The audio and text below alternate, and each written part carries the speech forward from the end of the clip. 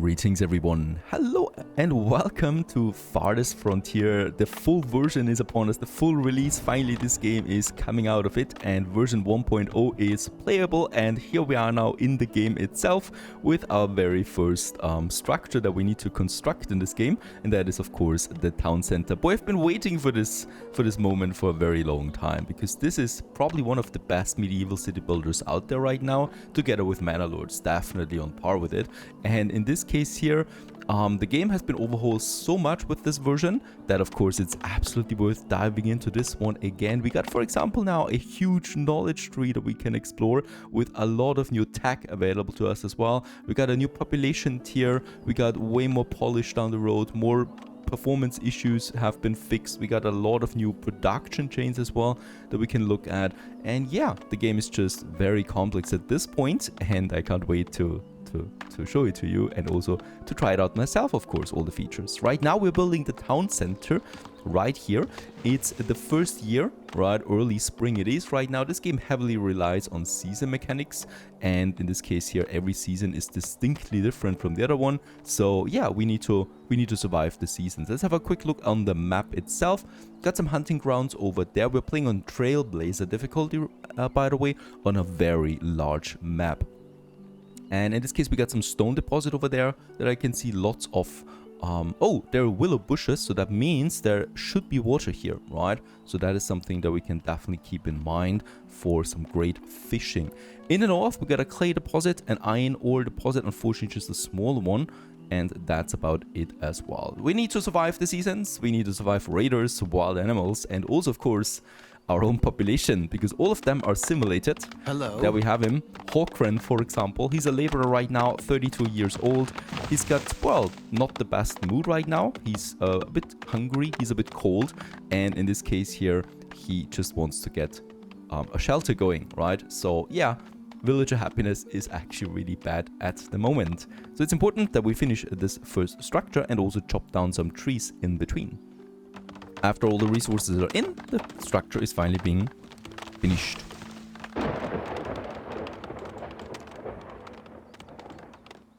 And there it is. Sleepy Hollow has been founded with that, the tier 1 town center it is, and it basically revolves around this single structure here, the game. This structure needs to survive. If it goes down, the game is over. And also here we have the overview over all the menus this game provides, and we can also see the requirements that we have to upgrade this one here. Now we continue though, because with the town center we have unlocked a bunch of buildings now, and the first ones of course are the most important ones, the food production buildings. So let's get this going. Got some hunting ground over there, so I would like to start with a hunting cabin not too far away, and also a forager shack to gather us some berries and stuff like that. A basic well provides water and also fire safety improvements. There's a salvage site over there. I have no idea what this is. We can salvage it and just look what is looking behind that. So let's actually also target it as salvaging, though my people are quite busy right now getting construction done. There is a very big deer deposit here, or deer herd, right? So they're migrating a bit further to the north now when you build structures, so they don't disappear or anything like that. They rather just move on the map to the next location that is possible. And there's my hunting cabin coming along. And with that, we can also now assign someone to that. So yeah, Derek is doing that. And let's also assign a work area. And it's going to be this one here where we have those deer deposits just there. Very nice. Very important also, what we need is a firewood splitter right away. Let's get this one a bit further away probably, because this one is polluting, right? So it's reducing the desirability of the surrounding area. You don't want that close to your houses then. And immediately he starts to hunt. And like everything in this game, also the carcass is simulated. What is it? And he's now picking up that carcass, right? And he's getting this back and butchering then leather, meat, and even tallow out of it. And all of that can be then used for further processing. Alright, let's also check out some rocks. There it is, because we need them for stone structures. There is one, and there is also one. Let's harvest these. It's at this point that we should also build the first shelters then, or at least plan them, right? And we're gonna need a bunch of them. So let's make a block of shelters here, right? Like so. because the reason why I'm doing it like this is that we keep a bit of a space in between, because these buildings want ornaments or parks, right? And you can build them in there, and this increases the desirability of the area. There's probably way more efficient layouts than this, but it's a start. Let's also start with the first road for Sleepy Hollow, and this can be then used for faster traveling on it.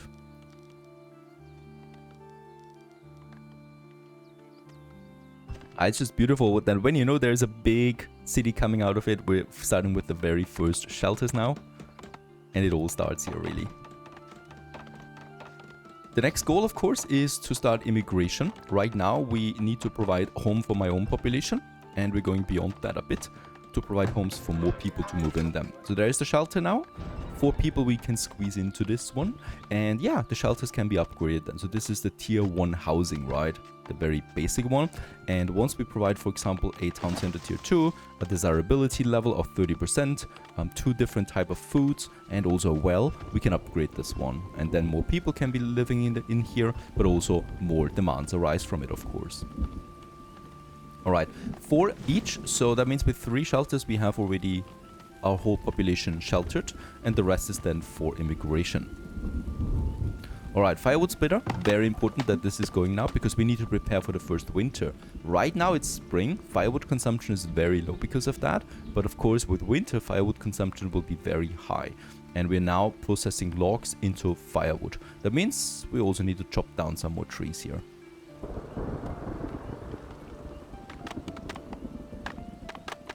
And I also just love how they're continuing with their daily life. So this has also been improved with the patches, right? So it's more simulated than ever now. So Stelana, for example, she's now doing the laundry right now. And she also has her own inventory, right? Where she has some preserves right now. She consumed that. And now she still has some milk and some root vegetables. And also the shelter has its own inventory. There's some water stored, some food stored, some vegetables stored inside. Let's also quickly check out our professions. So right now we have the firewood splitter working, the hunter, the forager, and we still have 7 laborers available right now. They're doing very important work right now, that is transportation, right? Keeping the economy alive. And then we also got 2 builders, 1 builder. This is fluctuating based on demand up to let's keep it at 4 for now.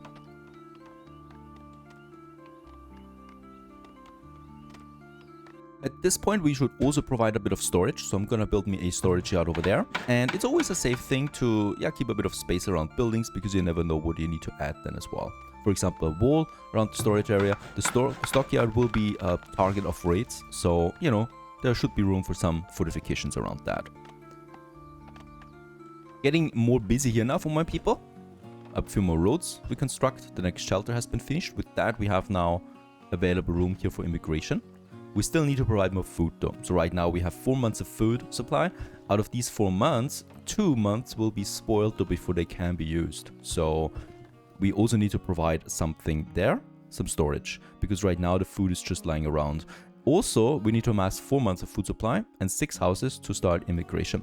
That's important. Now for the storage, I would like to really build my root cellar. For this, however, we need to finish the stockyard first. And your villager immigrated. Wellesley has arrived and joined us. With that, we got 1 more person available. There he is, Wellesley, and he's now immediately starting chopping trees. He also got some basic clothing here, shoes, linen clothes and hide coats, and some tools. Finally, we finished our stockyard. So here we can now store all kind of raw materials like firewood, like planks, like ore, and even also wood. So it doesn't need to lie around anymore. And we have unlocked the root cellar that I would like to build as well right away. Root cellar is also target of raids. So I'm going to place this one a bit closer here to my stockyard, just beside that, and have it here then close together. Another important building that we have now is the saw pit, and here we can now process then logs into planks, and I'm gonna have this a bit further away where we also have our firewood splitter here in this area. The reason for that is simple. It is once again causing a lot of undesirability in its surrounding area. So I can already see that this is probably gonna be an industry zone here for us, also because we have clay and iron close by. Makes sense to me. So speaking about zones, right? So industry zone, for example, neighborhood zone number 1, district number 1. We're gonna have more districts. Each district is then provided by different service buildings, like a market and a church, but that's for later. And over here, we still have something, and that is a fertility area. So fertile land that we have there. Very high fertility here. These are important because you need to start with farming rather soon. We have another fertile area up here, and we have another fertile area over here. So we have plenty of fertile area around us. This is the closest one, and it's also very fertile here in the center. So it's a good area to start also some basic farming that we can have. We're probably not going to keep those fields forever though, because it's too close to the city, right? But we can definitely start with it, and we should start with it because, yeah, we do need a lot of farming. So let's have number 1 here, and probably number 2 then right beside it. I'm going to start with 2 fields. Might even have 3 fields, honestly. Oh, and 7 people would like to join right away. Since we have a bit of food now and a bit of shelter, I'm going to accept them, of course. There they are. That is a massive jump in population. Also, a lot of mouths to feed, right? So it's important to now finish those fields then. It's probably not going to be any harvest this year, but for next year it might be very useful. I'm probably going ahead right away with another forager shack now that we have so many people. And let's just check it out. Oh, hunting ground. Wait a second. Hunting can be done over winter. We are already nearing now autumn. So hunting will be more important to me during the first winter than gathering. There's another deer deposit down here, or herd. So let's build me a hunting cabin somewhere here. And there's also fishing grounds here, potentially. Let's check it out. Yeah, could be. So let's have a fisher here beside my hunter. Those two together, right? To provide me some food then down here as well. By the way, while we're here, let's actually also build me the next forager hut, because there's some willow down there, and I'm gonna need that, right? This one here, the willow bushes, and that's the forager. So we have a gathering zone, you know, gathering zone, and yeah, these gathering zones we can then just move around freely. You can move, by the way, every building in this game rather easy with the relocate button. So you're not that fixed into its location. Alright, also this neighborhood here continues with a road, and this one goes down. More people would like to join if we build a market.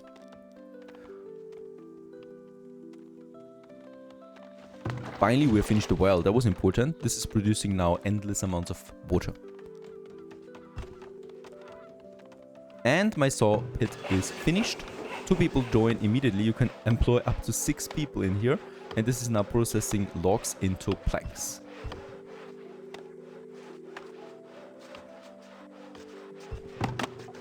Okay, the firewood splitter. I'm considering now adding a second one to the firewood splitter, but despite all the immigration, we're not very liberal with laborers, right? We don't have that many, so I'd rather not do it for now.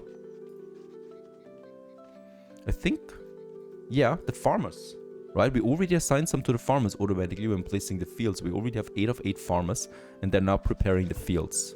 This will take some time though, because you need to, yeah, prepare the ground first, and that's 2,800 work hours we need out of that. That's a lot. They're gonna be busy all year. Okay, the next hunter has been finished. Gonna get them a bit further over here. You can also have lots of trapping here, which is great. So that means there's a lot of small animals, like rabbits. And in this case here, we can lay traps to hunt them down. My forager. Let's move it a bit further over here as well. Oh, wait a second. We kind of like have this hunting. There you go. Haven't placed it yet properly. And then we have this one. There's willow now as expected. There are nuts, and there are also herbs in this area that we want to harvest. Netta has also joined us. So we got 21 people now. That means only 3 months of food are left. Holy cow. We're growing a bit too quickly there. So please, let's prioritize our fishing shack. And with that, it's autumn. The map changes a bit. Beautiful. I'm not gonna build more shelters though for now, so I've paused the construction. I don't want to have endless immigration there, as long as we cannot provide them. We really should also finish the salvaging here.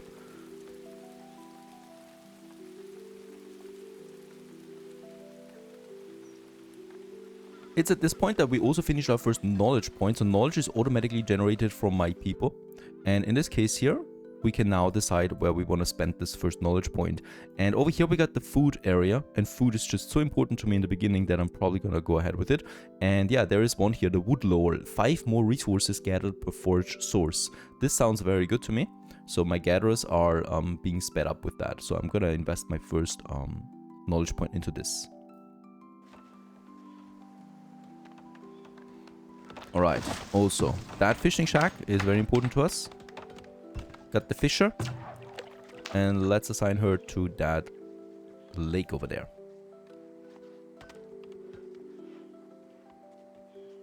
And autumn already goes into winter. As the first snow is falling, we have also finished our root cellar. Cute little buildings here, and once again, like every building, this also can be then upgraded. And yeah, with that, hopefully we reduce the spoilage of my food. We can also build something else, and that is a smokehouse. This consumes firewood, fish and meat to produce cooked or smoked meat and smoked fish, which increases its durability once again. Let's have this also somewhere here in my industry zone, close to my smokehouse then, where all the processing happens.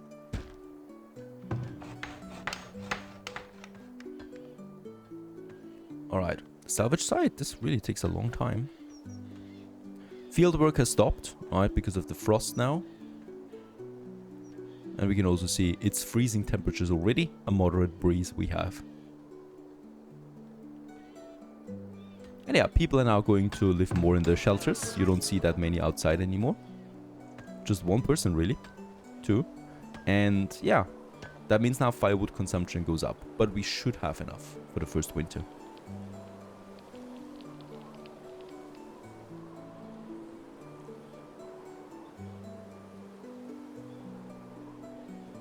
Doesn't take long for everything to become white.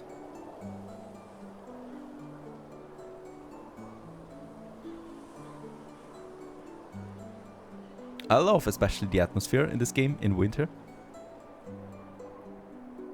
And how you can actually see the light coming out of these buildings. Even though there's not that many windows yet.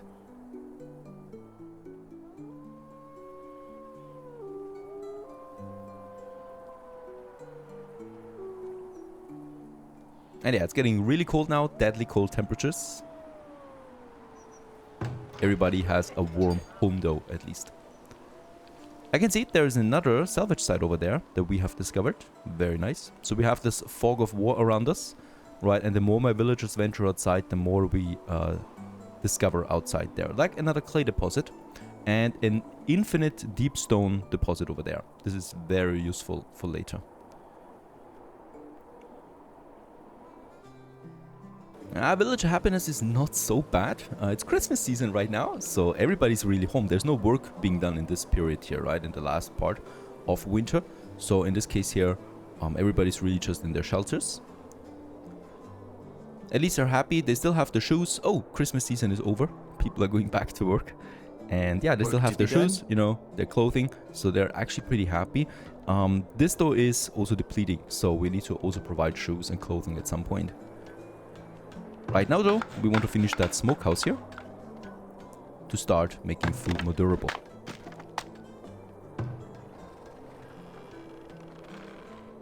We're also down now to only 2 months of food supplies, but people start working now again, so we should actually ramp it up. The forager shack cannot work right now, so the hazelnut bushes and stuff like that are only now regrowing. Year 1 has been survived, and year 2 has started with that. So once again, it's springtime. The work continues. Okay, salvaging is almost finished now on this one. Let's just see what we get out of it. There it is, loot acquired. Oh wow. 70 gold ingots, hide coats, we got baskets, linen clothes, bows, shoes, some weapons, bit of tool, firewood and stone especially, and also some arrows for my hunter. Actually really good. a good amount of stuff that you get out of this. The first field has been finished. You're getting overwhelmed with a lot of information, so we're gonna skip that right away and start with our rotation. So as we can see, wheat level is at 85% right now for a field, right? And we want to get this down, so I'm starting immediately with some field work here. I would also like to start harvesting this year though, because we got a very good fertility rating. So let's start with the cabbage. The cabbage is super awesome because it is very frost and very heat resistant. And it gives you a lot of food. However, it reduces the fertility of the field by 4%. So we need to make sure that we do have something else then for the next year. So we got a 3-year rotation here, right? Next year, for example, I would like to work on some clover. That is increasing the fertility by 3%. However, it does not produce anything else, right? There's no food coming out of it. Then I would like to have some more field work, and then I would like to squeeze something in here, and that's the pea. The pea is very frost resistant, so I'm going to have it in the latter part of the year. So next year is then field management primarily, right, together with the peas. The peas, by the way, also increase fertility by 1%. Together with the clover, we do have then a fertility increase by 4%, so that's countering the cabbage more or less. Then for the 3rd year, it's a bit far away from that at this point, but let's actually have something here. I would once again go with something that increases fertility. So we'll get the beans. That is a heat tolerance, so I'm going to have this one in the summer season here. Yeah, and with that, we have the first field finished. You want to have some food variety, right? That's very important. People want that. It increases happiness, and it is a requirement for leveling up those shelters. So we have different types of food coming out of this.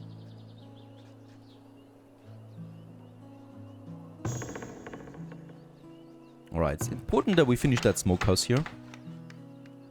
And for that we need to work on more logs.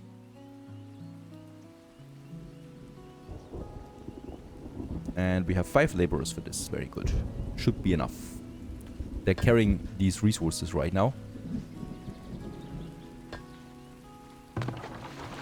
Got another knowledge point. I would like to work on the sustainable farming. So 25% reduced fertility penalty from planting crops. This is very important, but it's not the only reason why I'm pushing now into farming. It's because we got the disease resistance here, and then we unlock grain crops. And you want to have grain crops for bread production, which is a very, very good source of food. So we need to unlock this quickly here.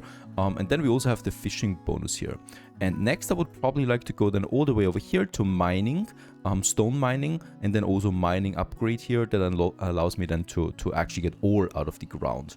That is something that we're gonna need soon as well. Alright, sawmill, yeah, you're not really working there right now. We don't have that many logs. Let's continue the chopping. I don't have a dedicated forester right now. This is something we can only get at tier 2. Second field, ready for work. It's already almost mid-year, so we are going to push something quickly. We could actually go for the cabbage as well, right? It's not advisable to have the same type, but it's such a high yield of food that I definitely want to push this. For next year, we're also having some field work then and clover, and then something smaller there again that is also frost resistant. Very good. And for the last year, I'm gonna go with clover again, and then clover, and then something that has a mixed impact. Yeah. Impending heat wave. The winds have died down and a period of sweltering heat has set in that could last for weeks. Ah, yeah, nice. Thank you very much. We might not get a very good cabbage harvest out of this one here this year. Though it has a good heat resistance, so it should actually be fine. Next shelter. We need 8 shelters to meet that requirement here, right? So with this block here, we have finished it then.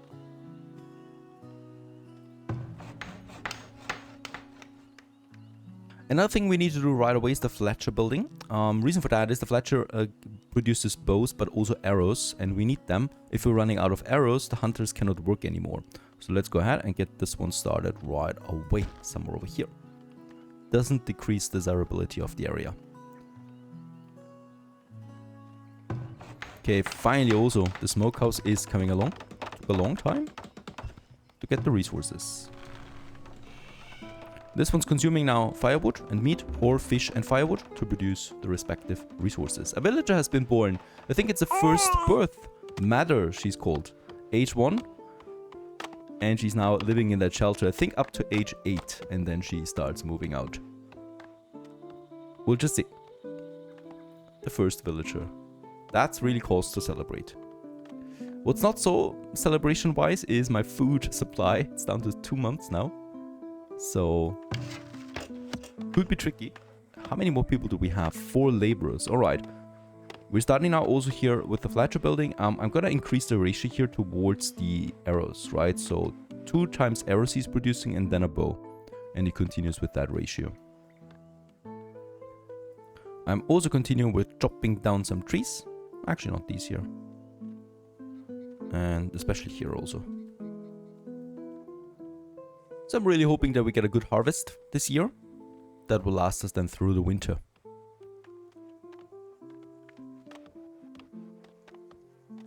What a peaceful occupation. My fisher. Even though I would be very much afraid of wolves in the forest. Also, we lost the first crops to animals. So the deer surrounding the area are now moving into my fields and eating them. Right, so another thing that we should prepare here, and that is the fencing. To cut off this area here with a fence. Right, and since we are gonna have another field over here though. Wait a second, let's make it like this. Gonna wait on that. Can we make it this big? No, it's maximum size, really. That's a surprise. I cannot make it this long, unfortunately. So I'm gonna make me some 2 smaller fields here. And only now do I get my fence around that. This will take quite some time. But it's absolutely necessary to prevent animals from entering here. Okay, storehouse is my priority right now. And villagers are unable to find space to store produce goods. That's the storehouse missing still. We only just unlocked this, so let's finish it quickly. 3 builders we have should be enough. Also, that first harvest came in. Very nice. That was a very good harvest. And we got 700 cabbage now in the smokehouse, leading to 22 months of food. But that's not it, of course, because 14 months are being spoiled right away. So it's probably gonna last us until next spring just fine. And with that, at least the next winter has been secured food-wise. Firewood also looks great. So we can look towards Christmas with a good stomach. Another knowledge point has been generated. Very good. We cannot go for tier 2 yet because we need a tier 2 town hall for this. So I can already work on my next tier 1 tag that we have over here, the stone cutting. Speeds up stone cutting and further allows me then to move into mining. For the town hall, we need to get 30 people in. We have the room for this theoretically now, and I need to build a market. The market, however, needs a storehouse. So this one here needs to be finished first. 3 villages immigrated and 2 villages were born. 5 new peeps in general, in total, leading to 27 people now. Sleepy Hollow is growing. Okay, wood-wise, we are fine. Let's chop a few more things. There are always new trees growing, right? These here, baby tree, bigger tree, mature tree. Okay, I think this one's also harvest season now. Yeah, looks good. I think it might actually overwhelm my root cellar then, which is at half capacity now. And yeah, with the next harvest, the root cellar is full. That's good. We don't need more food than that right now.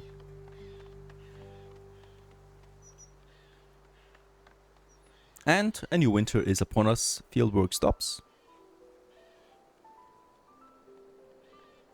And we're also getting our storehouse finally. There it is. Storing now any kind of processed good, right? So that means weapons, for example, arrows and bows, my shoes, clothing, and stuff like that. It's being stored in here. And with that, we have now the market unlocked. And the market is basically creating our first district now, right? Because with the market, you can have then a lot of buildings surrounding that, generating money.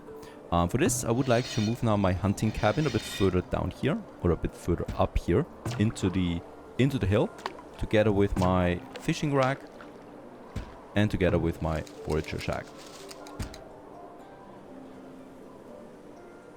a bit closer into this area. So we have then 2 gathering areas opposite of each other, which I think is great for moving around. And let's get the market going. As we can see, we want to maximize its potential yields then. So I'm gonna have this one probably here. Looks good. Let's place it.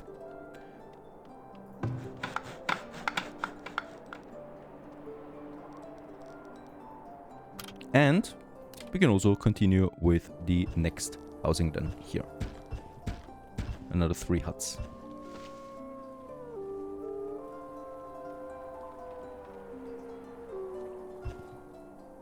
Labor shortage. That's because those fields already consume workers without being used actually.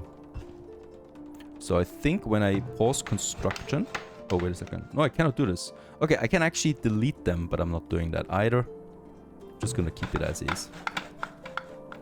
Year 3 is upon us. The first raids might start soon, so we should also prepare for them.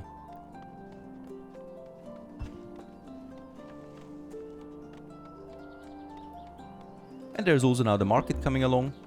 And the market is generating money now for us. Taxes, right? That's important.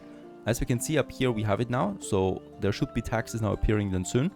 And all of them are taxed based on their desirability, based on their happiness. Also, the marketeer is stocking the market with resources from my storage area. It's a bit further away right now, but it's fine because it's a very low amount of population at the moment. There's going to be another storage area here, and especially here since there's further area, right? So we are having another industry zone over there popping up then pretty soon as well.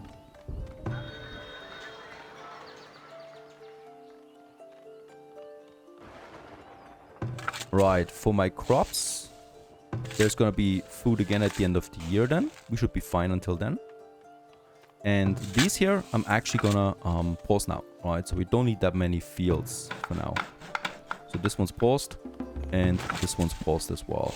Even though, you know what, we can have 1 assigned for each that is tending now. And the thing is, they're not strictly working on their own fields all the time, right? If they've got nothing to do on their fields, they're trying to find work at the other fields as well. So you can basically have it like that. And you know what? Let's actually get something going here, like the peas. And here I'm going to have some field work. And then we're having, yeah, a cabbage probably here.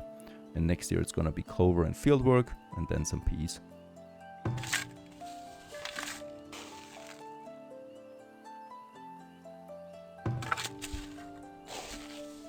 Taxes are coming in now, and we do get 5 gold per month out of that first smaller district that we have. And with this, we have now all the requirements for upgrading the town center. We need 60 planks for this and 30 stone. This is something we don't have yet. So it's important that we really start harvesting some rocks. And also assigning another person to the saw pit. I really want to finish that town center this year.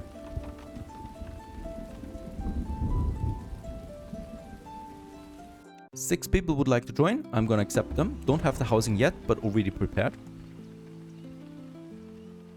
And I can take all the laborers and builders that we have.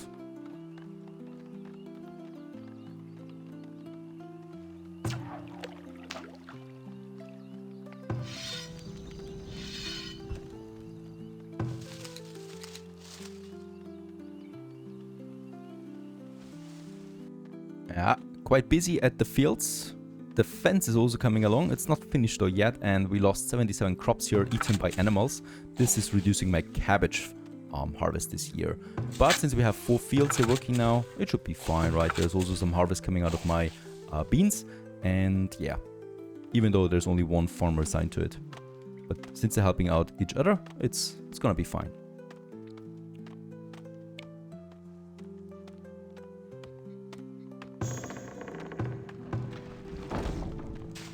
And finally, this year still, we can upgrade the town center to tier 2. Let's go ahead and do this. This will take quite some time, as we need a lot of resources. Had a good harvest, so 21 months of food supply. The root cellar is once again bursting, And also my smokehouse has quite a lot of smoking to do.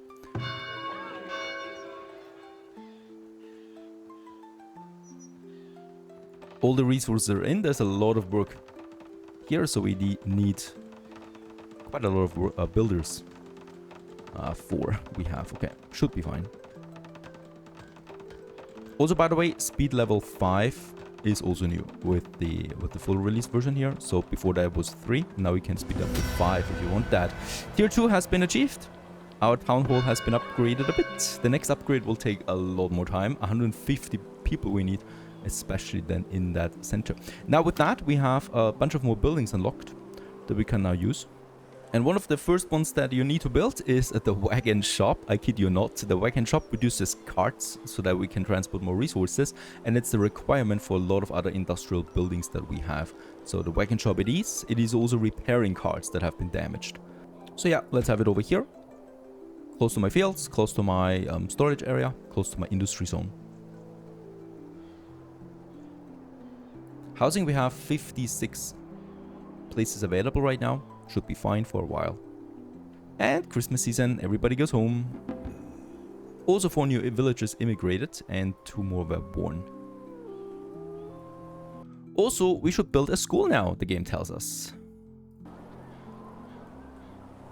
Easier said than done. This school is freaking expensive. It cost me 150 gold, but also 30 clay. Clay is something I don't have yet. We need to build the wagon shop first. This will then allow me to build me a clay mine. Another salvage good deposit was depleted or was used, and with that we're getting basically the same resources again: some stone, arrows, weapons, clothing, and gold. Very good, especially about the gold. Also, we finished the wagon shop. This is now a building that consumes planks, right? So we gotta be a bit careful about that. One person is working in this. I'm also ramping up now my saw pit here with 4 people, that we can produce more carts then out of that. Okay, the wagon shop unlocks me now 2 important buildings. The first one is the work camp. This one is finally now a permanent source of wood that we can assign. So let's have the work camp here by the saw pit, where we do need then the wood as well, right? The second building is the clay pit. 30 planks, that's gonna take some time, but there is a rich clay deposit over there. So let's also build this one here right away and get the road all the way then up here. These constructions will take some time, unfortunately. Since we have a lot of people joining, we have 11 laborers available right now, 4 builders, very good, and also 10 farmers working the fields for this year.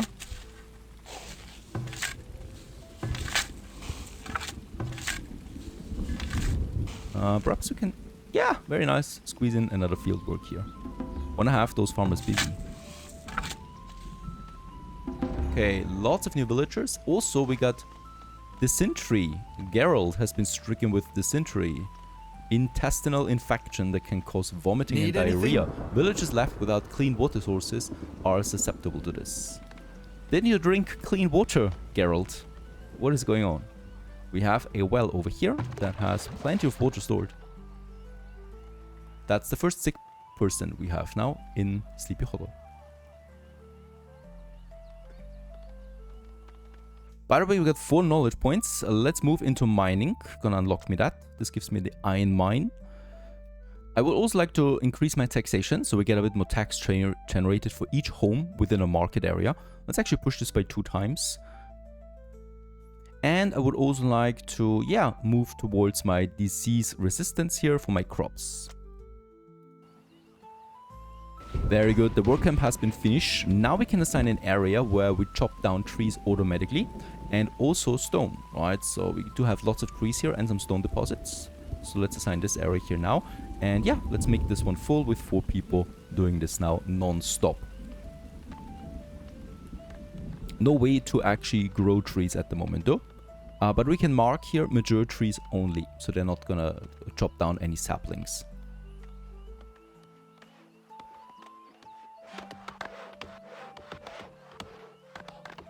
Hello. Well, hello there to you, Lyric. I hope you're not drinking polluted water like Geralt did. Oh, this also looks great over there. A huge stone deposit. that we can use. And there's coal coming up. It's also going to be useful later down the road. 200 firewood, that is fine. Food is fine right now. Geralt is still sick. We don't have a healer at the moment, so that's not going to work out. Finally, Geralt has recovered, is on the job again. He didn't die. Great stuff.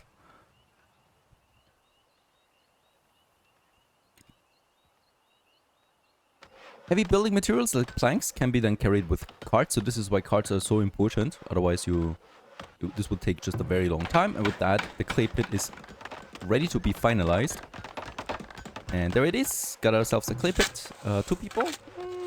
Yeah, I think that's fine. 2 people working now the clay, and with that we have the ability to, yeah, get us a school and stuff like that going. This is not infinite though, by the way, right? So at some point this clay pit will be gone because it's not infinite. You need to find infinite sources like this one over here, and then you need to get the tag as well to unlock your infinite buildings. So yeah, that's a long way road off. Oh, by the way, a deep gold deposit just appeared over there. That's gonna be juicy. Could also attract way more raiders than before. There's also another source of deer. Deer is just very important because not of the meat really, but because of the leather we're getting out of it. The pelts and the tallow. So this is a production that I'm opening up soon now. And this is what happens when you do a mistake when you assign crops. So I'm glad it happened now. And that's, I misclicked this one here. I wanted to go with beans, and we took pea for the summer season, which is bad. Because this is probably going to be a total loss, right? So 170 crops have been lost already because of the heat out of the 300 that we can get out of here. So this is going to be a total loss in harvest there. But it's fine that it happened now. So peas always at the end of the year, preferably, right? And the beans are actually in the center of it. It's just a very similar symbol for me. There you go. Oh, by the way, here's nothing. I'm gonna go ahead with another clover. You only need the field work once in every 3 years, right, to get rid of the weed. Not every year. And yeah, those deers, look at them, patrolling the fields, trying to enter. Here they can enter. As soon as there is a human close by though, they usually stop doing it. But yeah, let's just have this fence also going all around here, so that we close off this field here to them. Looks much better now. The fence here has been finished actually. So those fields are much more secure now than before. In fact, I do need more housing again. Yeah, let's have another shelter here. And I'm also gonna continue with that block here. Alright, so that we have another block of housing just here. Together with the central spot. And the central spot can already be decorated, by the way, by a garden. Or I think even the shrine, right, that we have. Yep, there you go. Costs me though quite a bit. Shrine like this, but it's worth it. We're gonna do this once we want to push then for tier 3, because then you need to have the desirability rating there again. The school really is more important though, so let's place this school, and the reason why I'm doing it here is it's close to the houses, so that they get the +7 desirability bonus coming out of a school, right? Having this one here, and there should be then room behind it for a festival pole. Perfect, right, like this. So a nice little festival plaza area in the center of town. So this is why I'm reserving those spaces, and here I can see a temple then coming up at some point. A drought is upon us. Should be fine for the crops that we have, so the beans, but where's the cabbage? The cabbage, is it drought resistant? Drought tolerance for the cabbage is only at 5, and for my beans it is 6, so they can sustain that much better. Spending 150 gold on the school, it's not waste, right? With that, the kids get education, and that means they're also then more efficient at working in adult times. And also, this next block is coming along as we continue the growth. So far so good. Sleepy Hollow is now starting to grow. We're in the year 4. Right, it's been 4 peaceful years so far with survival, with trying to survive the elements. Now, since we have established a bit of a society here, raiders will appear soon, and we probably should also start some fortifications for this as well, for the first attacks then. I hope you enjoyed this one, Farthest Frontier version 1.0, full release version in the playtest, and we continue onwards then in the next episode. Thanks for watching, stay tuned.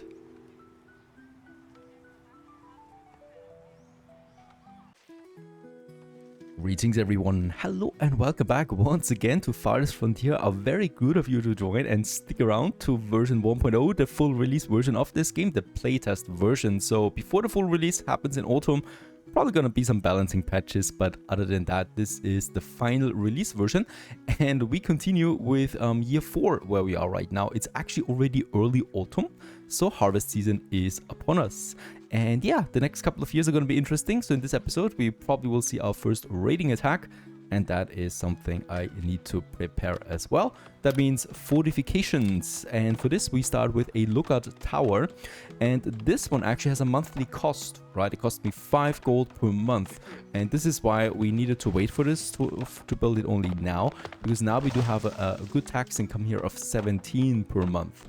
Right, so we can afford this one. However, there's another service building we need to provide pretty soon, and that's going to be the compost yard. And the compost yard, funnily enough, is in the resource tab. Why is that? Because in the compost yard, we're using compost that we can then also place in the fields. So I would like to do this. However, as you can see, we should not get this one too close to the neighborhood. It is causing a lot of undesirability. So I'm going to get my compost yard a bit further into my industry zone. So a bit further over here. The thing is though, it should not be so far away from the city itself, because there is someone that works here and this guy needs to get to the neighborhood, right? Because the compost is being then collected from the buildings, from the houses. And as we can see, there's already quite a lot of waste accumulating now in the shelters. So it's a 25 for this one here, it's a 37 for this one. So we should really get the compost yard going right now. And since the compost yard needs to be close to the fields, and this looks like a good field area, let's get this one going here. It's not too far away from the neighborhood, and we can still add another field here, another field here, and another field here, right? So in this fertile area. And this one is then making these fields even more fertile. Let's just go ahead and make this road here completed all the way up there through my fields that we have. This will be some cost. And next we have now the lookout tower. The lookout tower usually needs a free space around it, right? As you can see, it is affecting that. So if we place it, for example, on a hill like here, it actually gets a bonus attack damage. But we need to also keep it close to my storage area. So I'm going to have the lookout tower somewhere here, where we can also then fortify this one. So this looks like a good location for it, because also we fortify the town center with that. Right, and we're gonna have a wall around that pretty soon as well. So this is a right location, at least for now. Yeah, mid-autumn, it's getting colder now. We can also see this on the fumes of the shelters.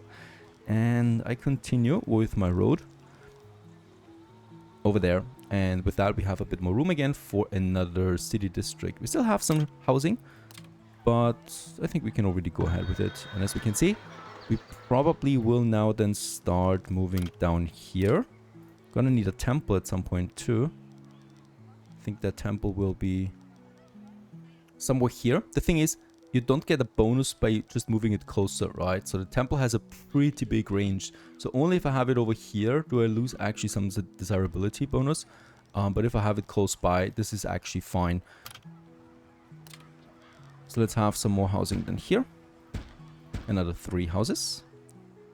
Also continue with another road here. So this is my industry zone that we continue. And I will now move my gathering cabins more to the north. Alright, so my hunter, my forager, and also my firewood splitter we can actually move closer to my saw pit. Somewhere here. Right, to get this space available now. Oh, and a villager has died, succumbed to illness. Hawkren, he's now in this shelter here. And the problem is, they're not just disappearing, right? We need to actually bury them in a cemetery, in a graveyard. The thing with this is, it's really expensive because it costs me 1 stone per tile. And we need to get a few of them going. Where should we start with burying the dead? This is, yeah, I think probably here behind my fields. So this is an area that we're not going to touch for quite some time. Having a smaller cemetery here makes sense to me. So let's go ahead. 26 stone. We can afford this. Probably gonna make it so that it stops with the field here. Alright, so we probably start it here actually. And then we have there. And I just need to have now a road that goes then close to this one. It's actually a beautiful location back here. Just with the dense forest then starting. What you can see now, the forest here that my work camp is working on is gone almost. So they're doing a very good job at cutting down trees. And I'm gonna start now cutting down trees a bit further over here. And we can move this freely around. And what happens then basically is that the trees here will regrow again, right? So if you're not using an area for a longer time, then new trees will appear after a while. And finally, there's also my lookout tower. And with that, we have some basic protection, at least for now. One person is working that, getting some weapons. We have a bow and we have the arrows. Gonna occupy that tower. And if there's a raid, we can actually go for a second one. What I would like to know is if I disable this one here, yeah, we can of course disable it by not having any occupancy. It will still cost me though the monthly cost here. Toggles it off. Nice. Now we don't pay anything for it. We're only paying it in wartime. We need to pay for this.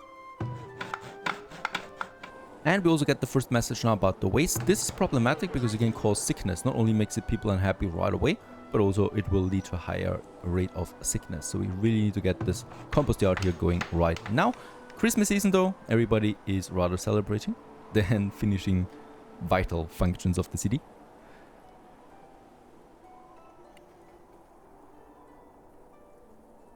And there it's over. Everybody goes back to work. There's the compost yard now. So someone is working this, and Cadisy here, she's collecting waste. She's going to accumulate this and then puts it on the fields that have the lowest fertility, right? And increases that. So a very important function, really. And since we have some space now over here, I would like to continue with my next industrial buildings that we need. We do have a lot of leather, right? Leather, we have 44 or pelts available right now. And we can use these pelts now to process them into... Let's just check it out. Would we need more shoes? Yeah, shoes. So the cobbler shop, it is. The cobbler shop is not reducing desirability, so it's one of those that we can actually have closer to my city itself. And since we have some willow close by, we can also make baskets out of that. So I would like to have a basket shop somewhere here as well, to increase the carrying capacity of each villager.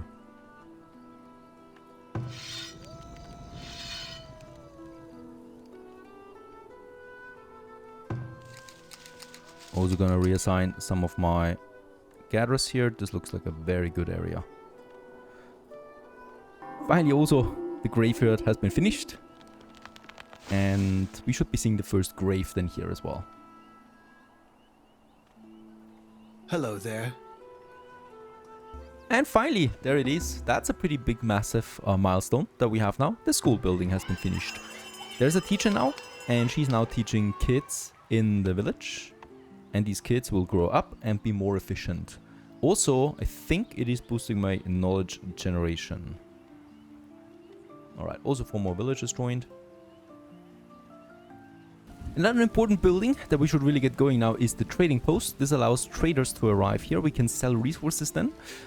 And yeah, purchase resources on our own. It should be not too far away, probably from my storage area, right? Because you have then someone that goes back and forth. So I would probably like to have this one here, close to the storage area. And yeah, why not just like this?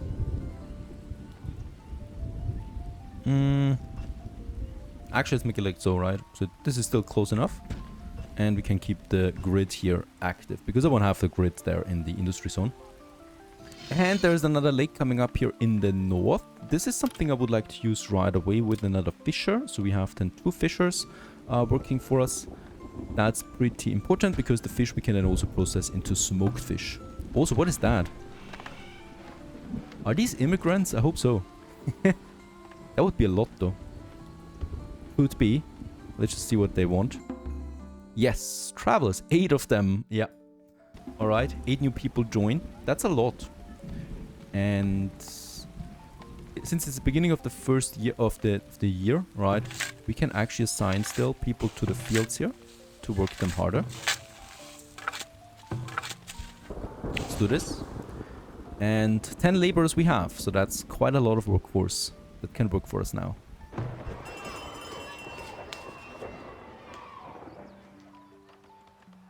Also, taxes are coming in a lot as well.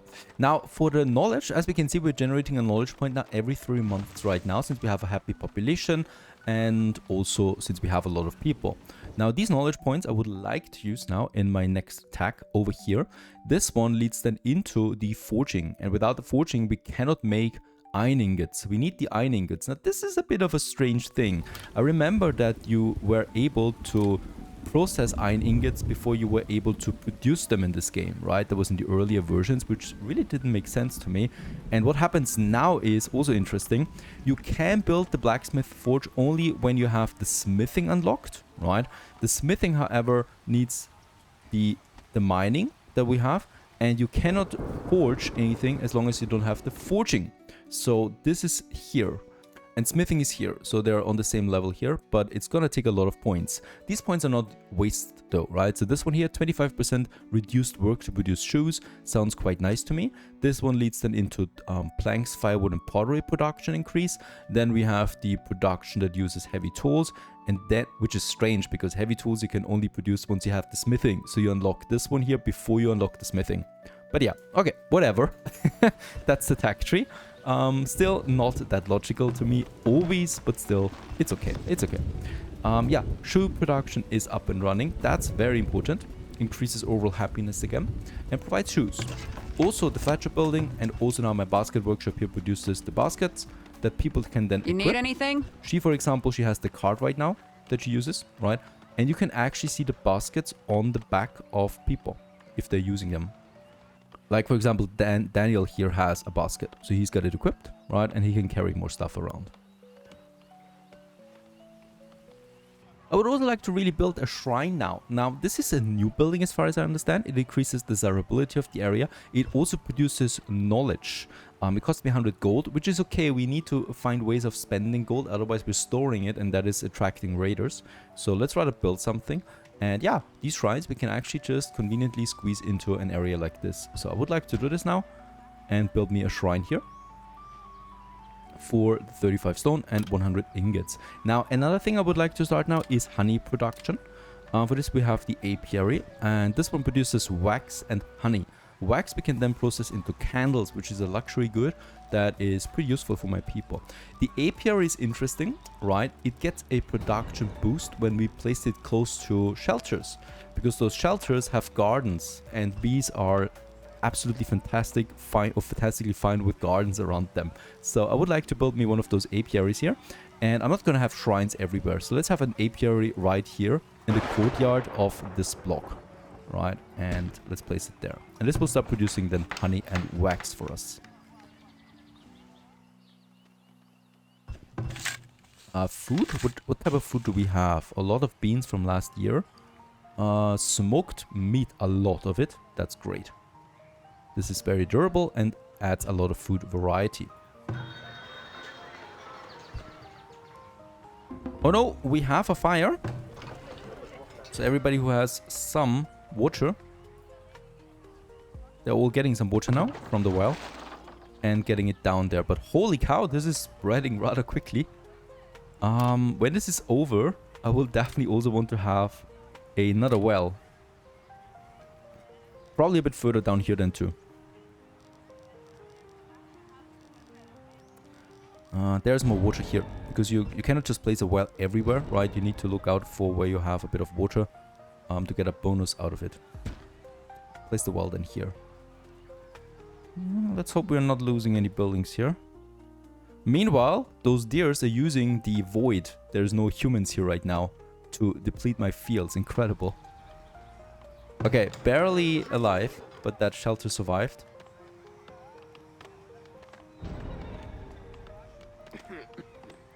Please make sure it's not burning down, please, and not spreading. That would be nice. There it is. Okay. Take some time now to repair this, and please get back to the field. Otherwise, the deer are gonna be having a field day here. There's the humans coming back, and the deer are fleeing once more. Hopefully.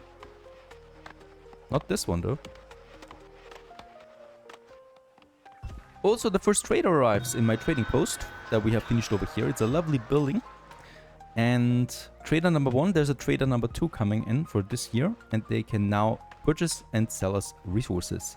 We could also sell something that we have in high quantity, for example, right? But he's not selling anything that we have, like willow, for example.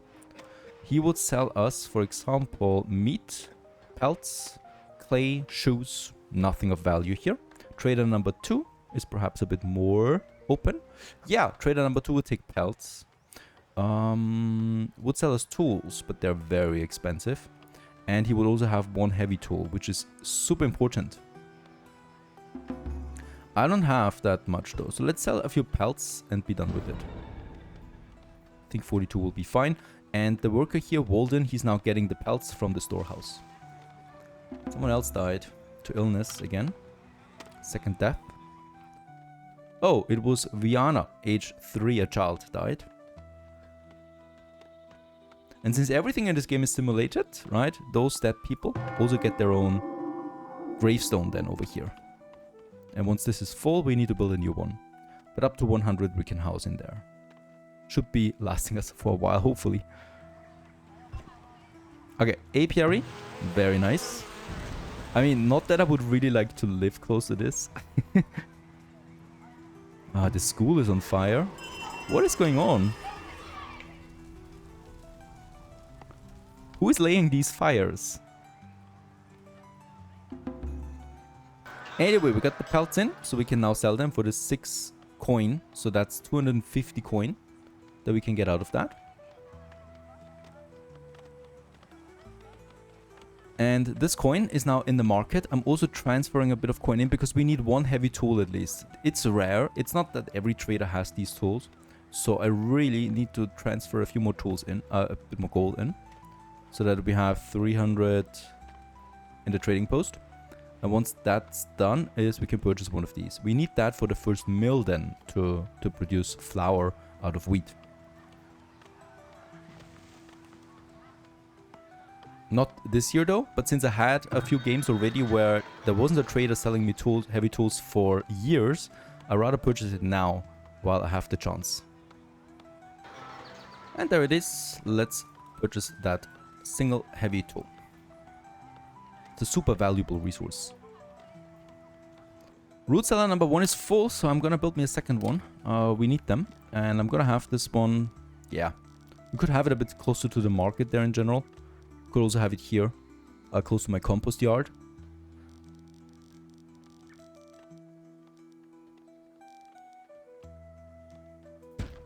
Let's actually have it here, close to my fields. And yep, let's also have a few more houses here now. This one, this one. And let's also have a higher density block here.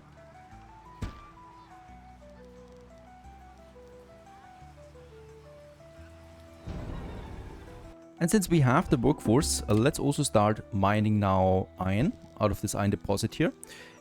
We cannot really process it yet, right? But we can sell it. It would lead to a nice profit there. And everything that gives me some profit is fine. Also, we are having that hunting cabin here right now. I think we have no one hunting this area. But there's also no deer here anymore. This one? It's already being hunted by that hunting cabin. No, this should be fine. I would like to get another forager though. Because there's willow over there. So let's get me a forager here by the cemetery. Collecting this area then. Alright, ladies and gentlemen, we have finished the shrine. And this now leads to those buildings here finally upgrading. And it was a shelter previously, and now it is a homestead. Tier 2. There is one more spot available. And they're also paying me a few more taxes, right? Taxes increased because of that. The next upgrade needs then a luxury good. Either a candle or a pottery. And 3 types of food we also need to provide.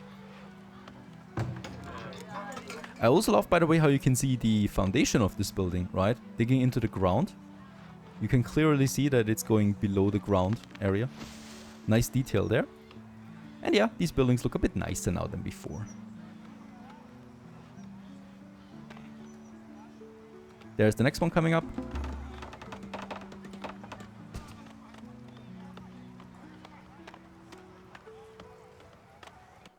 We immediately have 2 knowledge points available again. that I can use, and this one's now production bonus to pottery, planks, firewood, and linen, and then into production management for increases the speed of buildings that use heavy tools. Yeah, thank you. Right, but this opens up now smithing and forging then as my next points that we can invest. Very nice.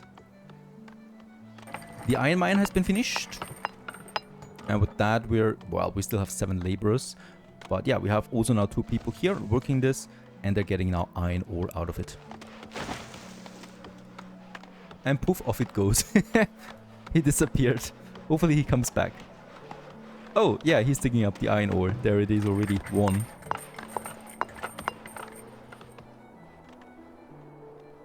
Do we need to move the work camp? Probably soon. 5 new villagers immigrated. That's a lot. And 2 more were born. Harvest was fine. We have enough food. Also, the second root cellar has been finished. Okay, so for upgrading the town hall to tier 3, we do need 20 homesteads and 150 people. Also 3,000 gold. That's a lot. Next we have the candle workshop. This one's really cool because it provides candles, which is a luxury resource out of the wax, and the more luxury resources we provide to my people, the more taxes they pay. So we can increase our gold income with that directly. Let's have the candle workshop, probably somewhere here as well. It costs a lot of planks, 75. Gonna take some time to construct this one. By the way, the saw pit is working non-stop now with 6 people, because we need that many planks all the time. Also, the clothing demand is going up now, and that means we need to provide another production chain here, which is now the tannery. Provides normal clothing then. This one reduces desirability, so I'm gonna have this one here in my low desirability area. Probably a bit further up here. Got a predator attack over here. Oh, and we're losing someone. Kill it. It's a wolf. Wolf is dead. But this one here, he was running away. If he would have fought, he probably could have survived. And Josek died. 35. He should have known better. That's because the further we venture outside, the more predators could appear at some point here. Alright, there's a big lake coming up there. And my villagers are dying because of the exposure to elements. Because we have extreme cold right now. But please take shelter yourself. Okay. Lack of firewood in the shelter was the cause. Interesting. This shelter does not have firewood. Well, that's not my mistake. Those people should have prepared. Alright, the candle workshop is rolling. Unfortunately, what we have here now is that we need wax, so this is still a bit waiting. The firewood is already ready. And then we have the apiary. So it's already starting producing now honey, but it's going to take some time. And what we can also see here is it's a passive production, right? So there's no one that needs to tend to this all the time. It's rather just villagers and laborers primarily to take away now the honey and then also the wax. Next, I would like to build me an arborist. So an arborist is a building that, well, maintains fruit trees that we can then have with it. And this actually works on another fertility level. So it's not this one here that we have for fields. It has its own map, rather. And we can see that there is a very high fertility on that hill here, for example, a bit further up. And it's probably also where we can now go with this building here. It's a cute little one that we have. Costs me a lot of clay, by the way, and also planks. I'm gonna have this one somewhere here, and we can have then some juicy fruit trees over there. Another predator attack. It's a bear. Holy cow, it's fast. We can use some of my villagers here to attack it, so we can always just take them. What needs doing? Oh no. I think we lost him, right? That bear is really deadly. Yeah, killed 2 of my people now. No, 1. 1 died. Holy moly, that was a very strong animal, and yeah, we lost 2 villagers to that bear. Not the end of the world. What happens when someone dies is that a free laborer will just take over the position, right? So as long as we have laborers, we will always have workers. Though, now that I think about it, we're getting a bit low on laborers. So we should probably should get a few more people in. Alright, that's that. That's that. Trading is working. Arborist is building. Homes we have. Alright, Arborist is finished. It was a really expensive building, that one. And we can now plant the trees. And we can also auto-plant them in a radius of 3 around it. But, you know what? We're actually gonna make it here. Oh, wait a second. This is different. We need to set the work mode first, the work radius. And of course, I want to have it a bit further over here. Well, it's a bit further away from my main city. Might even need to... I'm actually gonna move it a bit further up here into this territory there. This looks fine. And then we can have those trees now here. Just see. This is still 100% fertility? This is all 100%. I think we need to go with a smaller radius there. To squeeze in more. Can I work with this? It seems like it. So I'm gonna go up here with the apple trees, right? Then we take pear trees in the center. Should I keep a bit of a space here in between? I don't think so. Just gonna go ahead with 3 of them as well. And then we're also taking some peach trees over here. So that we have a nice mixture of all of that, right? And with the smaller size here, I could then even squeeze in a few more here. But we'll just see if that is actually not too much already, right, for this one. Let's actually ramp it up to 2. That can work this. Oh, it's tight. It's tight. Yeah, I don't know. We could unemploy the trader, actually. The trading post. There is one working. Let's actually get rid of it. We don't need a trader right now. I'd rather have this guy as a laborer. Oh, and as we can see, these need to be planted manually. So this will take some time. Candle shop is working. We are producing candles at this point. Making candles. Eric is doing the job. And that means a new luxury resource that we can then sell on the market. A knowledge point. This is important because this unlocks me now the forging that I would like to go for, right? And then as we can see, this one's getting a bit tricky here. We do need to, for this we need tier 3, but smithing we can unlock. And that's actually very important because we are running out of tools and tools are absolutely required to keep everyone proficient. And that's where my next production now comes in, the foundry and then the blacksmith. This one's producing us done tools and also heavy tools down the road. Heavily polluted buildings these are, or heavy pollution causing buildings. So let's have my blacksmith here. Get a road up. And then we have, oh, sorry, the foundry, right? This one needs a heavy tool now, as you can see. Does the blacksmith need a heavy tool? No. Oh, yes, the blacksmith also needs a heavy tool. Oh, crude. We need to get another one. I do have money, though. 470, as long as we're not being raided. The next traders could be bringing us heavy tools. So for spring, we will need to enable the trading post again. There's somehow no one moving in anymore. We have 14 months of food supply. We got an available space. And we got a very high happiness. What's gone? Where's immigration? We're out of laborers now. At least this is being done by the arborists, not by laborers. Planting the trees. This will take a long time, right? So this is not something that we can harvest next year. I think not even the year after that. So this will take some time. And this is why you should have it far away from the village. Because, you know, we don't want to have to erase that again. It is year 7. And we have also finished now the foundry. It's a really expensive building. And yeah, this one has already someone. Let's actually get rid of her. Because right now, we don't have the coal anyway to make this work, right? So we need a coal mine first that we have then up here. Just important that we finish this one this year. I would like to start with my tools production. Might be sophisticated. Overly enthusiastic. This one. Optimistic, I should say. We are losing villages right now. Illnesses are causing it primarily. Bad, bad, bad. Down to 82 now. What is going on? Why is no one moving in? We had so much immigration before that. I didn't disable it. Alright, there are 5 new villagers now that have joined. And also 2 more born. But born, of course, takes some time. But that's a few more laborers again that we have. Okay, there's also my trader coming. Probably gonna need that. And I would also like to work now on my next resource mine, and that's the coal mine, right over here.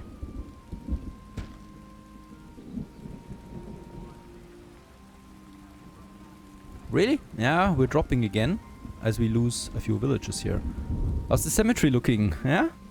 Got a few graves now piling up here. 10 people already. And there is now the trader. Please give me a heavy tool if possible.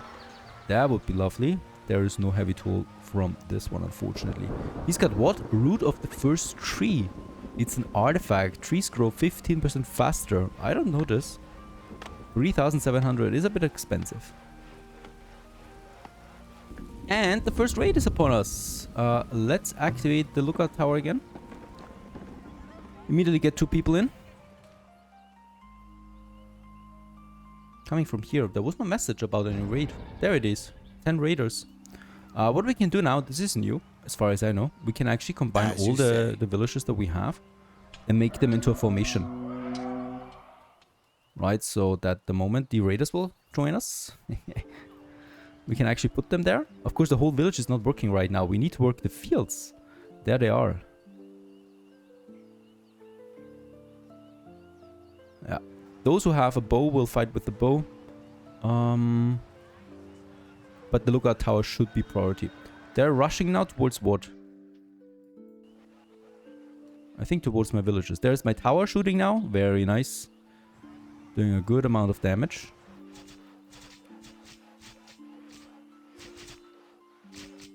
And they're attacking now my storehouse. Trying to loot it.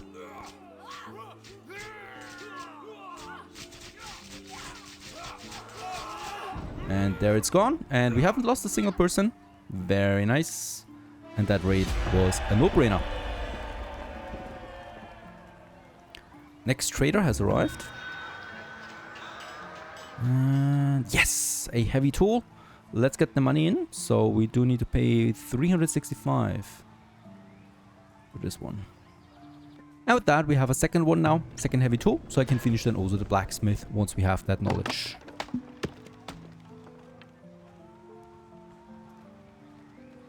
By the way, it seems like this is new, so we can already harvest fruits out of the trees, even though they're barely grown, so the little bushes already give a lot of fruit, even in the first year. Nice.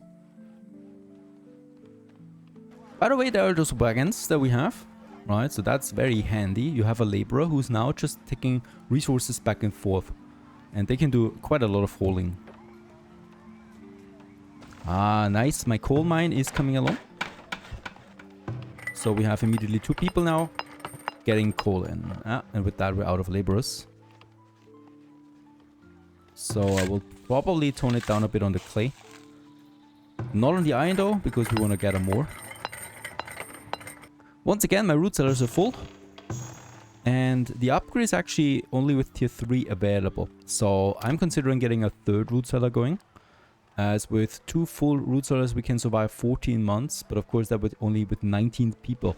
So we need to play this a bit safer. A 3rd root cellar it is. Let's have this one just behind the other one here, so that it's closer a bit to the actual village then. Oh, 7 people like to join. Welcome. That's nice. And with that we've reached 100 people now living in Sleepy Hollow. Very nice. Generated another knowledge point, very important. This one is now the smithing. There you go. And we have everything for this available now to get me the blacksmith forge. And with that we can also produce tools, weapons and heavy tools. 300 gold is a lot. Planks and of course also one of those heavy tools that we just purchased. This will take some time. Since we have the workers now, we have a worker count of 11. I would like to build me another worker camp. We are constantly running out of logs. Of course, we're consuming a lot for firewood and for planks, but we need to have logs as well for shelter construction and stuff like that. Let's go ahead and get me another work camp going. And I'm gonna have this one out here because we got dense forest areas here together with stone, huge stone deposits. So this could be lovely for our economy. I'm also considering getting me another field going here. But this could also be a potential neighborhood site. So I might actually move my next fields over here. Yeah, this is safer. The market ends here, right? So this could be farming area here now. There's my next work camp. This looks great overall. Also with lots of stone. I'm still gonna make it more towards logs. For every 2 logs, you can cut 1 stone. And yeah, let's make it full right away. Just as this year is coming to an end and year number 8 is upon us. Since we have grown to 106, I'm building another neighborhood and we really need to work on a few more fields now. And that's probably actually gonna happen now here. We can actually go all the way down, so we could...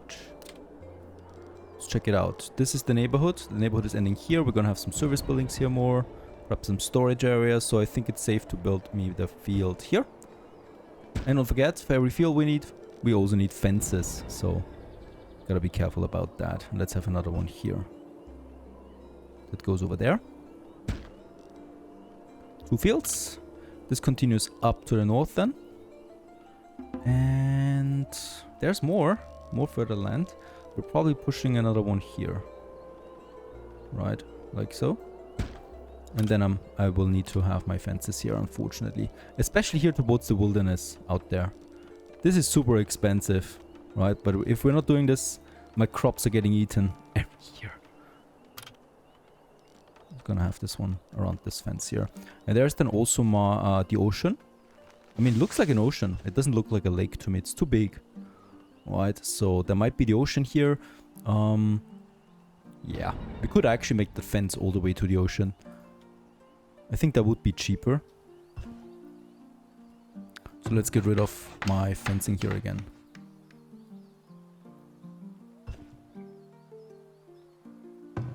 That's a bit of a strange thing here. We need to salvage it. The planned one. So if I have this one going now here, it should be cheaper. We'll just see if that's really the case. Or if the deer are not going around here. Okay, the next district or the next block here has been finished now. So we're getting a nice coverage here from the market, leading to 23 gold per month income out of that. Very nice. Do we also have a constant supply of candles now? Ah, no. I don't have anyone for this anymore. We have 2 laborers and that's it. We'll actually reduce my foundry again, I think. 108 was not enough. It's the fields, of course, right? So the fields. Let's reduce the amount of workers per field. So that we save some workforce there. It's a lot of min-maxing, unfortunately, at this point. With the workforce. Another trader, perhaps you can make some money. We have lots of herbs that we can sell, but herbs are not that expensive. But I'm still gonna, yeah, sell me at least. Let's make 100 herbs that we sell. And cut some honey. Honey is a nice price that we can sell. That's it. And he would sell me tallow, medicine. Ooh, he would have logs. That could be a nice short boost of construction material. 20 villagers graduated. Holy cow. Have basic education. They do not join the pool though right away. So they have graduated. Alright, age 10 she is, for example. So she's got some basic education now and can work a bit more efficiently once she grows up, right? So she's not grown up yet at this point. By the way, it also takes now 24 months to generate 1 knowledge point. This is way too long. So we do have a new building for this, the academy. 500 gold though is something I cannot afford yet for this beautiful building, really. It looks like a church almost. And this one here, yeah, we need to wait a bit. Crops lost to animals. Where? Over here. Okay, they're actually going around the fence. There's my farmers coming.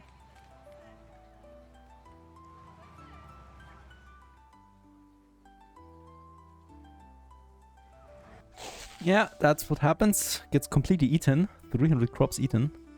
If I don't have a farmer close by. You need to send them in and scare them away. As long as there is no fence here. That's gonna be unfortunate. Okay, the next field is ready. This one, it's a pretty big one. So I'm expecting a good harvest out of that. And we're just gonna say now, once again, you could start though with cabbage right away in a year, right? So that we spread the distribution of food a bit, the harvest. And then you could work on wheat, for example. Can we do this 2 times? Nah, unfortunately not. And here we have then clover, and then probably something that has a good heat tolerance. Also, let's reduce the amount of workers here. We have too many fields anyway at the moment. So I'm kind of like reducing the efficiency of these, as long as we don't really need them in that size, on that size. All right, there it is. Thanks for selling a few goods, making a bit of money. We have a blacksmith forge. So we have now the foundry producing iron ingots out of iron ore and coal. And then we have our blacksmith forge here that is now producing 2 tools to... let's make three tools. And then 1 sword, and then 1 heavy tool, and then again 3 tools. You could even say 4 tools, honestly. Oh, really? Just when I wanted to show something, there is an animal attack? Where's the predator? It's a bear. He's eating my villager right now. And he's now moving in. Okay.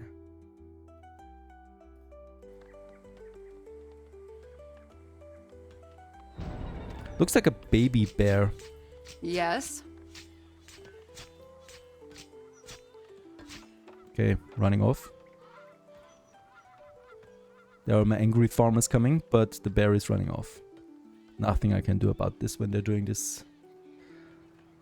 This is a great milestone though, right? So we got now the tools, we got the swords coming in. With that we can train some more soldiers, and also we got some heavy tools now in. These are very important then for everything with tier 3 industry and upwards. So far so good. Sleepy Hollow grows. I hope you enjoy this one. As we continue, we're making this village into a proper city. Stay tuned.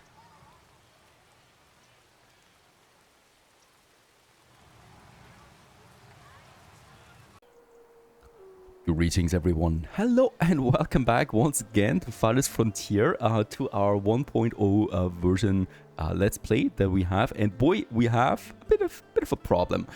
First of all, yeah, we are very low on workforce. We can see that because my fields are not really fully tended to, right? There is actually 4 people assigned to it, but where are they, you might ask, right? Because I also don't see them. Where are my people?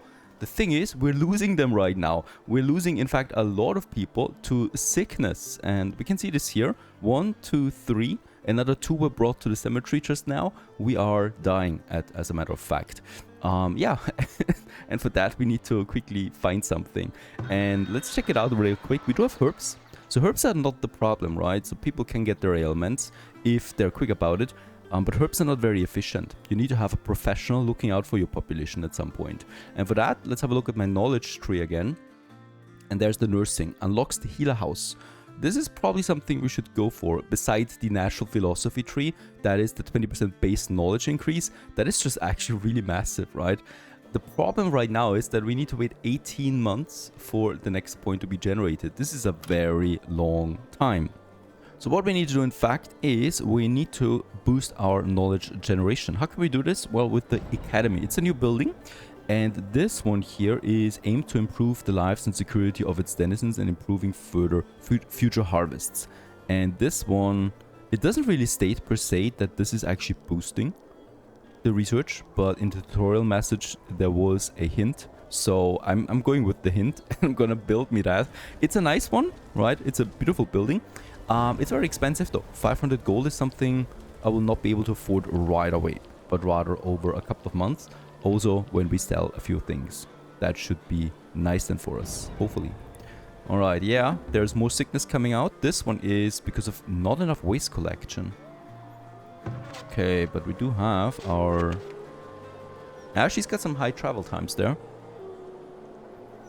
As a matter of fact.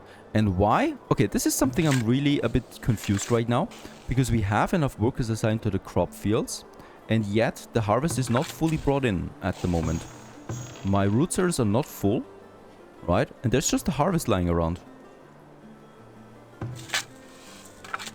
I wonder if it spoils. I hope not. Or is this a visual glitch? It might be a glitch as well. Because it says here, actually, the storage is empty. right? So it says there's no storage on the fields. Yeah, even though there is something here in the storage. So it might be a visual glitch, hopefully. Or hopefully not, because actually we need more food. Another way of reducing sickness is adding soap to my people. And with that we have the soap shop. This is actually something we can afford rather easily. It is, yeah, once again a disgusting building. So let's have this one here in my smith area. And probably somewhere here, just behind my fire cutter. And this one will make sure that we produce soap. That is something we really miss right now. And we can also see this here as the soap demand is going down. By the way, meat demand is super down. Not entirely sure what's this about. I definitely know though that we are running out of food. So this is something we need to tackle. I can get another fisher going. We do have one already working. So let's assign a second fisher for this lake. And I might also assign a second one to this lake there.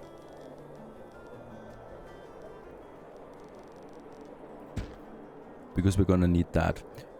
Problem is, of course, that we do not have the workforce, right? So we are running out of people.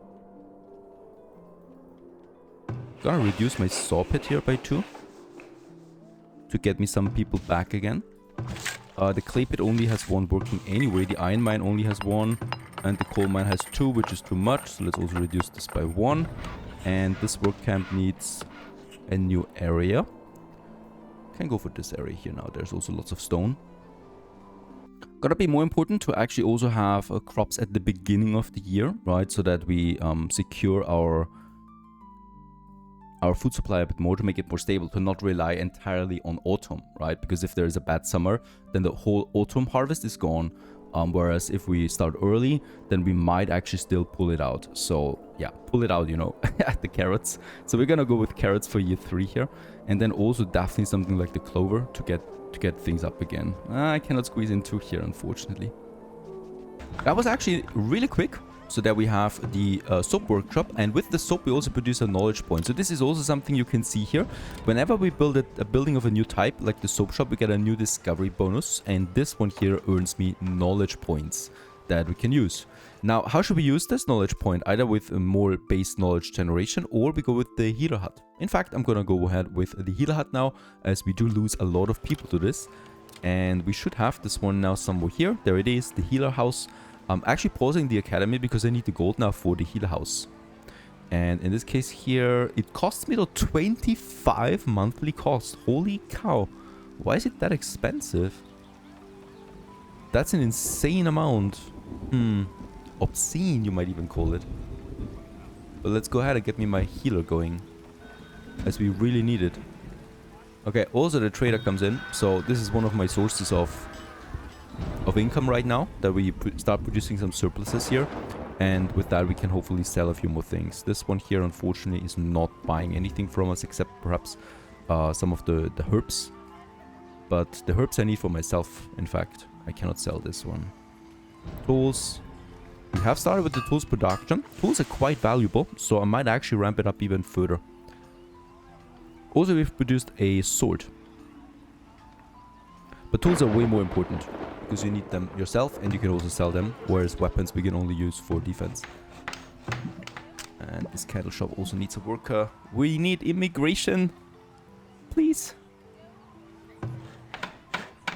I'm actually gonna sell some tools. We got a bit of a surplus here, and they're just quite valuable, right? So 35 for each one of them gives me a lot of money that we need. And also some baskets here, but they're not that valuable, right? So we can sell this. And the 350 we could then immediately use, for example, to purchase us some soap. He's actually not going with a very high price here. So, I mean, you know what? We have the soap workshop already working. Let's save the money. We got the herbs. And yeah, I'm happy with that. Let's transfer that gold back into my town storage, that we can more easily defend. And outside of that, I might actually now turn off my trading post then, because she's only browsing and doing laundry all day. And I'd rather have someone here working, for example, my soap shop. There it is. And with that, we're consuming now herbs, firewood, and soap, and tallow to produce soap. And this is something we need for the hygiene of my people. Okay, I really need to finish that fencing. It's just incredible. Those deer are very tenacious. They're always rushing in whenever there's no human around. Right now we're working on the beans, and sorry, 48 were eaten already, so this is something you cannot really have. So I always need to get this guy over there, this farmer.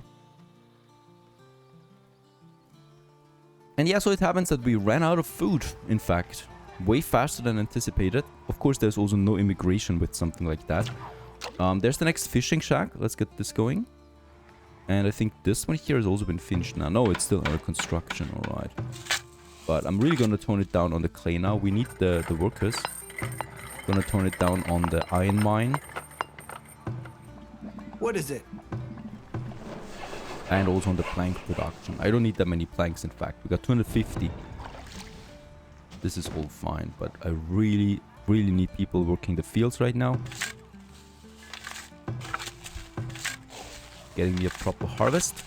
This one here is finished for the season. I might actually now get rid of that fieldwork there. Wheat level is pretty high. Let's actually just keep that going.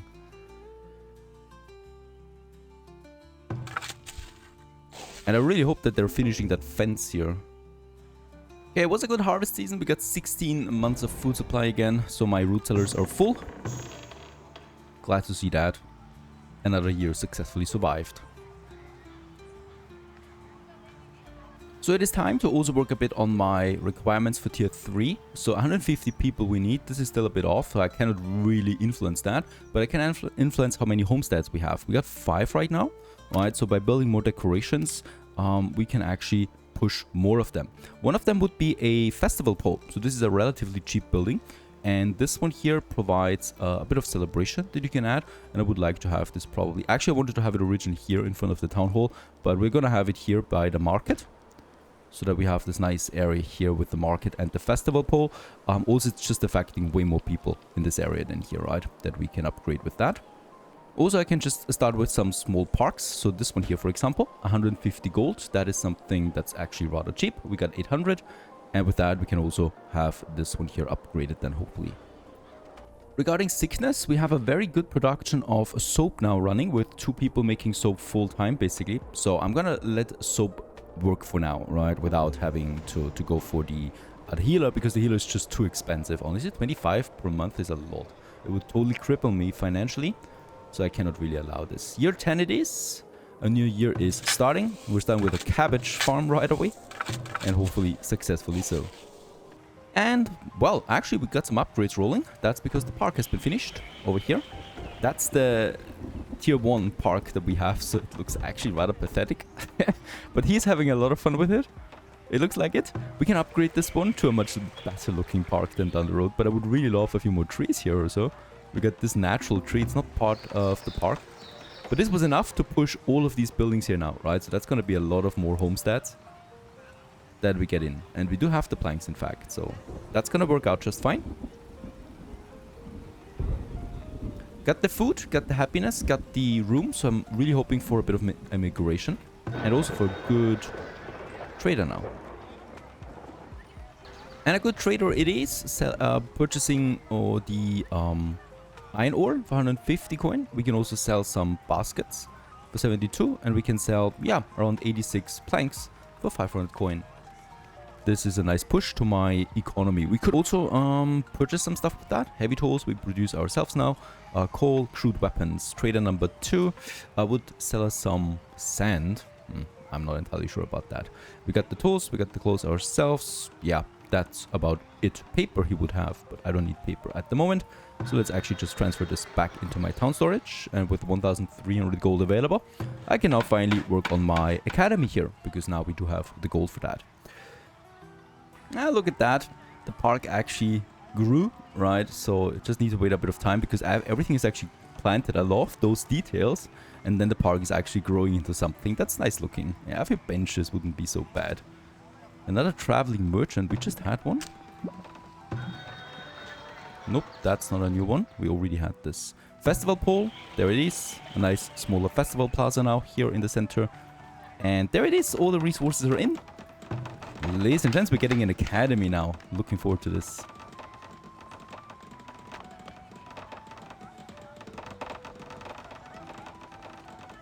And there it is.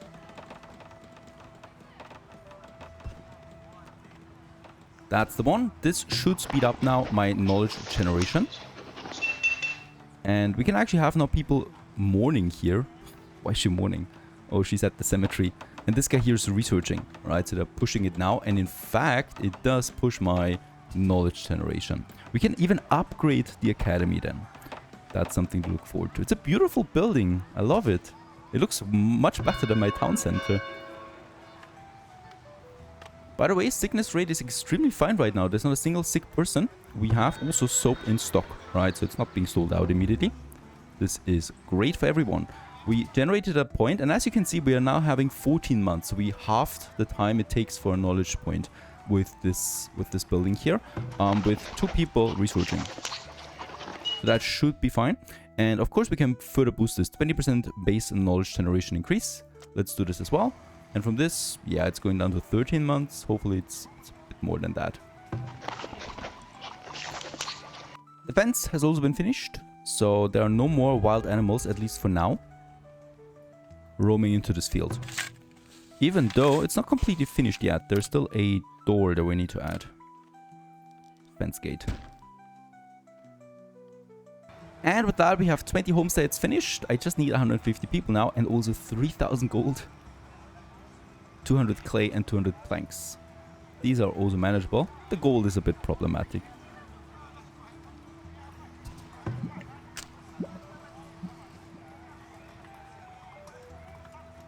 Another thing I would like to do now is starting a nice, smaller, defendable area here. So we already have the space for it. And the only thing I would need is then some gates, right? So a wide palisade gate, for example, to provide my workers from entering here. And probably here. And around that, we're just going to have a nice gate. A nice wall. This one here. Only cost me base wood. We have a bit. So logs. And after that, we got this nice walled off area here that we can also protect with our lookout tower. Another bear attack. Need anything? Oh wow, that was a remote kill. My village was actually pretty far away from that. And that bear can, holy cow, can kill from a distance quite a bit. Okay, let's try to attack. Oh, she also died over here now.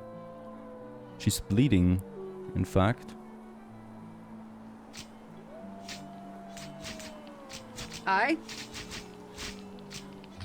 There you go. I hate those bears. They're really powerful. And let's just hope that someone is tending to her wounds. Okay. Nope, we don't have a healer. So she's probably just going to die. Yeah. Poor Niria. No one tended to her. We do have enough laborers though. We had good immigration, so 131 people. Still have room for 20 more. This is fine. Food is fine. And protection is ramping up now. Raiders are approaching. Was only a matter of time. And let's also activate our lookout tower again. Unfortunately, that wall is not quite finished. I can now also ring the town bell once they approach. They're already coming closer. And once I do that, all the villagers are rushing towards the town center. And this is just annoying, you know? There's just a single piece here. But okay, that's how it goes. There's another raiding party. We have 2 raiding parties, in fact, coming in. And also predators. This bear already killed someone. And let's just see how this goes. There is already one down. The hunter is actually fighting. That's also really cool. And doing a lot of damage.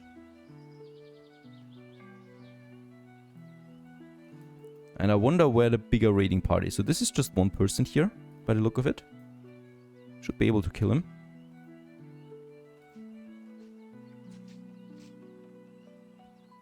The other raiding party is probably a bit more devastating. Coming from here now.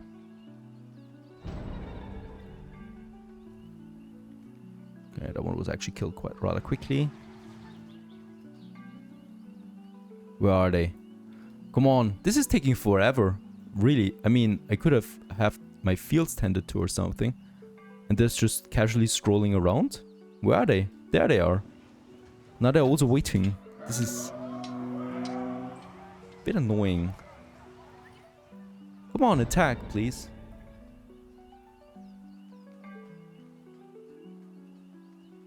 There they are.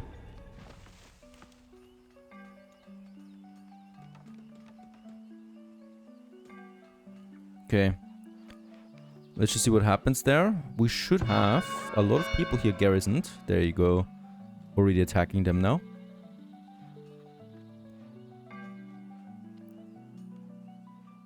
And also my second lookout tower is also now attacking. Yeah. Doesn't look good for the raiders.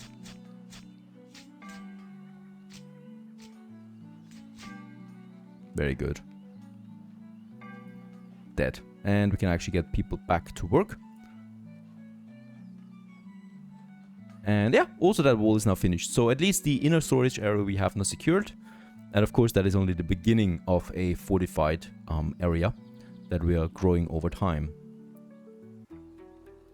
I would love to be able to loot those raiders, but unfortunately that's not possible. They're being straight given to the cemetery, right? Before they cause any diseases.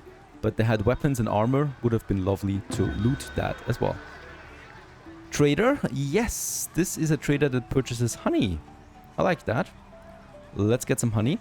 And meat, herbs. We have lots of herbs. We have lots of soap. We have lots of shoes. Nothing of that I need. Selling a bit of honey is nice. And finally we do have 150 people. That means I can now theoretically upgrade my town hall. Now the problem here is we have the requirements, but I also need to have everything here in stock. It doesn't matter if I don't have it in stock. I cannot upgrade, unfortunately, as long as I do not have everything in stock, which is a bit of a shame, honestly. But okay, that's a 3000 gold. The cool thing about this one is we can actually store additional gold in my trading post. It still counts as my gold. And with that, have almost all the gold then available. If I sell a bit more, perhaps. So we'll just see. We got a new trader here. He will purchase some pelts. No. We don't need the pelts myself. Nothing else I can really sell here. But we have a nice tax income. Should be fine. The other thing that I've just noticed is that we're running a bit low on clothes now. And I didn't even start with my cloth production at this point. So it might be something that we can tackle. We do have a tannery still somewhere. There it is. Yeah, let's assign one more person to it. We do have the workforce. Need to get those coats going. But we have also a bit of a higher demand now, right? So we proper clothes. That is something that we don't have yet. So the weaver shop we need. And for the weaver shop, we don't need flax fields. So either in a year where I do have lots of cabbages running, right? So this year we have... I could, instead of the peas here, for example, go ahead and also take flax fiber, this one here. And this one we can then process into, yeah, cloth, right? That we can also use better than leather. And one should be fine because this has a potential yield of 500 flax already, which is a lot to process. So I'm just gonna have this once. Probably don't want to have any other flax fields going. We do have over 120 shoes in stock, so I could use this to sell some. Right, and that is so much money because shoes are actually quite valuable that we probably can push our town hall with that. Also, we get lots of soap, by the way. Let's also sell some soap. And planks, we are not selling. We need them ourselves. I could, by the way, purchase some bricks. We cannot produce bricks at the moment, so this might be something to consider. And with selling even more, we should have now 3000 gold. Very nice. And with that, we just need a few more planks. So let's actually now turn off my trading post. Get those peeps over here to the saw pit. Yeah, let's make it full. And immediately, as quickly as possible now, please finish that. Because having so much gold is a very good target for raiders. And there it is. Upgrade to tier 3 on the town hall, on the town center is now possible. And of course we immediately commission that. Unfortunately we don't have enough builders, so there's one builder now transferring all of that over.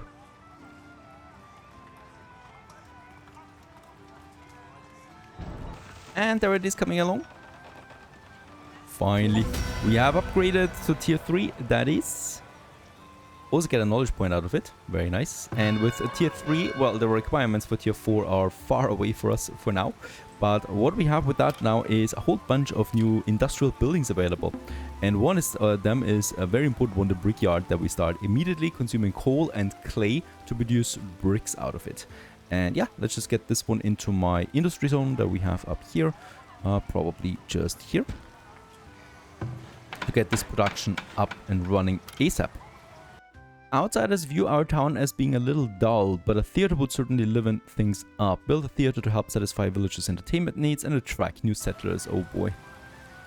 Yeah, actually villager happiness is quite fine.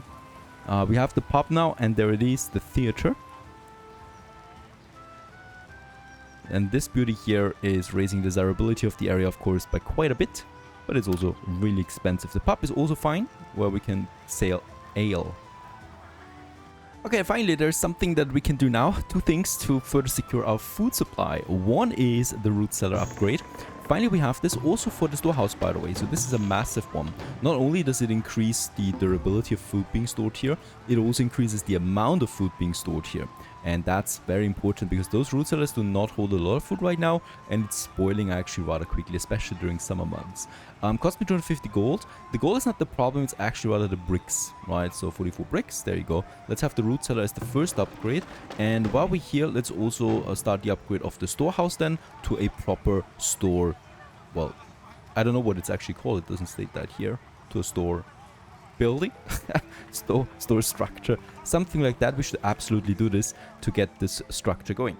Now we do have available laborers as well, the builders we have right now, so we got 8 in fact available, plus of course also a bit of growth here. Next thing I would like to do is implement a few more homes now, and then we work on the food stuff. So we do have a well here, we got the buildings. Let's have, so there's still a bit. Oh, slope is too steep. Oh, that's a problem. This one, that one, and that one. They're still within range, right? Yes, they are. And we also have the potential of upgrading the marketplace, which is increasing its desirability and also its work radius, which we absolutely should. Before I build a second district, we want to make sure that we maximize this one here. So a few more homes, and then we can use our knowledge points now. And boy, I would like to do this because there are some very important things here. The first one is the grain crops, finally, for the food, right? So with this one here, we can also get the windmill going, and we already have the bakery. This also leads to brewing, which gives me beer, which increases happiness quite a bit. That is also something I should probably go for at some point. And this one also is really cool. Everything that is non-grain stuff, so beans, greens, vegetables, is giving me 20% more yield. That also sounds lovely. So we have the bread then, so grain stuff, we have the vegetable stuff, and we have the meat stuff. 3 types of food. All of that we want to boost now with that. So grain it is. I still have 2 knowledge points. And one of them also is absolutely the market square, the upgrade for this. So let's actually confirm that. Let's keep 1 knowledge point available just in case, you know. And also in 7 months we get the next one already. That's because of my academy, of course. We have a very nice boost, and we could still employ 2 more people to that to speed up that generation further. With this, the market upgrade is there. It just cost me then 60 bricks. Once we have that, we can upgrade the market. That's gonna be important. And yeah, also in my fertile area that's over here, I would like to push now my next fields, and that is then of course grain fields. So we should have grain now available already. There it is. It is very heat and frost tolerant, also drought tolerant, and yeah, we can grow this one. It is impacting fertility by 7%. Boy, that's a lot. Whew. So you cannot have that much wheat growing at the same time. I don't think we can actually manage to have cabbage and wheat then on the same field, as cabbage is also reducing fertility by way too much. So yeah, you can either go with that or with that. What we definitely will need to have is then 2 fields here working that. Yes, farmers, come in please. Join me. Join my farming empire. And I'm gonna have 1 field here. So these are gonna be some very large fields that I want to implement here. Can't be bigger than this, in fact. Alright, so that's number 1. And then I have a smaller one here in this area here too, by the lake. So there we're growing 2 more fields. And I would also like to mix things up now. This one here, oh wait a second, who has cabbage? This one's cabbage. I mean, everybody's got cabbage.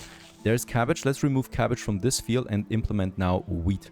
And look at how big that field is, right? So wheat instead of the other ones. And also the yield is just very nice out of wheat, right? So that's 1,500 that you can potentially get out of this. With the wheat comes another storage building, and that's the granary. This one here allows to store the wheat then. It cannot be stored anywhere else without difficulties. Also, it gets eaten by rats. So this is why you want to have it in a granary. And yeah, let's have this granary. Where should we have it then? There we have the wheat fields, right? So it makes sense, of course, to have it somewhere here. Though, don't forget, this range gets a bit bigger here. So we probably will have some houses here still. I don't want to get too close to that. So I'd rather have my granary...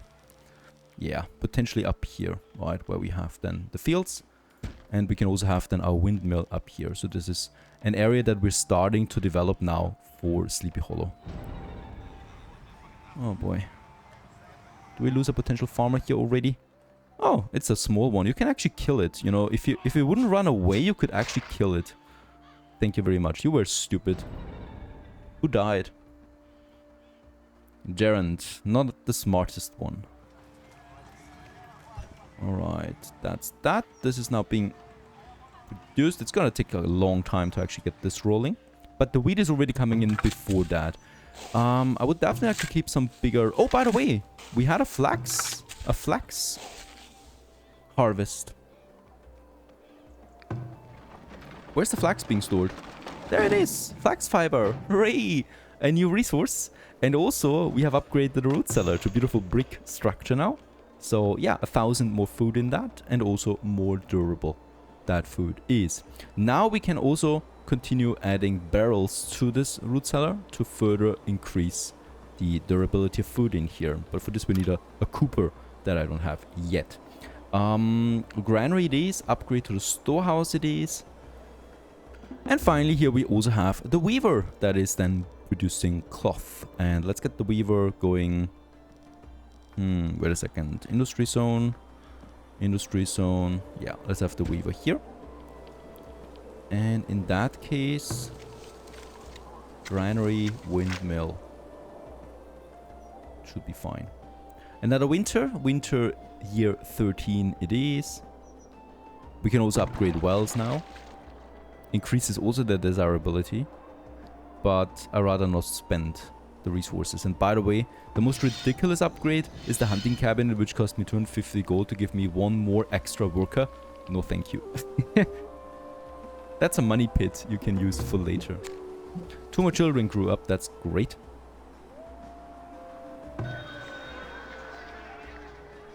And with that we have 4 laborers and 4 builders working right now. Also, we can have a look at our fields now. We have too much field work, right? So the wheat level of some of those fields and the rockiness reaches 0% now, which is great. Because this adds more fertility then. So I don't need that much anymore. I think every 3 years having the spawns is fine, right? So we can get rid of that. And the clover, of course, we are still gonna keep as a fertility booster. Especially where we have those wheat fields. So I'm gonna go ahead and have this one here. This one's got the heat tolerance, so I should have it in the center. And this one's got the frost tolerance, so I'm gonna have it at the end. And really, we cannot have it 2 times, but I can have the clover and the field work here. So instead of the wheat taking all year, it has frost and heat tolerance. I'm gonna start at the beginning with that. Yep. And then we still have room here for something that pushes fertility, like beans or pea with the frost tolerance. Perfect. This is a very good one. Gives you lots of food in 1 year. Our granary is up and running now, so here we can store the food.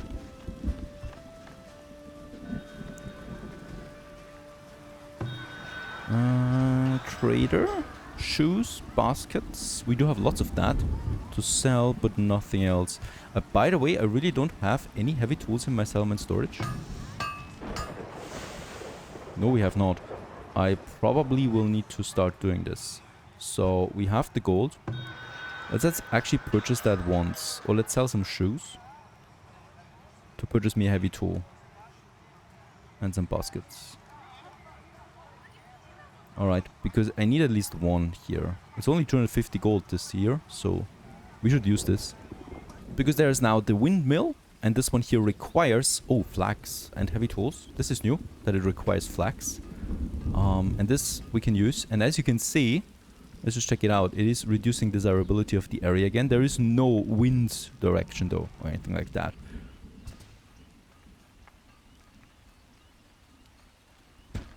Let's go. The flax we have. And the weaver I have, by the way. So I will need to slow it down on the weaver for now. It's actually depleting my flax then. And let's go ahead and sell my shoes. And my baskets. And get me one heavy tool. That we can transfer right away. Anything else? I have some spare coin. And let's use this, in fact, to purchase some iron ingots. You always need them as well. And she's dancing. Yes. She's probably pretty happy. Oh, he's also having a very great day. Alright, so in this case here, let's turn it off again. We need to save workforce. And I'm expecting this flour mill here to be active soon. And then we can actually start with the bakery. And the cool thing about the bakery is it is increasing the desirability of the surrounding area. So it's a nice booster here. Also, our massive crop field here is finished. I'm not going to have that many workers on it though. 8 is a bit much. This one's fine. And yeah, this year we're actually not doing anything except for getting the field work done, right? So it's just field work. Next year we're going to have the wheat. This will be a massive harvest then. Gonna have another field work here though. Right, and then we're having clover and probably something that impacts fertility nicely. This one, right? This one has so much yield potentially. Hopefully we finish the fence there. That's important. And by the way, we don't need this fence anymore, so we could get rid of it to get me some wood back. There it is. So now we have 2 fields giving me wheat. This one's already growing for this year. Oh, that was late frost, but it's warm temperatures now. What's going on? It has a frost tolerance, the wheat, and yet we're losing some of it, even though it's warm temperatures, early summer. It will still be a very good harvest though.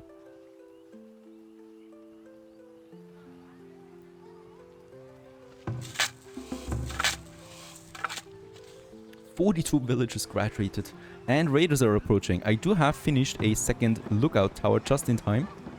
This is great. And they're coming from up here, from the north. This area here, which is fine, you know, so there's not that much in their way. And as usual, it's gonna take some time for them to arrive here. So I can take my time continuing developing my town.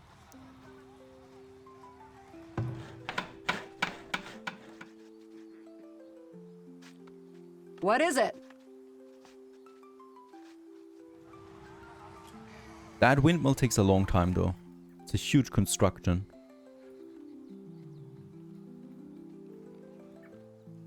Okay, raider coming here. And then here. 2 lookout towers plus an upgraded town hall.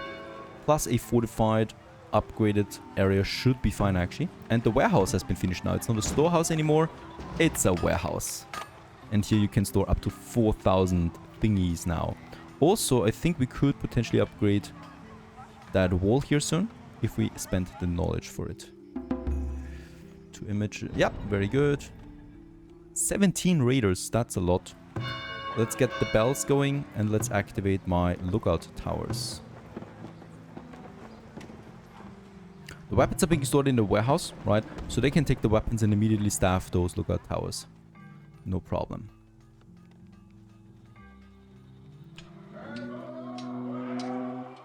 There they are. Party number 1. It's a smaller one. And the big party is coming in here. So it's great that they're not coming at once, right? So these guys here, we could actually try and kill ourselves. Let's get my villagers going and attack them, because that's only 3, 4, 5. Okay.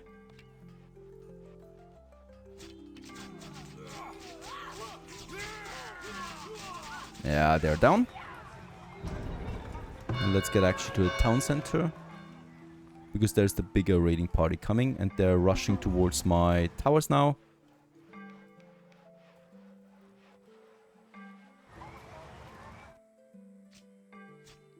And let's just hope that morale crumbles quickly enough so that they flee. Yeah. A lot of them are fleeing already. 2 more down. They're actually breaching the gate though.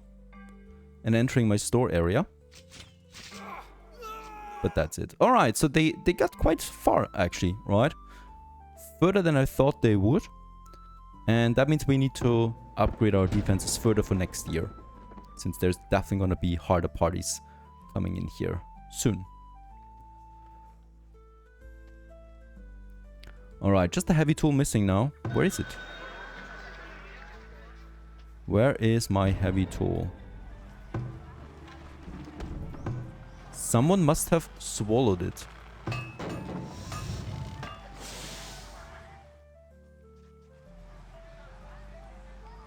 Got 4 builders though. What is going on? I definitely did get a heavy tool in, so it should be somewhere. It's not in a trading post anymore.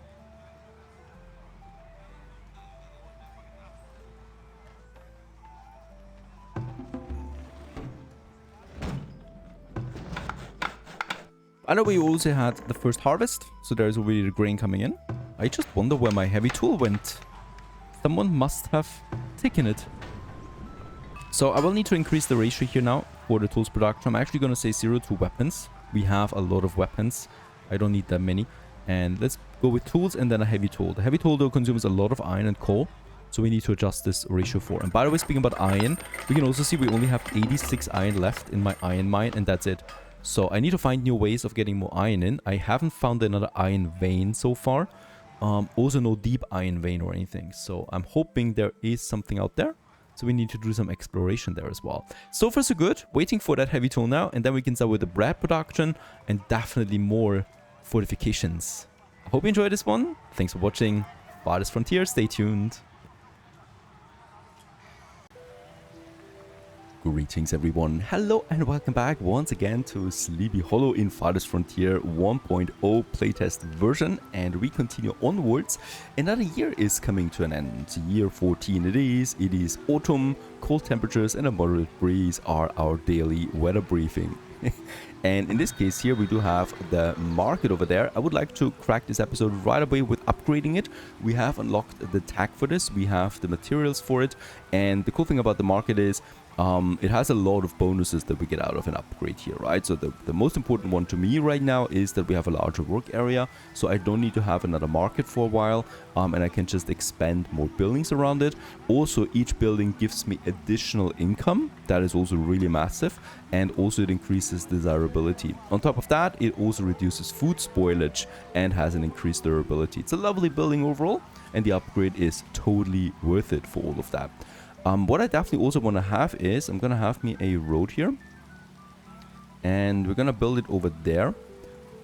And I'm going to have my buildings then attached over here. So these are my basic food gathering buildings. I'm going to move them away a bit so that we have room here for more basic housing, right? That I can attach then to all of this, to this area here. As we're coming closer to, yeah, this ocean here, we could call it something like that.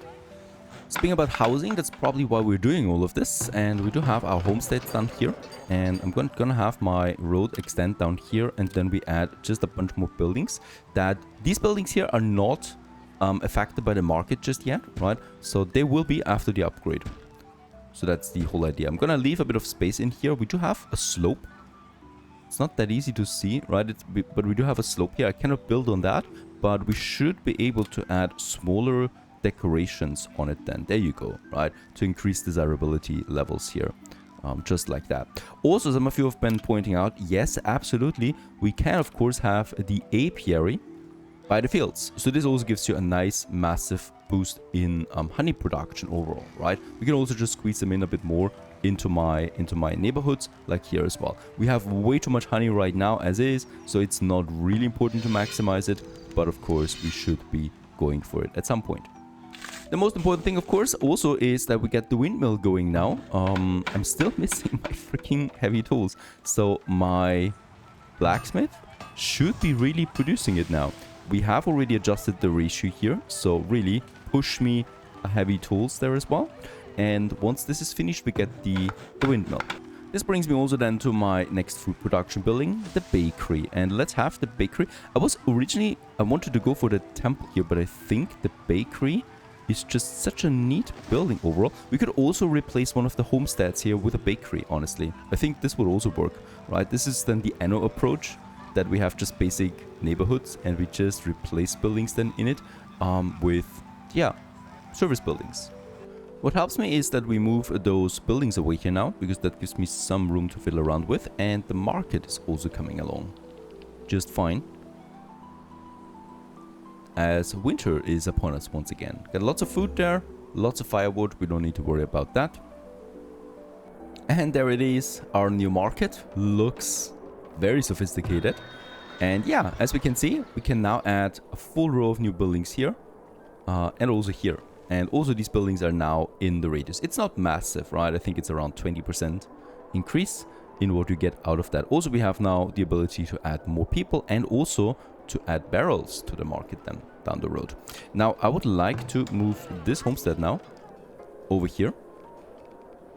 And yeah, it's great that we have a bit of space there again for an apiary, for example, right? Or for some smaller decorations. And with that, we also have then finally room for our first bakery. And let's place it here. It's actually really expensive when it comes to planks. And it is increasing, yeah, desirability by 3 to 4%, which is not so bad after all.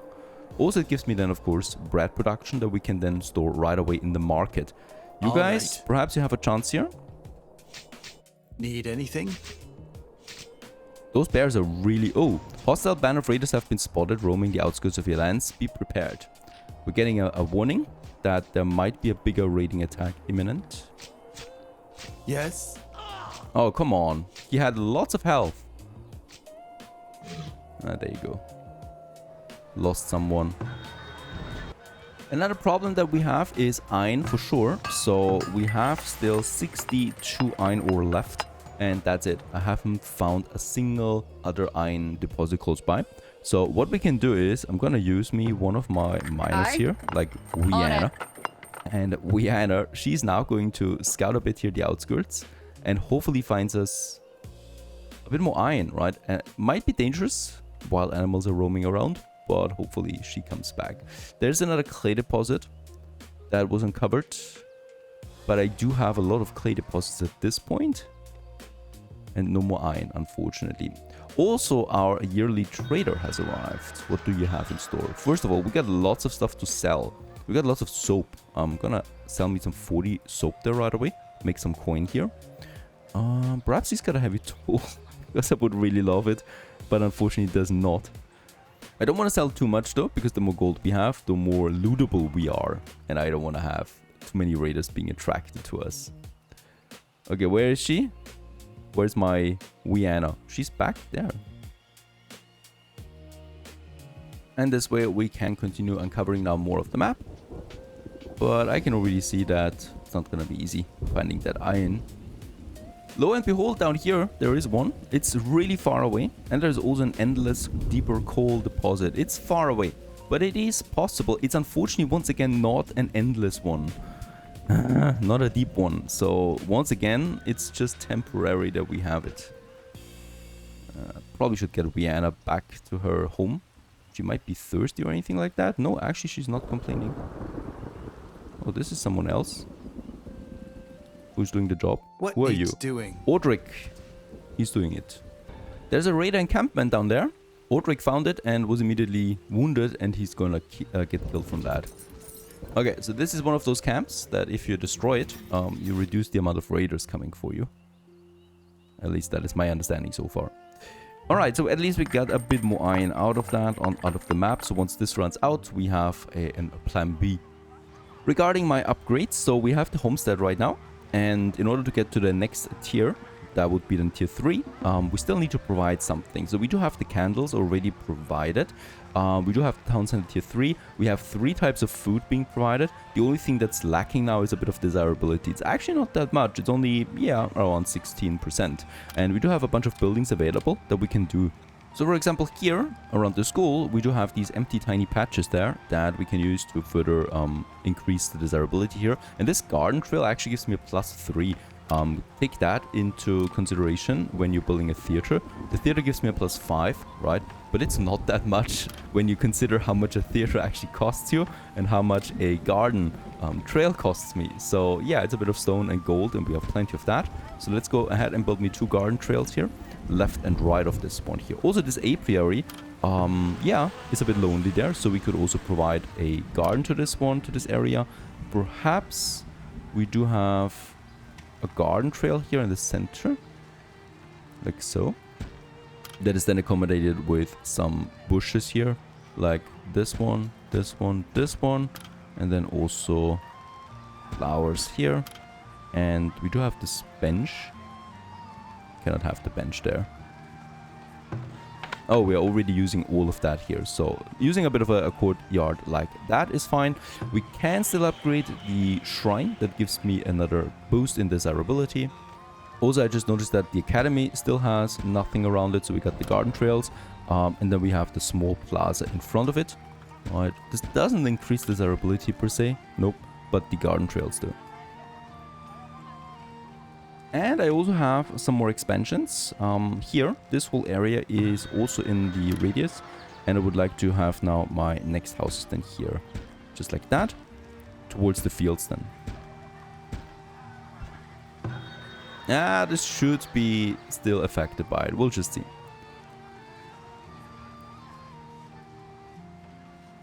Now, currently we have 3 knowledge points available, and yeah, there are so many choices here that it's really hard for me to see where we go with the best route. Probably what I would like to go for now is the animal husbandry, because this gives me a chicken coop, goat barn, and hay crop. And with that, we can have animals then. Very important, right? Since hunting is not getting that reliable anymore. Also, or well, on a larger scale, right? And with this, we get chickens for eggs, and we get also goat for milk, and we can also unlock the cheese making down the road, which I think is just very, very good. The other one that I want to go for is over there. That is the treadwheel crane. Increases my mining speed at deep mines and at mines, at normal mines. It's a minor bonus, but it is the path that unlocks us the quarry down the road and then also the deep mines. And we're gonna need them at some point, so let's work towards that a bit. Last but not least is probably the cooper that we have it, the barrel making process. And with that we can make barrels to, yeah, prolong the life of food. Let's confirm all of this. Very good. Another 7 months for the next knowledge point. It's actually rather quick right now, and we could still also assign 2 more people to the academy. Right now though, let's have the neighborhood expansion completed. Over here. We're also constantly running out of clay. It's a bit hard for me to comprehend why, because we do have 4 people gathering clay. It's not a very fast rate though, this one. And then we have the brickyard that is processing that. We might be lacking coal. Well, in fact, we're lacking coal. So let's just check it out. I do have 4 people already here. Let's continue with that road. And yeah, let's get some curvature in. I've also heard your criticism about that. And with that, let's assign another person here to the coal mine. 3 more laborers is not a lot. But we got 4 builders. They're gonna go back to the pool of laborers then. So it should be fine. This work camp here needs a new adjustment. I would love to get some more stone in. There it is. There we have rocks. Rock and stone to get it all in. And with that, we could, by the way, also soon upgrade the work camp then. Not doing this yet. Well, since we haven't had a raid attack this year, I can also disable my lookout towers and get me some 4 laborers back in again. It's actually really important right now. And by the way, yes, my monthly income is now at 100 gold. That is quite a lot, and this makes it possible for me to finally afford the healer house. It's really expensive, so let's enable this construction again. And yeah, with things, yeah, we can easily afford it resource-wise. And with that, we get a healer that is healing then our people once they're sick. Also, it increases desirability. Which is why I probably want to have it somewhere here in the center. So I'm going to move a homestead once again. This one, for example. And let's just see. Gonna have this one up there. Still within the radius. And then we can have the healer house once it's finished to move down here. And there it is, lo and behold, we got the windmill. There's already 2,000 grain waiting. This unlocks me now flour production. There we have it. That was fast. The first batch of flour is already ready. And my bakery should be celebrating because of this. They finally have work to do. Let's assign a second person. Let's assign a third person to this right away. Wanna get the bread rolling. This is now a new type of food. And with that, yeah, we can also secure our food supplies further. It consumes though a lot of firewood, right? So we gotta make sure that we produce more firewood. I've already assigned a second person now to the firewood cutter. Upgrading this one here is an option, or just build a second one, right? I think for now I'm gonna go ahead, just as a cautious measure, I'm gonna build me another one right away. And since firewood splitting is actually something that's a bit polluting, I would probably like to move it away there as well, over here in my heavy district. So we have one here, and just behind it I'm gonna have the second one. And we can also upgrade them to further push the output then. Also, a mine ran out, and it's this one here, the iron mine. Finally it's gone. So we can now dismantle it. And I will need to work on this iron source over there. Can we see how much iron there is? 500. Alright. Yeah. We can and should make a road over there, even though it is a bit lengthy. But it is significantly reducing traveling time. So this will take some time to construct. Let's make sure that we do not have that many trees that we need to chop down, because this would make it even longer the time, right? So probably not all the way, but all the way somewhere here, right? Get the road going. And here we're gonna have the iron mine. And now, very important, that we also get a temporary shelter going here, right? The temporary shelter makes it so that people can actually live here while they work, to shorten transportation time. And let's have one shelter then here somewhere, please, without chopping down any trees. Right, and they just deliver some resources themselves to this area here, and they can live here then for a while and work. They don't have to commute all the way back again, yeah, to their home. And you know what? Let's just make this road complete all the way here. Gonna take some time. Healer house has been finished right here in the center, just across the street from the bakery. I just love there's a symbol of the bread here. And people also shop here directly. That is just absolutely lovely, right? So the bread stored here can actually be sold immediately to the people in the vicinity. And here we have now healer hut. And yeah, Wyana, oh, good to see you again. She has an affinity for healing, and she is now curing patients. So that's my hospital for now. It's also increasing desirability. We should actually at this point be very close to the upgrade then, right? So 52 out of 60. One more service building is probably what we need. Already finished over here, the shelter and my iron mine now, and let's just assign 6 to that. We have lots of laborers available right now, and they're now producing then iron ore for us and transporting it all the way back here once the road has been finished as well. Very good. Since we do have a lot of workforce right now and things are looking a bit stable, I would like to prepare for the raiders. And we do have a lot of stone, 300 in fact. And yeah, it makes sense to me to now start with some walls around our town. And we do have the palisade wall for now. I would like to go for the fortified one, so we need to unlock the stone battlements. Let's just see. They're not gonna be easy. There they are, stone battlements. Oh, this is really pushing us back a bit. First of all, we need to unlock more health for my stockyard, storehouse, and town center. Then for the palisade wall and gates. That's like 2, 3, 4 points we need just to unlock the stone walls. That's expensive, honestly. So I will need to start with a palisade wall for now.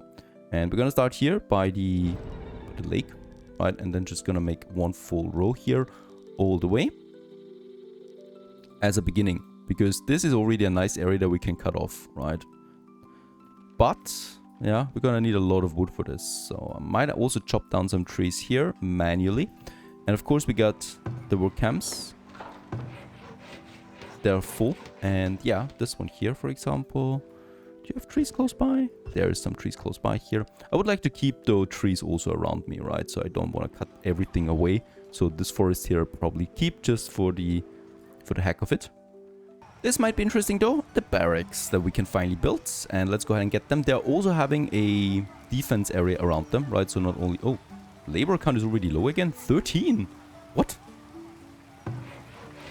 Got 13 rolling. There is no reason to give me a warning here. Let's rock these. There you go. The barracks, right? With this we can get a standing army going, and we really should be doing this. The question is just where. Yeah, romantically speaking, I would like to have it up here on that hill. And yeah, I think that's also where we're gonna have it. In that case... Nah, it's fine, right? So let's have the barracks. It's gonna be a castle, so let's have this one all the way up here. On that hill. And there's then a road going down towards my town center. Like a nice curved road. This one.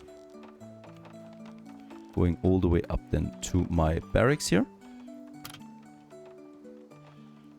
The shelter, by the way, is now working flawlessly. So there we have it. It has a lot of storage. People live here, seeking shelter, and work here then. And with that, we're producing some iron ore now that someone with a cart might be getting back all the way then to my village. Speaking about the cart, wanted to check out my wagon shop. Transport wagon. There is no demand right now for transport wagons, which is good. So we have one or two, and they're not fully utilized at the moment.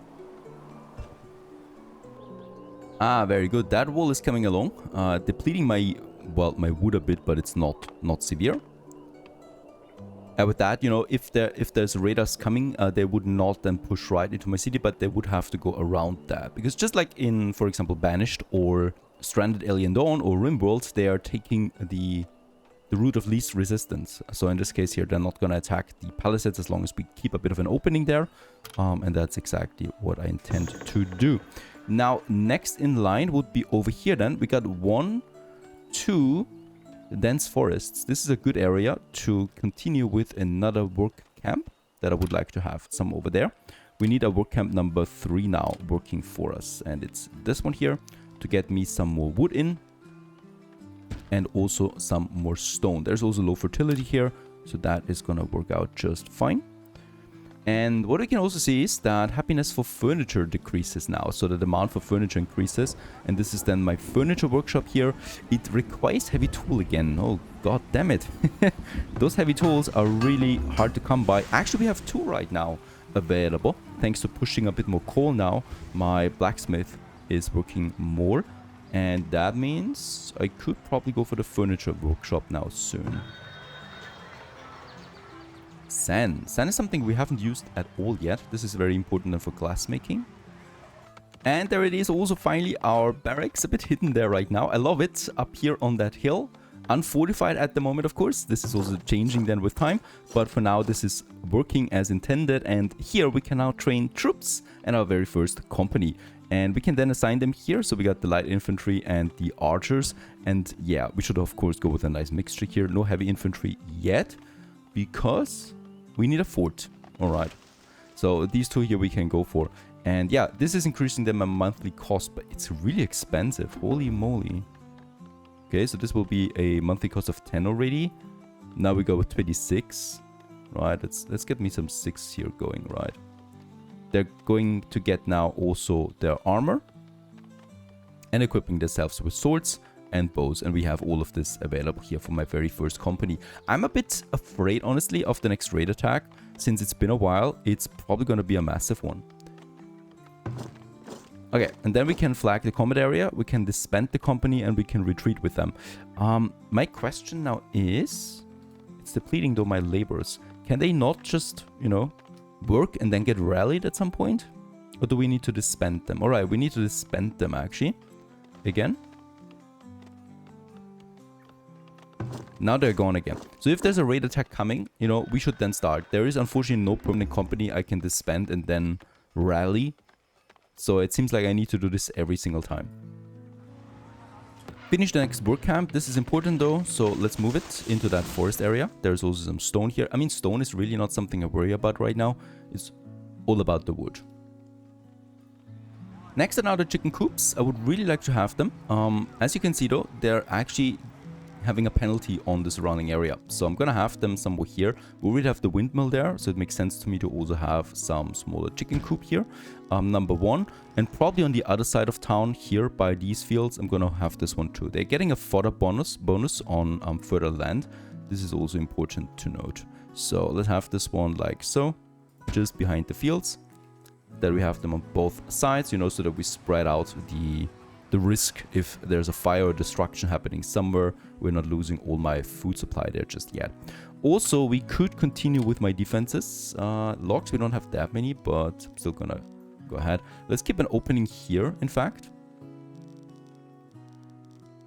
And then I continue with that wall over there. And then, yeah, we could actually wall all of this off. I would like to also start with walling on the other side, right? Because here there is a lot of raiders usually coming. So starting a bit further outside and going then all the way here. Don't forget though, this is going to be a district. So I might need to move that wall over there. Yeah. Might be still too close. Let's move it a bit further over here. So that there's no raiders coming here, right? So we can kind of control them where they enter my town. This is gonna take a long time to construct. We only got 6 builders, no laborers anymore. I need more people. We have a very high happiness. So I was hoping for a bit more immigration, but unfortunately it's not happening. 3 children grew up. That's gonna help me though. Finally, also, let's work on the Cooper. There we have it. It's a neutral desirability, actually. But of course, I'm going to have it in my industry zone. Right on top of my original iron site. There you go. And this one here is really cheap in comparison to other buildings on that level. And yeah, it's providing me then with the ability to produce barrels. These barrels do cost iron ore or iron ingots. So we will probably need to push more in the foundry. It looks good though right now.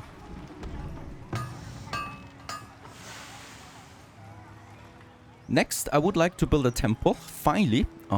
This is really important. It's increasing desirability by a lot, right, for the whole surrounding area. And also, it just looks nice.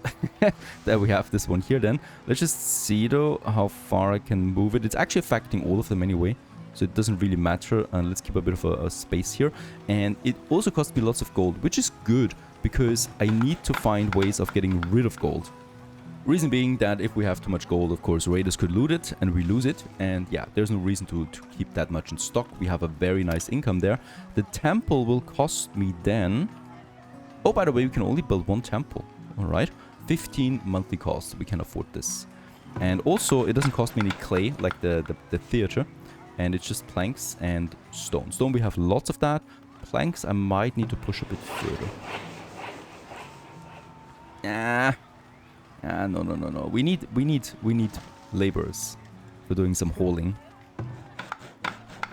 Right, chicken coop has been finished. I don't think we have animals yet. No, it's 0 out of 24. And we can also set the grazing area, right? So this is where they can actually stay. Now, as far as I know, they can go to the fields, right? So I know that with the goats you can have this one, or the cattle. With the chicken I'm not quite sure. So let's actually just have them right behind it. There's a huge area there that we can use. And for the chicken coop, oh, this one's also being finished now.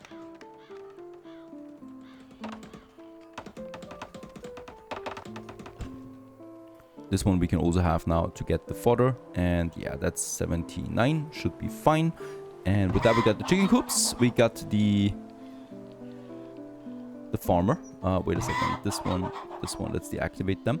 Now I think we need to wait for a trader to get me in the chickens so we can purchase them. Construction of the temple has begun, at least the foundation. Getting rid of all the trees here is the most important thing. And we're also running out of space again, since we get a lot of kids. Let's have some more shelters here. I think, yeah, this is still within range. I can add 2 more. Here and here. And I think that's it. There we still have a bit of space for another one. In a high desirable area. Many of your villagers are missing tools. That's strange because we got 43 tools in my storage. Plenty there. Not everybody seems to be picking up tools though.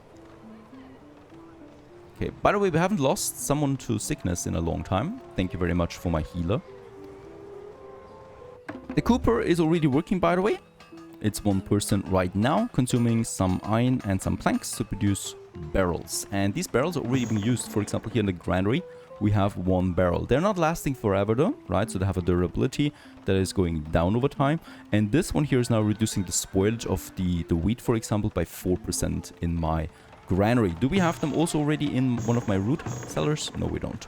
But hopefully we're getting it there sometime soon. So the first barrel was actually used for building where I don't really need it per se. But it's producing fast anyway, so it should be fine. Trader-wise, let's have a look. No chicken. Temple construction has begun now, so the area is clear. And the building is forming. Gonna need a lot of resources though for this one. 6 builders we have, that's okay. Chicken, there we have them. Very nice. Yeah, we need to transfer a bit more gold over. We have lots of gold in the store, in the town storage. Let's move them. Raiders are approaching. Also, bad timing on that. Let's check it out. Let's reduce the amount of builders to 3 so that we get a few of my combatants. And now 3 here, 3 here. And we're gonna flag the combat area here. Right, so they're gonna rally over there then. Also, I will need to activate my lookout towers. This will consume workers again, of course. So I will need to reduce, for example, the clay right now to 0. We can afford this easily. And get us all the lookout people out there. Okay, they're approaching actually from over here. So, yeah, I think they should not attack my iron mine. Oh, 36 raiders. That's a lot. Let's not forget about the chickens. I really need them. 9 chickens it is already. That's a lot because they can also, of course, reproduce themselves. So, let's purchase those 9 chicken. And I think that's enough already. I still have 2 planks that I can sell. Is that enough for chicken? No, it's not. Alright. Don't want to sell anything else though. We could still use my town storage. And yeah, we can now assign them. And I'm gonna assign them to this one. And then we need a person here working too. So yeah, there we get the 9 now. And as we can see, also the birth rate is now 3 per year. Right, and you can also then decide how many you want to slaughter every year, and so on. Alright, the raiders are coming from here, so they're going to enter into that wall. And I think the main attack should be arriving then here any moment now. Okay, there's one. Okay, that's actually a pretty big one. Got my soldiers ready. They also have crossbows now. Very nice. And let's move the flag. Move them over there. We also have the lookout tower here. Let's assign someone else to that, please. Those lookout towers should be completely garrisoned now. And we'll just see where they're moving now.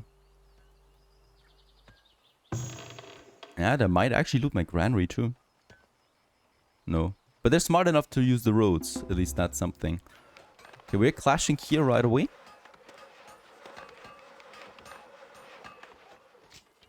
And we got some soldiers. And those soldiers, yeah, they're pretty powerful. As you can see, they're not losing that much health. And basically slaughtering those raiders. Your orders. Yeah, retreat. You're losing a lot of health. So that was the raid number 1 that was successfully destroyed. Come on. There you go. And let's take the flag. The main attack is coming here, so they're also moving in here. Let's move the flag over to this area. Should be fine. They're ignoring... Oh, actually not. They actually, yeah, well, damaged the shelter here a bit, but not destroyed it. I think it's not necessary to ring the bell. This would just reduce my productivity. Okay, trader-wise, I don't think we need to purchase anything from you. And this one's going away anyway. Got the chicken, that's the important thing.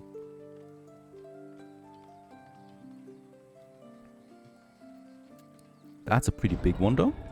Yep, we got the lookout towers here, so they already fire. Let's move the flag a bit further behind.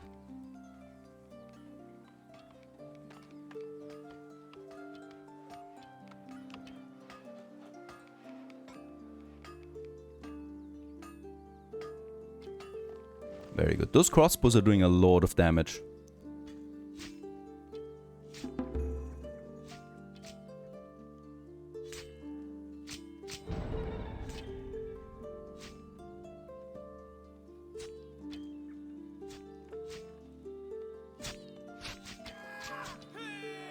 Looking very good for us, so they are not really posing a threat.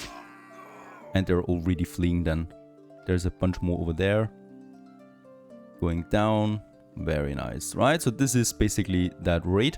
I think there's nothing else coming. By the way, we have the flag down here. This is a new feature. That's nice to see, right? So we can immediately select all the units here and move them around. That's very helpful. All right, my barracks, they're not shooting automatically, right? So we would need to have someone stored here, but they're fleeing already, so it's fine. And let's actually disband my company again, so they can work normally. And that's basically it for the next raid. Perfect. Which means I can basically work on my chickens again. So we got the 9 chickens here now. I can transform them though. Select the numbers that we want to transfer, and let's halve them to 4 to the other chicken coop, right? So we have then 1 here and 1 on the other side. I want to spread it, and with that we can also grow more chickens than per chicken coop, right? And also we spread the risk of the fodder disease, and that should be fine. So this is giving me now eggs and meat as well. Also waste. Something I don't really need, but give it to me. Unfortunately, there's no use for waste right now that I can think about. Alright, also we have the next barrels finished, so the root cellar is finally getting its barrels.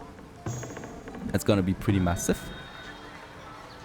Also, there's the statistics. No building was destroyed, no items were pillaged, no villages were killed, and 29 raiders were killed in the process. Very good. Also, we can disable now once again all the lookout towers. Since I think there is no combat experience gained per unit, we can just safely do this and reapply them again with the next raid. And so also our temple is being finished. There it is in all its glory. It's a beautiful building. It's massive. It's a bit naked right now. We're missing a plaza and stuff like that. We're also pushing a knowledge point with it right away. Sacred relics can be stored here. So there is one.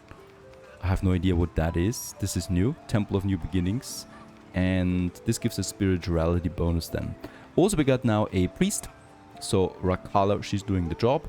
And yeah, preaching and increasing desirability of the area. By the way, upgrading the roads will not give me a desirability bonus, unfortunately. So this gives me only one more building that we really need for the next upgrade. That's a theater. That's probably something I'm gonna have then over here. But before we build the theater, I really wanna push now into a second city district finally. Since we're also getting close on the housing now again. City district means we need to build another market together with more shelters. So we're expanding now Sleepy Hollow to that, and we're doing this in the next episode. I hope you enjoyed this one. Farthest Frontier, having a blast with this game. Thanks for watching. Stay tuned.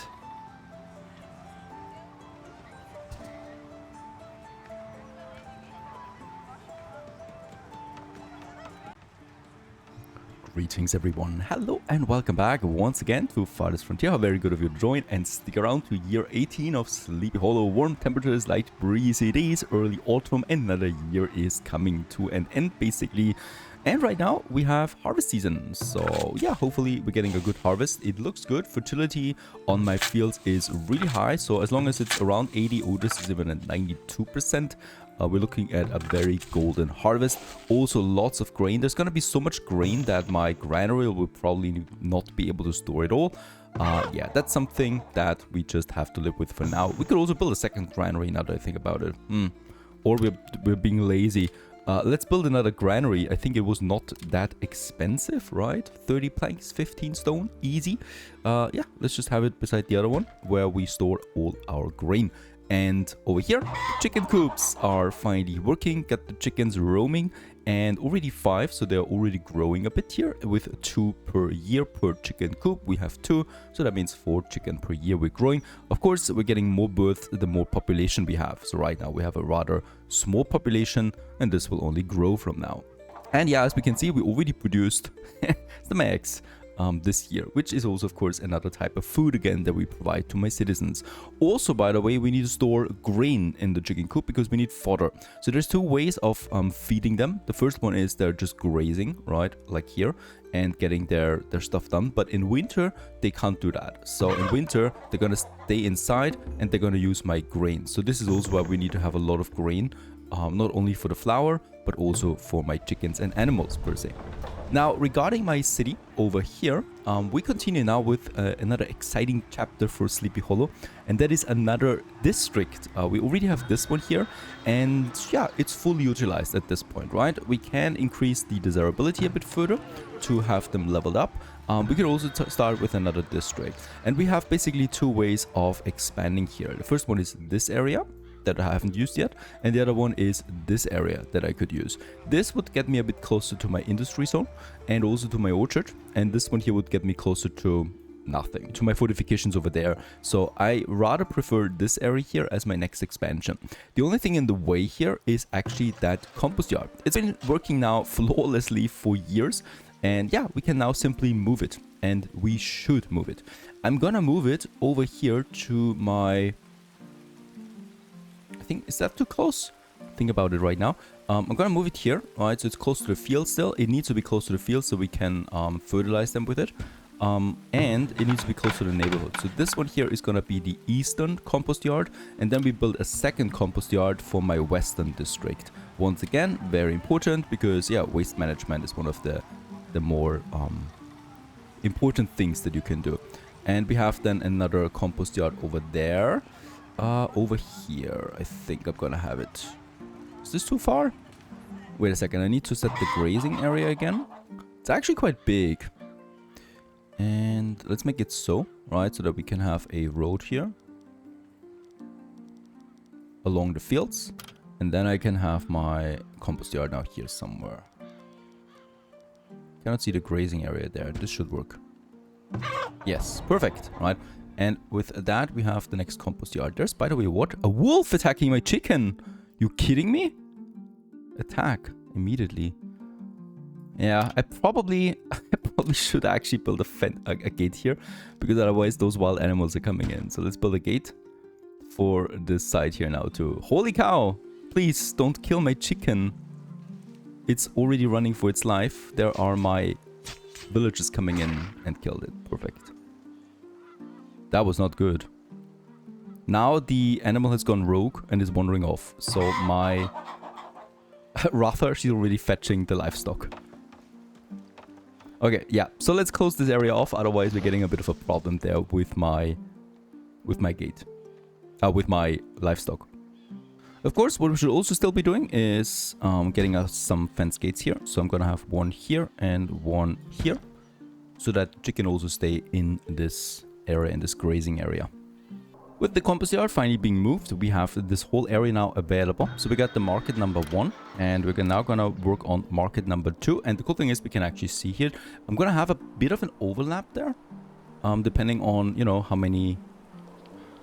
We might actually also make it so that it's really just on the same level here, like so. Bit of an overlap is fine, so that we can still squeeze in some more people in the... Oh, wait a second. We are actually upgrading it too, so it's going to be a bit of an overlap. Let's have it here. This looks fine to me, right, as our market area here. Actually, I will need to push it a bit further down,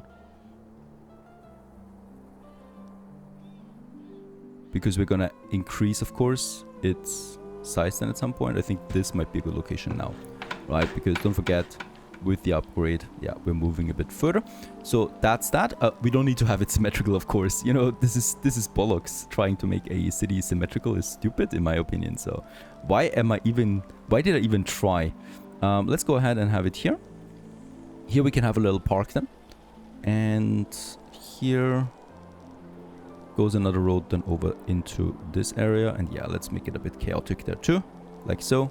Moving in, and then here into my market square that goes then up there again. All right, so with that we have now this area here, and yeah, I can then go ahead and start with my first houses then as well, pushing them here just along the fields once again. And let's make a block of it again, just like we did originally.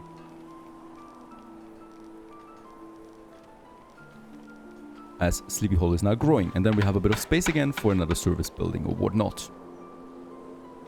So this is the birth of a new district, always exciting, in my opinion, anyway. I just love winter in this game. Really has a nice atmosphere to it. By the way, I would also like to start upgrade now my wells. That increases the desirability of the area once again. It also provides more water. And yeah, we can easily do this as we have all the resources. Well number 1. And let's go ahead and upgrade well number 2 as well right away. Year 19 it is. So far we're alive and well, hopefully. This wall continues now all the way up here. Perfect. Got the gate ready. So we might actually just have then our road going over here to the gate. And then we have here this opening. On the other side, we have the... yeah, we have it finished too. So this area is now walled off, right? That's my city district. That moves then up to this point here probably. So it's safe to keep that wall here. So I would like to continue with my defenses. I might actually make a gate then here again somewhere. Just make it so that this road is kind of like the exit, right? And we also have this main road here. That kind of like comes together then here probably. There you go. Into a proper fenced or gate area.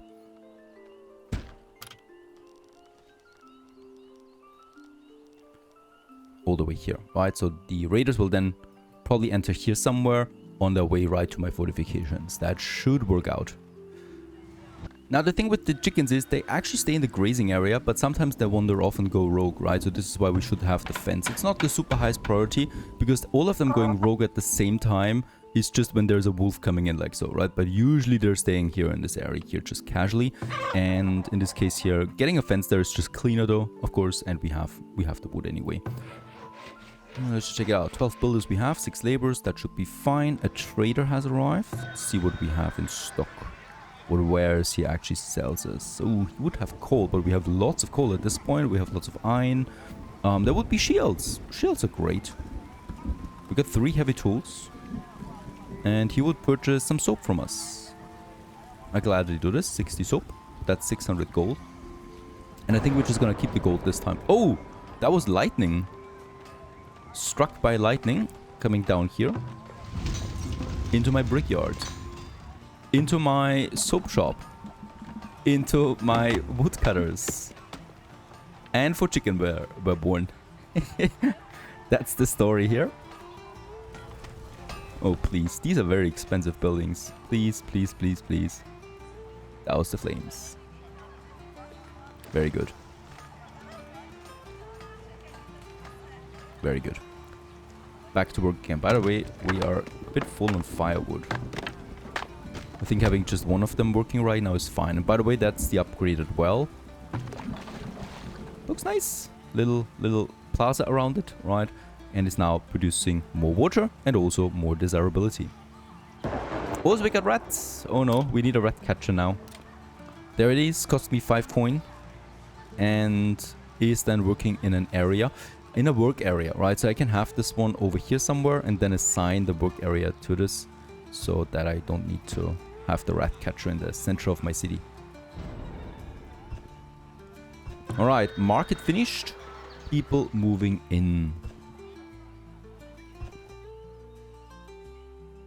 So there's the rat catcher now with the work radius. And as you can see, it just fits in so that we can have one full district in it. This is very convenient because one rat catcher for one district is working with that. And she's now basically going around catching rats well, probably eating them too. And yeah, keeping everything clean. That bear literally was attracted by the bees. Hello. And is getting the honey from it, right? And as always, yeah, they have a pretty huge attack radius. I hate those bears. Off he goes again, fleeing hopefully into the wilderness. Killed one of my villagers and also looted a bit of honey here. Since we have a lot of workforce right now, so in total it is 19 available laborers, I would like to have another clay pit working for us, because we can sell clay or bricks respectively for a lot of money. So having a lot of that in stock makes sense to me.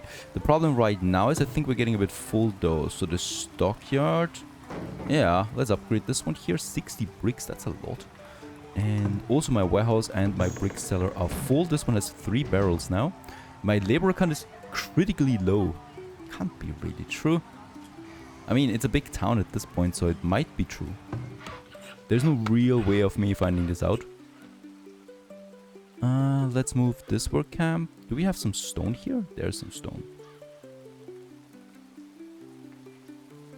And so it happened. We completely ran out of ore. I haven't found ore anywhere else on the map anymore, so I've continued with the exploration all the way over here. We got lots of coal and clay deposits, but no iron anywhere. A bit strange, a bit unlucky. Not the end of the world, as we can also purchase them at traders with, yeah, a trade surplus if we have one, right? So I already purchased now from this trader here 80 iron ore. This should be enough for a while. But yeah, we will need to do some more trading in the future here if I want to stay afloat with my tools and especially also heavy tools production.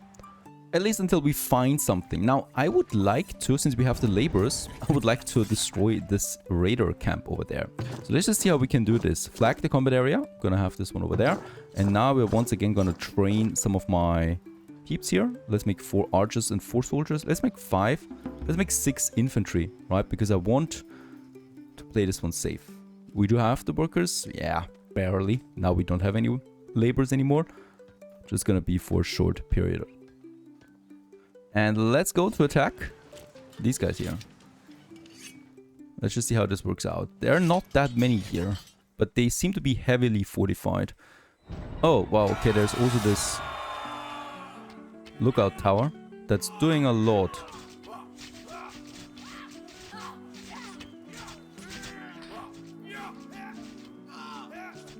Oh, this doesn't look so good. Should we retreat? Right away.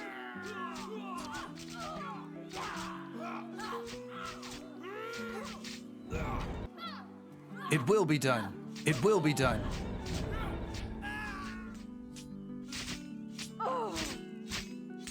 Really will hard be with all the done. bushes and trees. Kill it. There you Right go. away. And now let's get rid of this camp here. Lost 4 villagers though. But that's okay, we have too many anyway. There it is. Oh, you even get loot out of that. 400 gold, meat, coats, weapons and shields and hauberks. That's really nice. And future raid activity has been delayed for the next 12 months as they recover from this defeat. This is nice. We also get a relic out of this one here. Shields and hide coats provide 4 armor. The tusk of the autumn boar.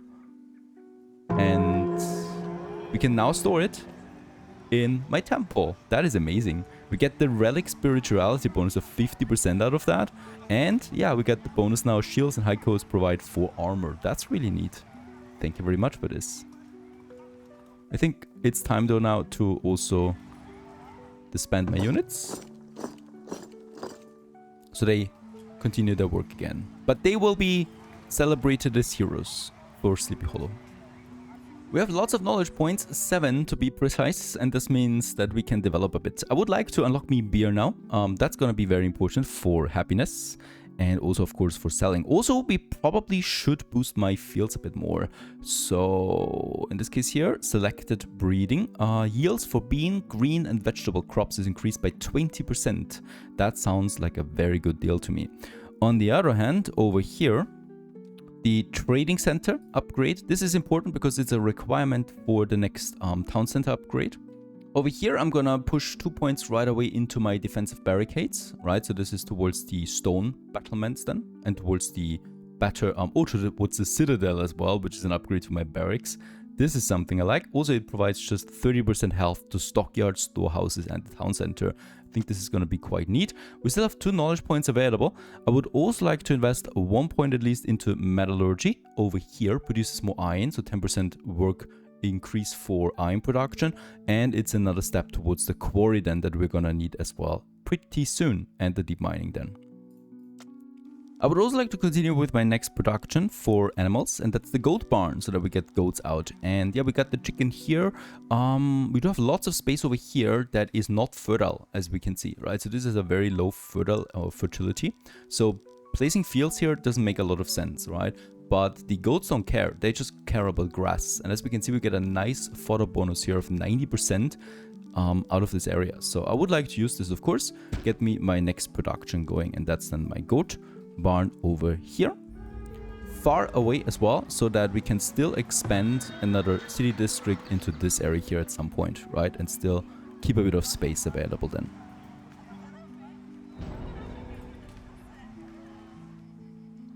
All right, also harvest time is, yeah, we, by the way, need to push more workers into those fields.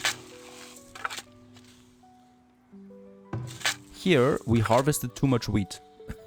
So they were not able to harvest it all. I'm pretty sure we're not full there on wheat. It's just that there was just too much wheat for the workers that we have here. And we still should work on more wheat though.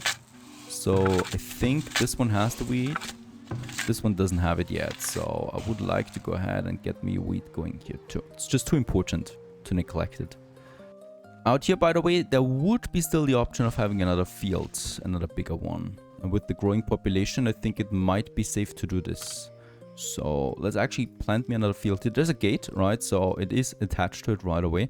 And let's just have it right beside my wall. And then also a second one here. Right, and then we're gonna have... yeah, let's have another one here. It's not the highest fertility anymore then, but better than nothing. And of course, also very important, fencing. And we can just use my defenses there to get this one going all the way here. And we're probably gonna make a small gate here.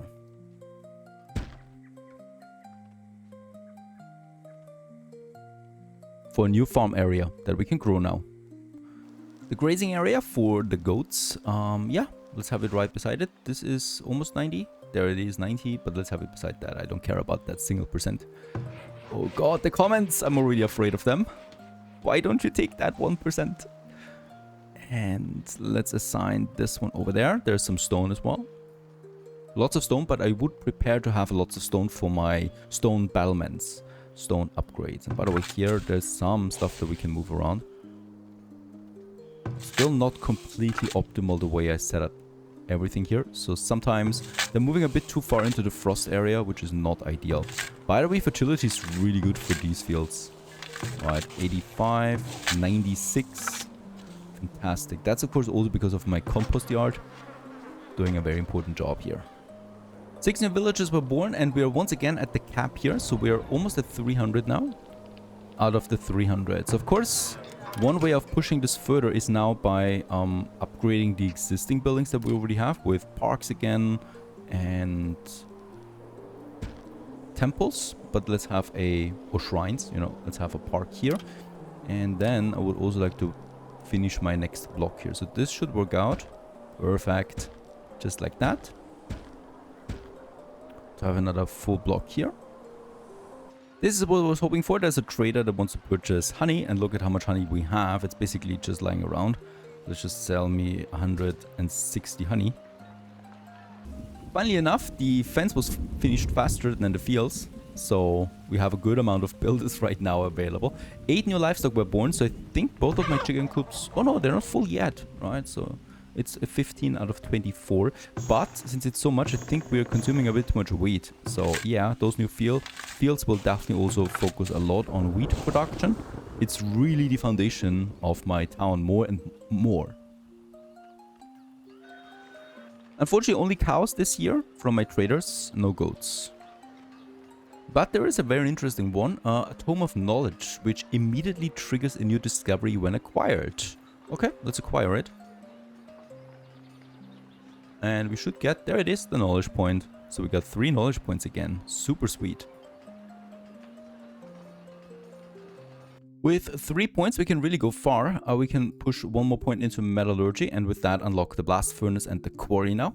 But I'm not doing it just yet. We are full on stone. There's no need for it, but we've laid the foundation here towards the deep mining. On the other hand, we have now something very important here for the farming then. The drought tolerance. This is actually not so important. I mean, yeah, it is actually 50% resistance to drought. That's super important for grain crops, because don't forget, grain is used not only for bread, but also for my animals, right? And also now for beer production then. And then we have the selective breeding for the grain, which is increasing my yields for grain by 20%. So this is also another knowledge that I would really like to unlock. And this is actually the last one here that we have then towards the economic power. That is a monument that we can build. Still don't know what this means.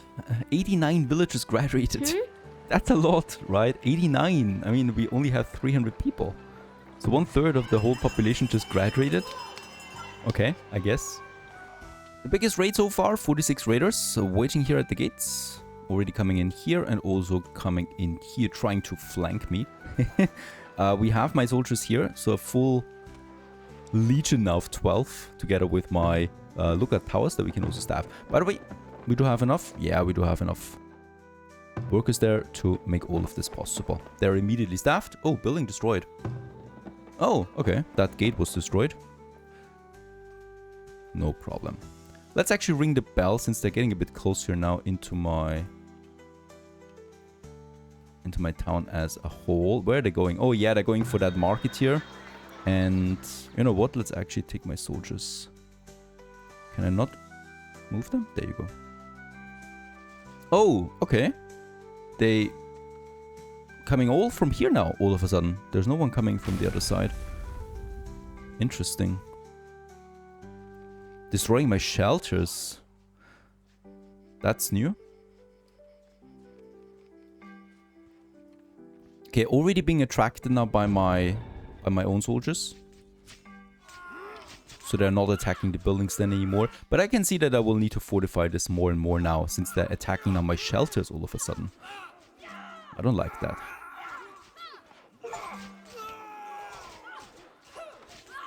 Your command. Perhaps we can save that soldier. Your command. We can, perfect. More coming on that side now, but there's my lookout tower. Yeah, they're not having an easy time, right? Getting in here. But I think they're fleeing now too. Very good. I think that's it for this year's raiding season. It was fun. There's still a few coming in, but they're getting wrecked by the lookout towers. There you go. All right, so far so good. In this case here, let's... Oh, wow. I did not expect that. They destroyed my barracks. How many are there? We killed already dozens of them. My soldiers still exist though. That's good. They just destroyed my barracks, these bastards. Down they are. Okay, I'm gonna keep the standing army now. We need to rebuild this one. It's actually not as expensive as the first time around, right? So it's actually rather cheap rebuilding this one. But yeah, we will need to put up some fortifications here too. Now, the raiding is actually not my primary focus right now. There's still a flag here. I don't know what they're doing. I think they're fleeing. Yes, they're fleeing. They're going away. All right, so that's that. I can actually disband them again, right? Can I? I think I cannot disband them without the barracks. Your orders. Oh, disband. Very good. You can actually do this. Perfect. There you go. Now, the real thing that I need to do is I need to find iron. We're so out of it. It's incredible. So I'm trying to scout now into this area here, right? We should have someone here. There it is. Some workers. Need something? 13 people would like to join. All right. Let's accept them.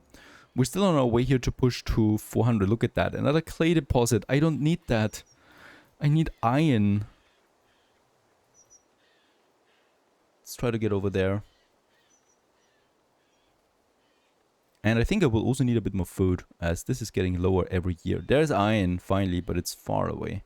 And it's once again not a deep iron mine, right? So it's once again just something that we have for, yeah, a couple of months.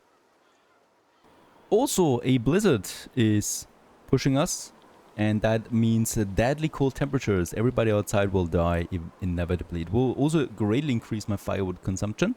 So gotta make sure that everybody stays inside. And yeah, it's good for my food though, right? That will totally freeze. Outside of that though, nothing I can do at the moment. Also nothing I can see at the moment.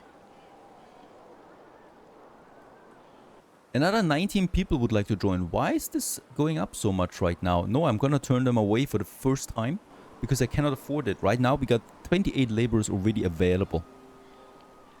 Okay, it's not ideal, but we're still gonna push the resource depot that we have here, right? So that's the iron mine.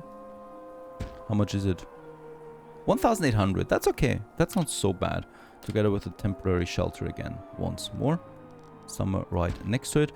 And yeah, there's a huge hill on the way, but it should still work out nicely. So, gonna make it like so. To push all the way towards that mine that we have over there. And with that, we secured our iron supply again for a while. Not a single deep iron deposit though. That's really disappointing so far. Of course, the granaries are on fire. I mean, how could it be any different, you know? So the first one is already doused. Very good. The chicken coop, really please don't go down. This one's being immediately rebuilt. Someone should though still work the flames, please. Like they're rebuilding this before they're dousing the flames. And this one here, really? Holy cow, that was close. For my granary, right? This is also the reason why you probably shouldn't stick them around together so closely. So the next granaries I'm building, I'm gonna spread them out a bit further. In this case here, the chicken coops are coming close to capacity now, 20, 24. And this one, oh, this one's destroyed. Nice. Thank you, raiders. That's why the animals are sick in here. They're not being tended to. Let's focus this one. And yep, absolutely. We're also building some deep lookout towers now here along the gate, right? So there we have a gate. And this is also where the raiders usually approach. So I'm gonna build me my first one here. And defense-wise, we continue with that wall.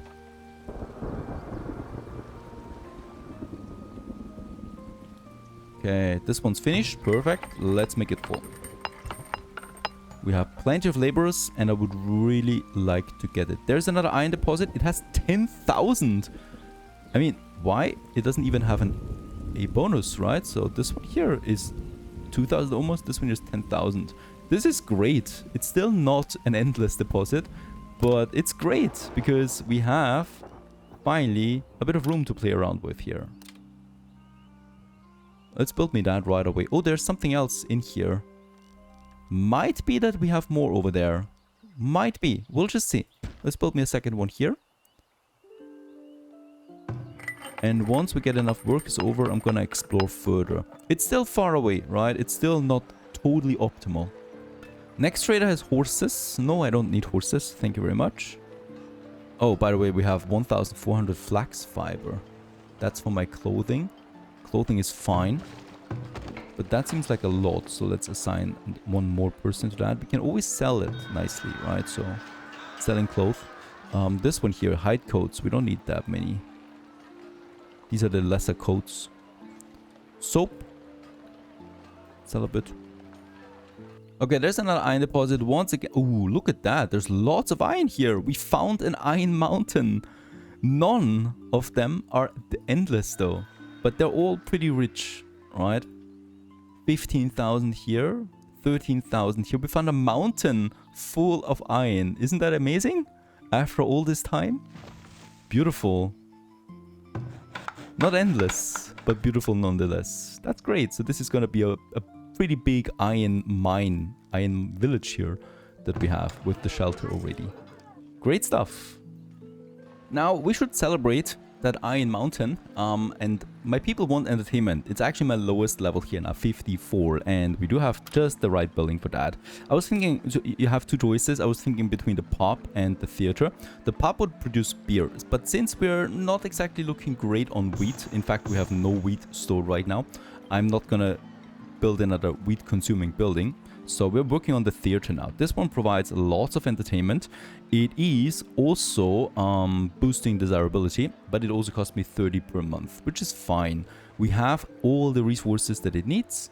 And yeah, I want to place this one, and we're placing it right here in the center of it all. It's boosting all of the buildings around it by 5 and 4% respectively.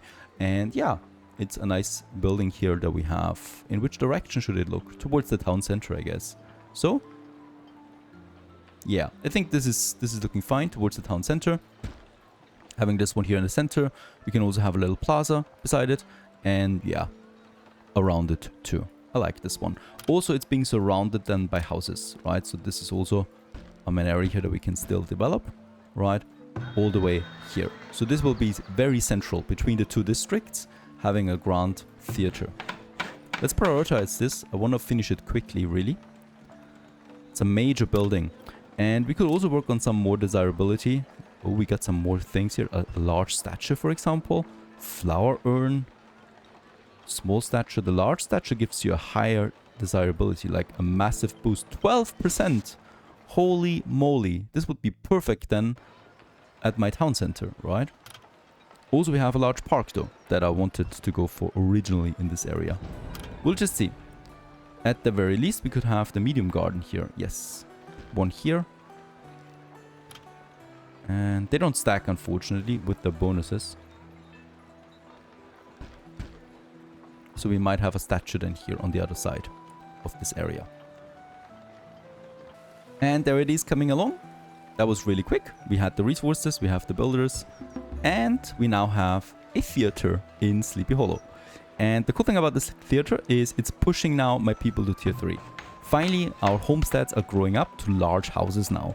Every one of them cost me 15 gold ingots, 8 planks and 5 clay. We have all of this, so we should be seeing the first large houses now as well. By the way, I could have also another shrine here. It's pushing them, alright. Yeah, let's have this one here. And there it is, my first large house. Hooray! Looks beautiful.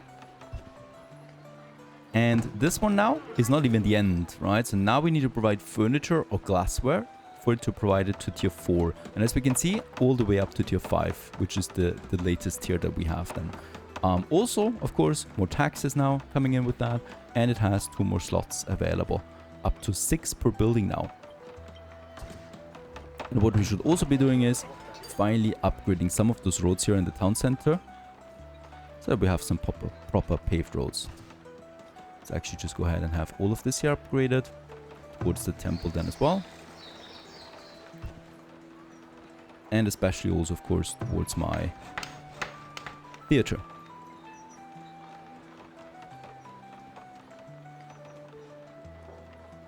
And with that, we are finally also fulfilling now the requirement for the large house for tier 4 town center, right? So we need 400 people, but we also need 20 large houses. 7 we have. Had a nice year, by the way, when it comes to grain. Both of my granaries are almost full. That's gonna last us for a while again. And look at how the city changes with paved roads. Beautiful. Looks way more sophisticated now. And yeah, they are now spanning then slowly through all the districts, for all the more important buildings. It takes a lot of stone though. So this is where a quarry, having this one soon, will come in very handy, because my work camps will not be able to fulfill that anymore. And for this we have then here a big stone deposit ready. I just need the knowledge points for it. Sleepy Hollow is coming along. And I'm just hoping for goats now with the trader, so that we can get the goats going. And of course also my quarry, so that we can upgrade more roads here. And then of course we should slowly start towards working tier 4 now, because basically the requirements are almost fulfilled. I hope you enjoyed this one. Farthest Frontier, Sleepy Hollow prevails. Stay tuned.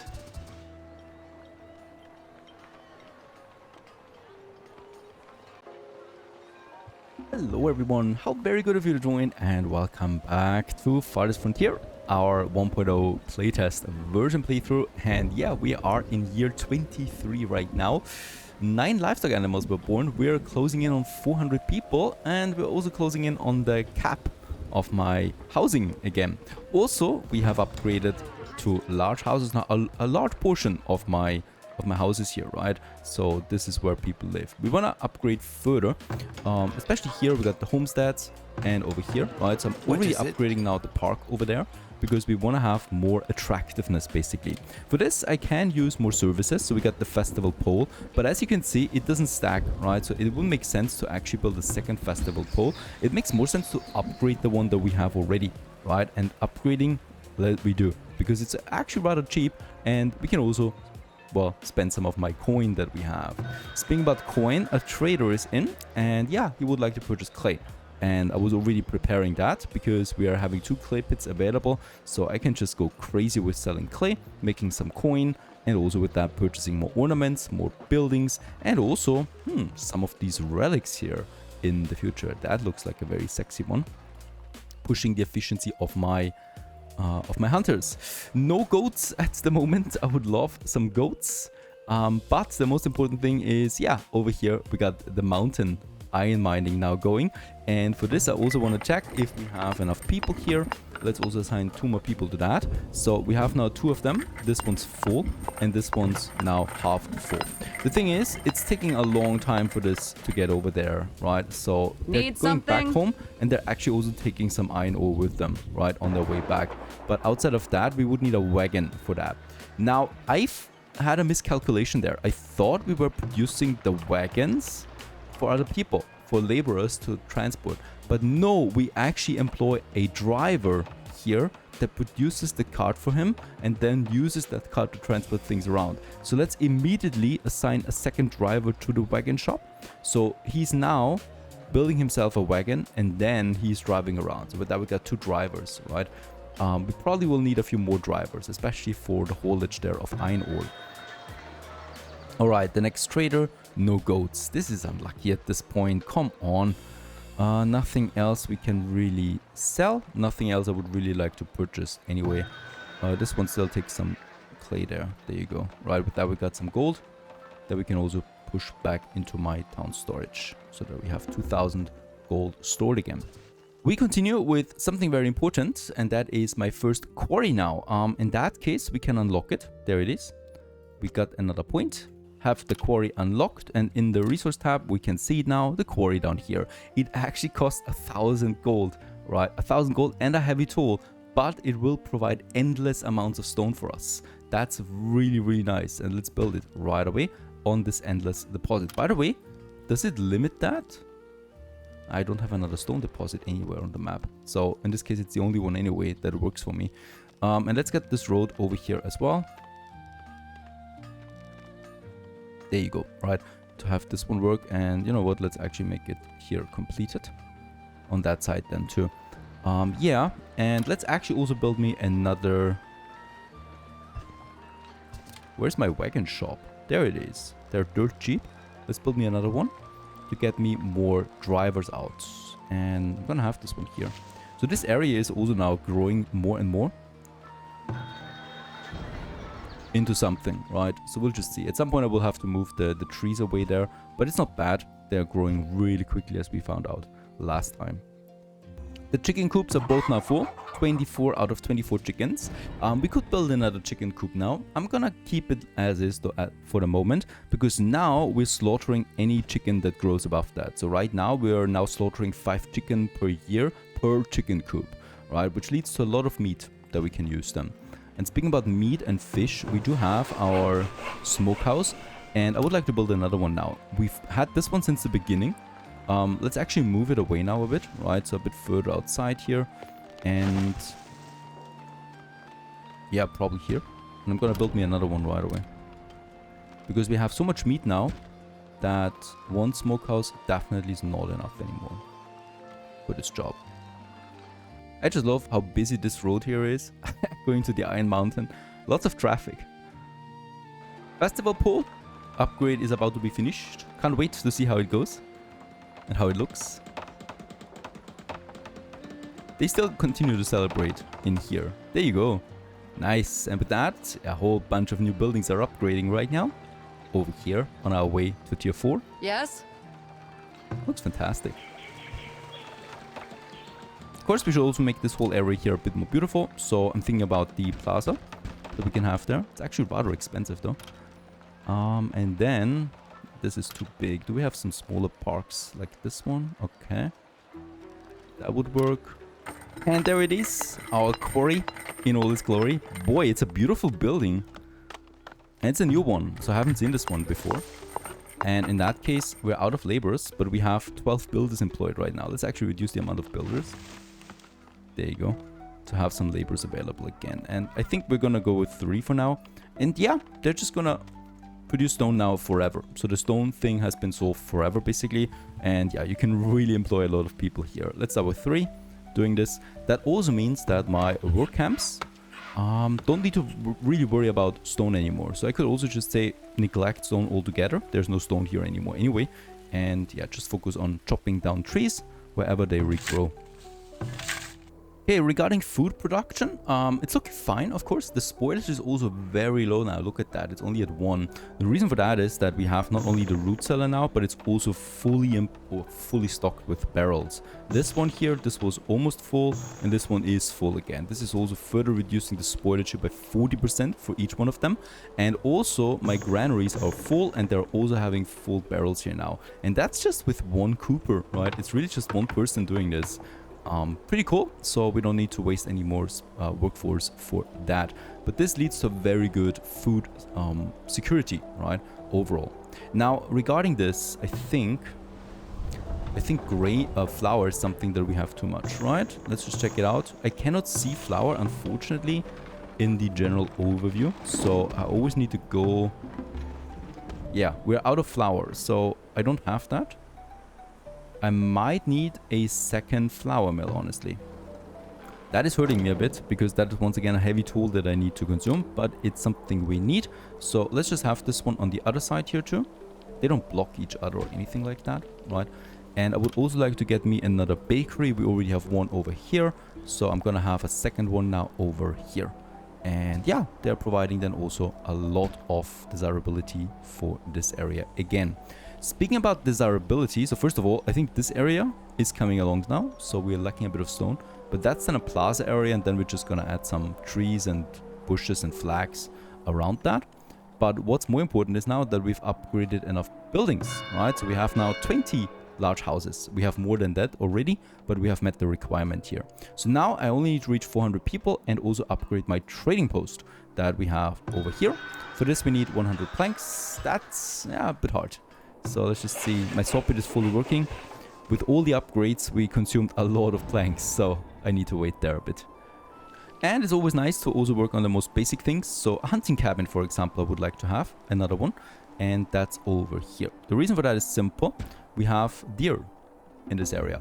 And not only do we get meat out of the hunting cabin, way more important to me at this point is tallow that we get out of slaughtered animals. And tallow we can produce then into soap, and I need soap. We have a good soap supply right now, but I want to secure it for the future. Year 24, scouts have reported unusual radar activity amassing on your borders. The enemy is preparing to besiege your settlement with battering rams capable of withstanding arrows' fires. Make preparations for this. That means we're gonna get, siege engines that we need to destroy with melee fighters. So this is where we have the barracks here now, and I'm probably just gonna push a lot of melee soldiers with that. I could also use my villages, of course, to counter that. This area now has a tower. Great. Goes all the way up here. There's also, by the way, an endless deep gold deposit. Lovely. Can we already extract gold from this? Yes, we could. We could make our own gold in this area here. By the way, this area here, last time we lost the barracks rather quickly. So I would also like to put up a defense here now on the perimeter of the barracks. So we're gonna go down here, over here, a bit further, and then here. So we can protect this a bit further. And also add some towers to this. So here in this corner, instead of the beautiful tree that is there, I'm sorry. And here. The barracks themselves can also be stationed as far as I know and shoot themselves, right? That might be important. Trader, please give me the gold. I need goats. No goats. Got a shard of a blade. Soldiers do more damage. Sounds good in theory. We have 8 heavy tools. Yeah. Let's sell some soap. And I'm still waiting for goats. Alright, I think it's also time to upgrade a bit more of my military aspect here that we have. So I can go ahead with 20% more damage for villagers and also armor. And also here then we have 12% armor for soldiers and 5% more damage. I think this is the safest way to go for now. The stone battlements can still wait. I don't have the stone anyway to upgrade them all. So let's rather push my infantry. Okay, regarding stone, yeah, 6 people working here should be fine already now.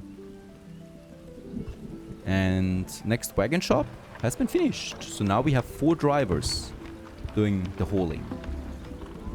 Finally, a trader brings goats. Holy cow, they're expensive.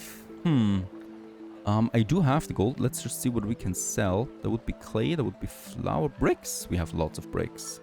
We have more bricks than what we're gonna need. Let's push bricks to make up for it. And tools we have a lot of. But yeah, we could sell some tools, by the way. Just some, as we have an overproduction of that anyway, and they're quite valuable. Let's also staff the goat barn. 2 people should be fine. Goats, that's gonna be great. That's gonna be milk, tallow, pelts, and meat at the same time. Goats are fantastic. Okay, sold a few things. Let's just see. Yeah, 4 goats. That's enough, right? Because they're gonna schooly poop around anyway. And with that we can make them work. We should actually get, there it is, the message now.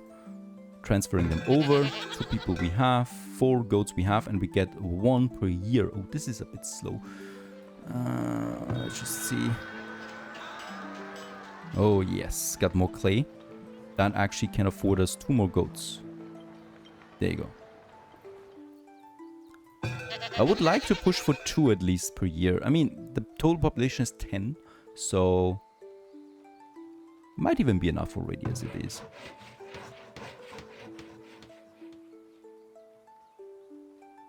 And the goats already produce. I don't think we need a fence for them per se. And yeah, I'm just gonna keep them without a fence for now. And they're producing now milk, a new type of food. Despite everything, we're growing so quickly that I don't have any housing left. So let's continue with another expansion of my housing. And we have the ability to basically squeeze in another block here. And I would also... there we have the market. Don't forget we need some service buildings around the market or close to it. So I might actually close it off here, right? So that we have then another block of houses right here.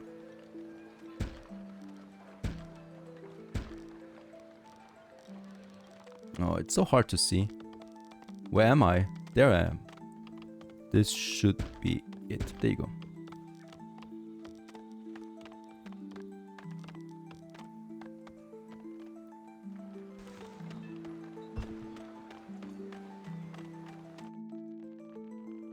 Oh, 12 new people. Hello there. We just make room for you.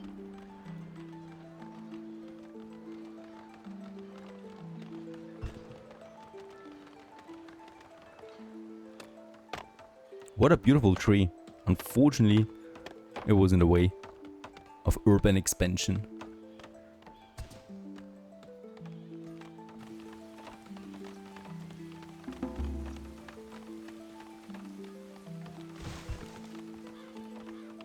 Also gonna need more granaries, even though I'm running out of stone.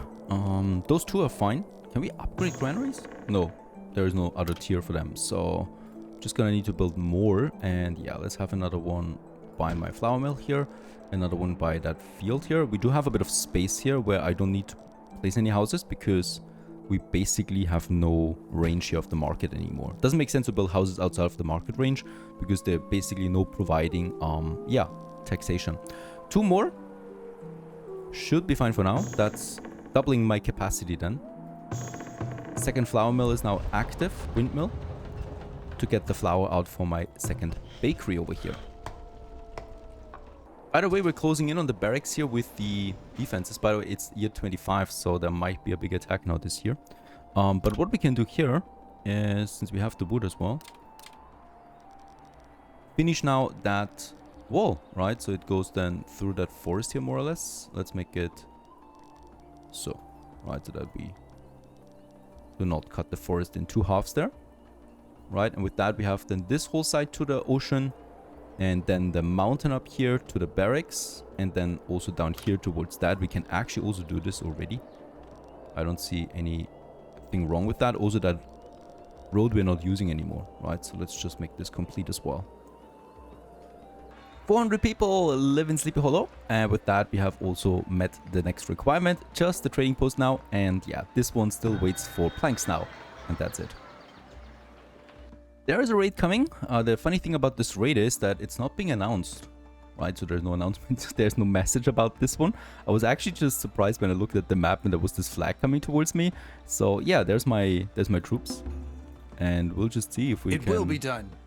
Make something here. We got the lookout tower fully staffed and waiting, and we got my troops close by, so hopefully that's enough.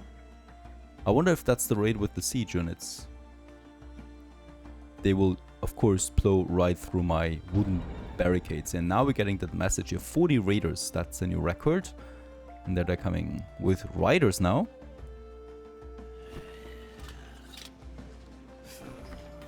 Okay. Oh, there's more. Lots of riders. Holy cow, that's not looking good. I do have another knowledge point. Can I invest that? Yes. Armor for soldiers and damage for soldiers. Let's go ahead and get this one right away. Okay, that's a nice boost. A last minute boost for my army. Okay, they're attacking. Already getting damaged here. From whom? Ah! The bear is attacking it, this one. The bear is on our side, I knew it. That is fantastic. The bear is actually killing this rider here. They don't bother with him. Oh, he's giving up. He knows the bear danger is looking ahead. Danger, danger. And yeah, let's just see how it unfolds. I probably keep my... I mean, look at that. Are these the siege units, the riders? They're barely taking damage, of course. As you command. Let's just see how this turns out with... Oh, wow. They have a lot of health. Okay. They're actually only attacking the gate right now, so they're not attacking my... Oh, they are attacking my soldiers.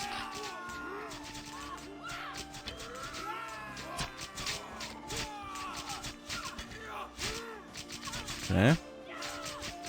Might be having to retreat this guy here. Oh no, he's blocked. They can block each other? Right away. Interesting.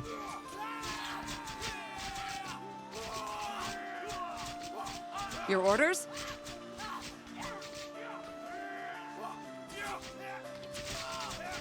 Okay, I think we'll have to retreat here.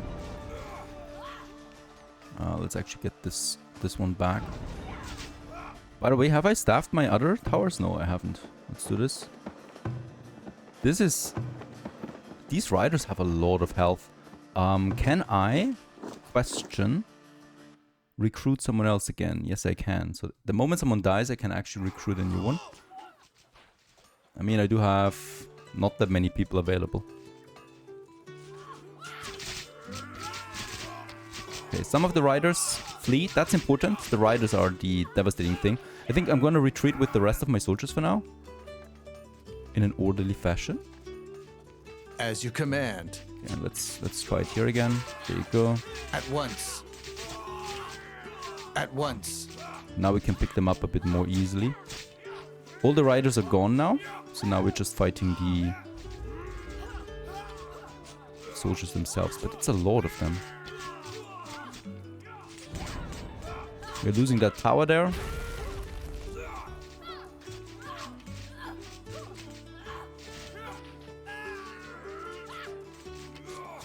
Your orders.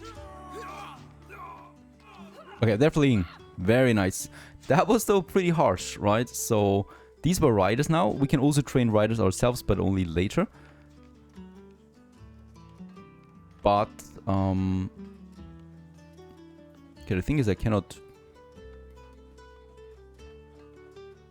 disband them here. So the thing is, that was successful, but it also showed me how dangerous they can be, right? So let's disband the company right away, because we need the laborers there, really. Pushing up to 10 builders again, and then we're gonna rebuild those things. That was fun, gotta say that, but we need the stone walls for sure. We're totally out of stone, despite having so many people working on stone. And the most important thing is now to finish those walls, because they will just attack the gates, I think, right? So that's gonna be the most important thing here. Starting to put all of this in action then. Okay, there's no more attack though, I think. Alright, 2 villagers were killed. We killed 27 raiders, and 1 building was destroyed. That was the tower. I think that was very successful actually. But yeah, once again, we need to prepare for these heavy units that are coming in there now in higher quantities. This side has been completely walled off now, so kind of like we have now the barracks here working as a lookout tower more or less, right? And then we go into this area where we have the gate here. And then on the other side, this is also now finished, going all the way here to this gate. And then this is still missing, this section here. What we should also be doing is then adding those lookout towers to the wall area, to the gate area. And also disabling them, because every lookout tower costs me money, right? So when it's active.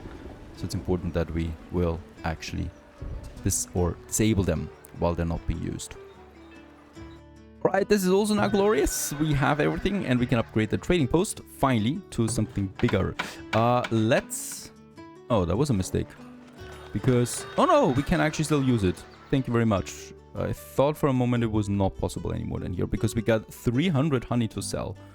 That's not that much money, right? It's just 600, but it's free money basically, because the honey is just producing itself out of the apiaries, so no problem here.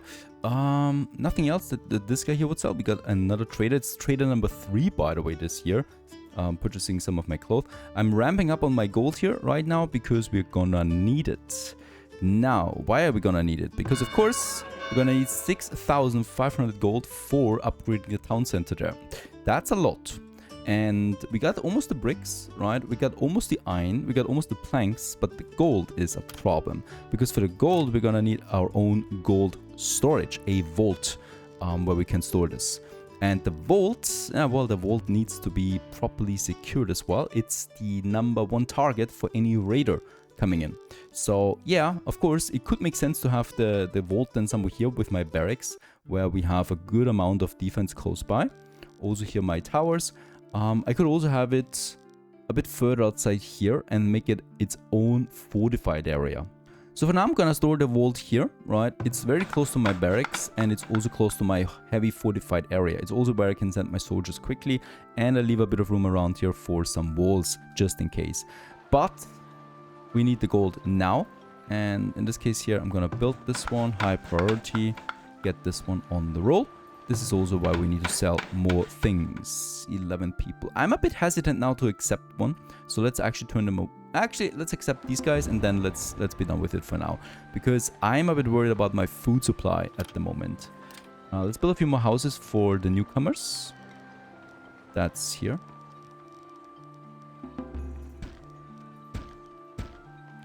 But I really should be careful, right? So we have so many good fields right now with very high efficiency. But I have a lot of mouths to feed at this point. And 2 smokehouses are enough, what I can see. We have 500 bread, that's a lot. Cheese could be a very good addition in the future for food, because it's more durable than milk. And it also provides you with more food. Okay, there's the harvest. I'm considering also pushing another flour mill, because my granaries are full, right? Doing this would give me even more flour. And we are not having any flour in stock, so we definitely could need it. Let's make some more coin here. That's the most important thing. He would take candles. Yes, I do have a lot of candles, and I'm not even fully utilizing my candle workshop yet. So 50. And this one's almost done. Yeah, we depleted her quite a bit anyway. Ooh, iron. But I need the iron for myself anyway.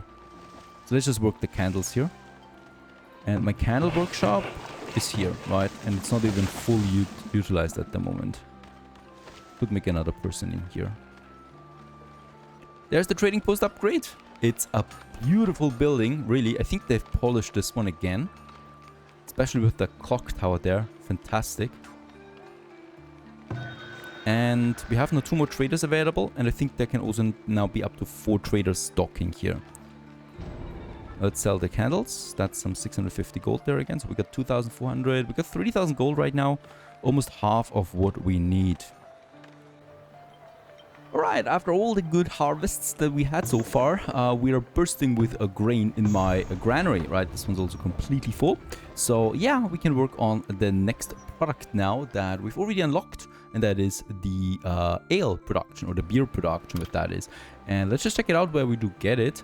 All the way down here, the brewery it is, and it uses firewood, water, honey and wheat to craft a beer, which can be stocked at pubs for villager consumption. Makes people quite happy and also perhaps a tiny bit drunk. And in this case here, let's have it. Yeah, it doesn't, funnily enough, the brewery does not reduce the attractiveness of the surrounding area. I would have thought so, honestly, because it's a bit smelly. But let's go ahead and get this one probably somewhere here, close to the granaries. I think this is as good as a location as any, and we can still, you know, grow then the city towards that area here, no problem. What we still need with a brewery is then somewhere where we can, yeah, consume it, and that is a pub. The pub is also a building here, tier 3 building, 50 planks and 15 stone, and here we can, yeah, serve beer to my villagers, and this is increasing desirability, and it increases also happiness of my population. So we just need to find a place. Is it the right spot right next to the temple? I don't think so. So once again, it's a building that really just takes one other slot. So what I could do is yeah, we can actually improve the we can actually move the well away a bit. So I would like to have the well a bit further outside, because there's enough space here for my pub number 1, and then we have a pub number 2 over here as well. So there is the bakery, a fountain or a well, and then we have a pub here, right? And we can have the pub just here along the main street, or actually so that it looks, just check it out. Where's the market? There's the market, there's the well, yeah, beside it, right? So we have a little bit of space around it so that we can build one. And then I'm probably gonna have one here in the deep blue area, because we really want to maximize desirability. So this will push them up beyond 70% here actually. Now, food is fine, and you know what? We are actually completely full with all of my root cellars. And we're at the end of winter now, right? So we lasted a full winter here with fully 3 upgraded root cellars. We need more, obviously. Otherwise, we're going to run into a bit of a problem. I would like to spread it out a bit, right? So I'm going to have some root cellars over here, close to my fields, basically. So we already have some housing here. So it makes sense to me to, yeah, also just add some root cellars here. So let's have another 2 close to the fields on that side of my city, where we can also then use them for my market and stuff like that. 4 people are sick, that's quite a lot. So with 3 root cellars, we can last 10 months, right? So with 2 more, that should hopefully last. So at least a year, right? Because I'm pretty sure we always will have great harvest at this point. By the way, the vault has been finished. Holy cow. I'm excited. So this was a very expensive building. It's also beautiful. And I think at my market, we have 2,500 gold stored. There should be no new traders coming in, so you know, I'm gonna wait it out a bit before I'm doing anything hasty here. Yeah, once again, housing limit we have. There are some houses upgrading right now, and these guys here, they don't need that much more desirability. There's a pub coming along. I think we will need another healer house. Yeah, for these guys here, it would probably do something good. Another school could work out. Okay. Theater, certainly not. And there it is, the brewery in all its glory. Once again, a cute building, and this one is producing fast. So it already produced 80 beer, so we have 6 people in here. It's probably too much. I'm gonna reduce this to 4.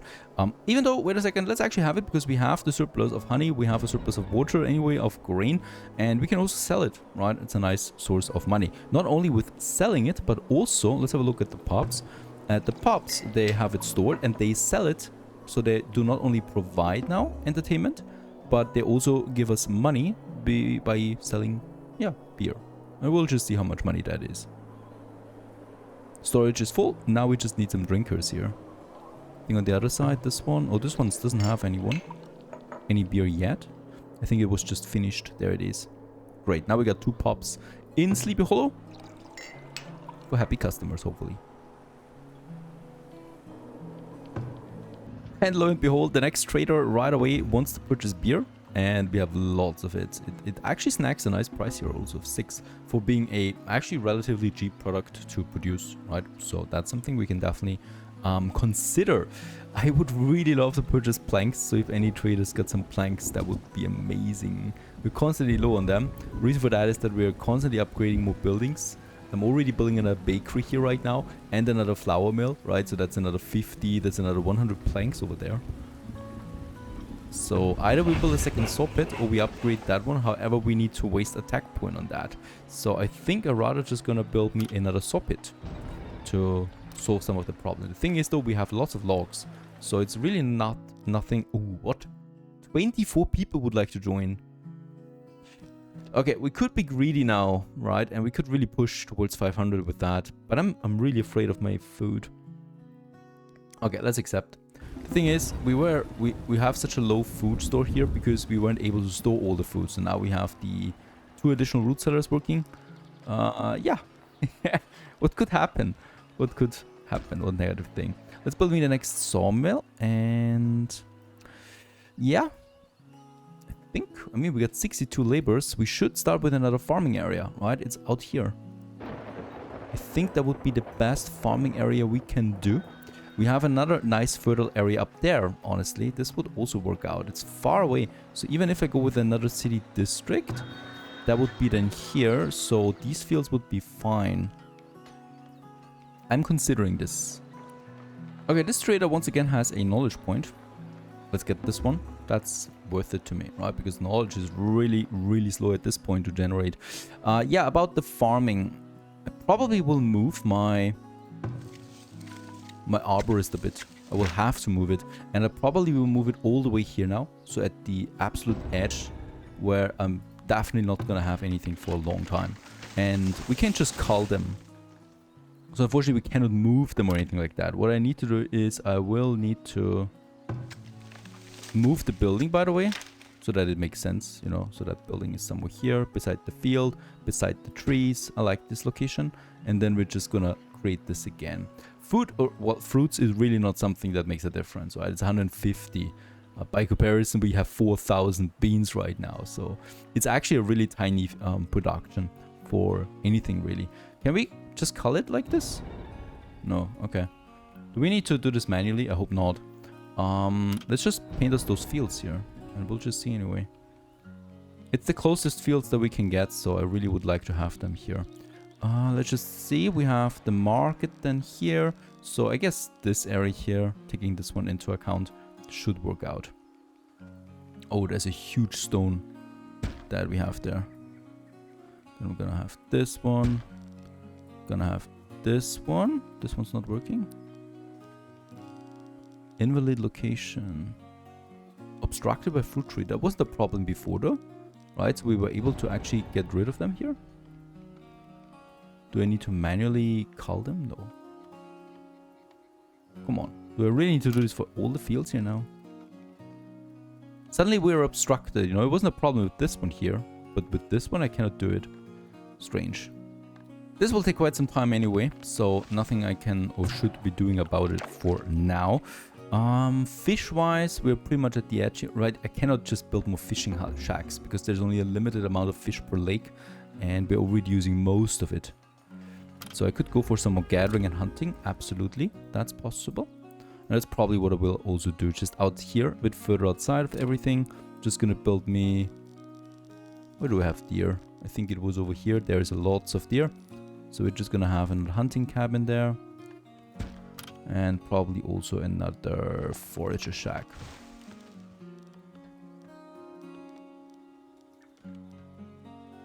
So here at the edge of my town.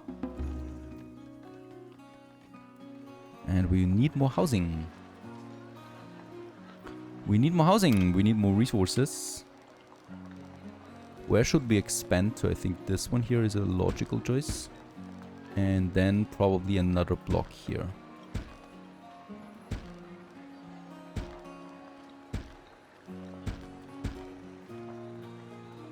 And look at all these busy bees here.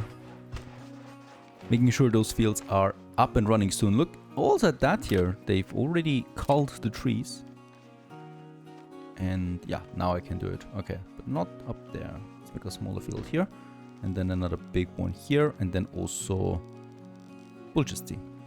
These are 3 more. I mean, that's quite a lot. And here it's not the best fertile area here, but it would still also work out to have some fields here. Honestly, let's just do it. Reason being also that we can, of course, fertilize it.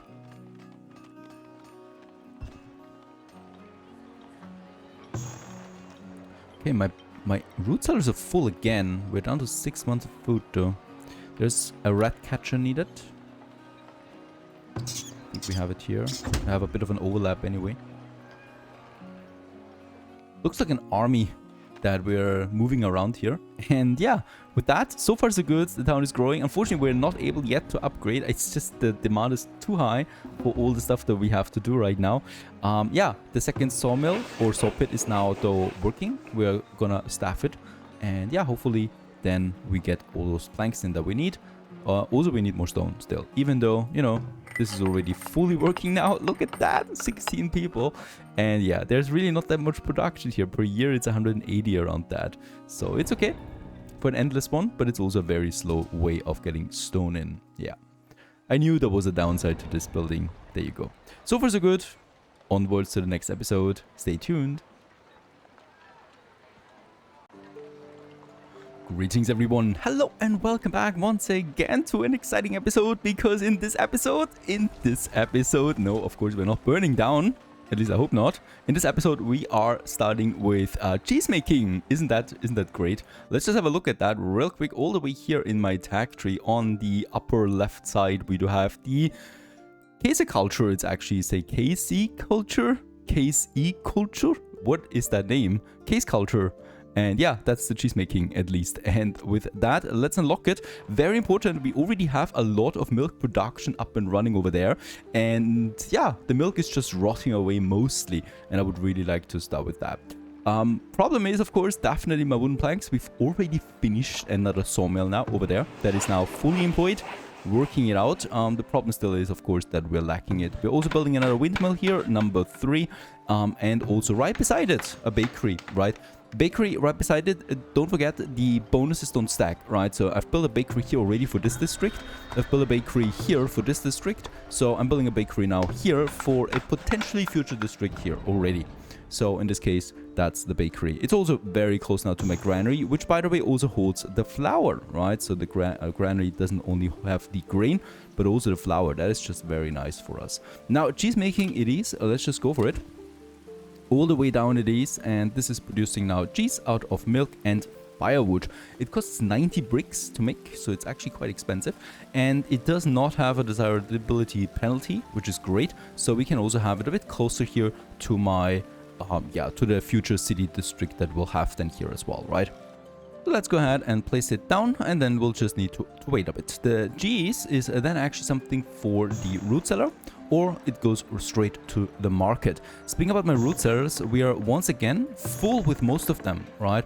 And despite the fact that we have it very well stocked, I do not have a lot of food in, well, actually in stock, it seems.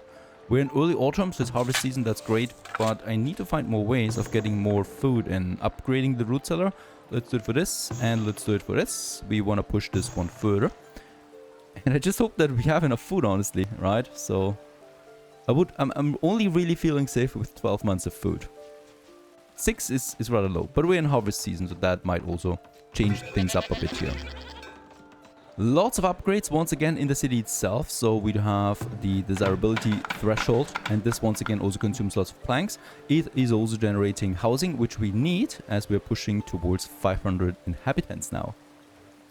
Also, what we're looking at is the defenses. This is probably one of my next research projects. This one's also finished now, going all the way down here. So for the first time, I think, yeah, we have it fully engulfed, right? So the whole city is now fully engulfed in defenses. Should be hard for raiders to get through this piece of wood. Of course it's not, but it gives me a bit of time to react. The next farming area is coming along. This is actually very much needed. That's the farming over here. By the way, we cannot... Oh, we can expand the crop field. That is super awesome. I don't think this option has been there like 2 years ago. So it's not fixed anymore, right? So once we get rid of these trees here, we can just expand it so this looks a bit more coherent then. Loving that feature. By the way, a fence should not be really needed anymore since we are already surrounded by a wall. At least I think so. Now we're starting with, as always, with a few more things. We have the buckwheat now as a new piece here. I have no idea what we need it for. Okay, it's grain actually that we can get out of this one here with a very short duration. Then we have the rye as well. This is not as high yield as a wheat, but it is less affected by lower fertility and diseases. Rye is also more frost tolerant than wheat. Alright, so this is an option you have here. Let's actually go ahead and use my field here for cabbage and then for field work. And then we're gonna go in here with my clover and then also the wheat. And here we're just gonna make it with clover and then also a bit of work here, right? So that we have this one going. Actually, I think we could live with this one. There you go. Very good. So the cheese making already started down here now. And this will produce cheese once we have the milk. I think 10 goat though is not enough. So I would like to build me a second goat barn. And we're just gonna make this one over here then, right? So it's also not that far away from anything. Goat barn, there you are. I think the cows would give me more, right? More milk. But for now, I don't have the cows unlocked, nor do I have the tag for it. So just gonna build this one over here. We always need to find new ways of consuming planks. I hope that we get a trader next year that gives me planks, honestly, because I would really just purchase them at this point. And yeah, once again, it's winter time. There are rats here. They shouldn't be though. We have a rat catcher. There it is, or she is working here, and she should, or she's not doing a very good job, it seems. Let's actually place her so that we also get the granaries in there, because they also tend to have rats and stuff like that. Someone died to diseases. This shouldn't be happening. He actually died right beside the healer house. Increased radar activity, also once again new siege weapons. This is something I wanted to prepare actually.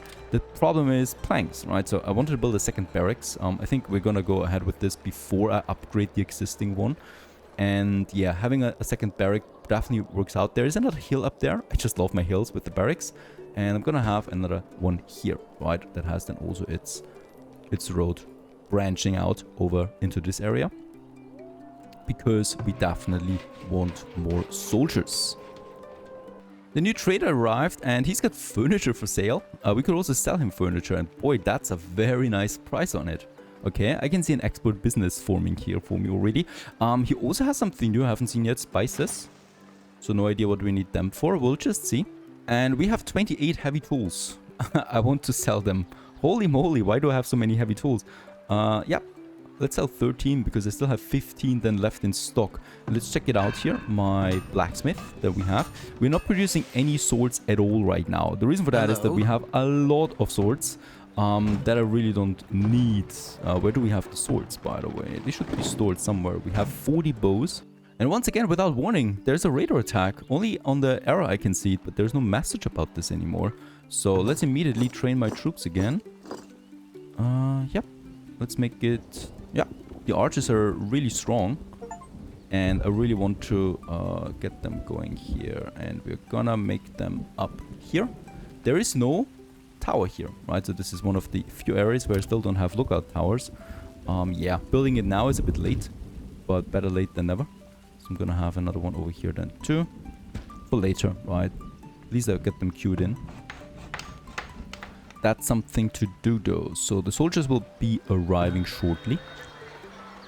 And also the tools, I want to sell them. Third flour mill, active. 49 raiders. Where are they? They're coming in here now. Close to the iron mining sites. Should be fine though. The worst that happens is they burn down the shelter. Okay, we really need the flour there. So we got 240 flour now. The next bakery is ready. Let's staff it. I do have 19 laborers still. Oh, and by the way, 15 builders active right now. So this is doing a good job. And the cheese is also being produced. Let's, by the way, upgrade that well here. It's needed. We need more water, just in general. Got a lot of water symbols here. As we have a lot of industry that consumes water right now. Okay, there's the field. I'm probably gonna make it so that we get the carrots out once, right? So this has a frost tolerance, so we need to do it early in the year.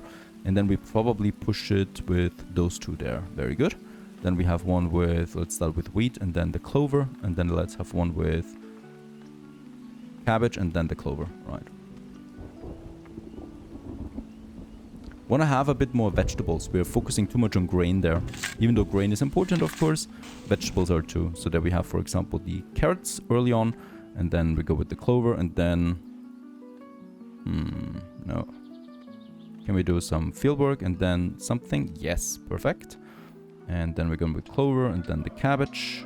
That's a good all year yield. And then we go with clover and then wheat. Okay, there they are. Oh, it's getting more horses by the rates. So that's not so good. They're coming in here. My soldiers, where are they? Not a lot of soldiers forming right now. I might actually need to retreat here right away and move the flag to my defenses, right? So here, where I'm gonna activate my lookout towers now. I think we will need to do this. And let's also garrison my people so that the town center is also firing. This will not be ready on time. So I'm just gonna abandon the outer skirts here. You know, they're not... Oh, holy cow, look at that.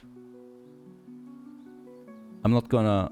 You know, they're not gonna attack anywhere. What are they doing? They're actually, I think, flanking me now. They're trying to come in from here too.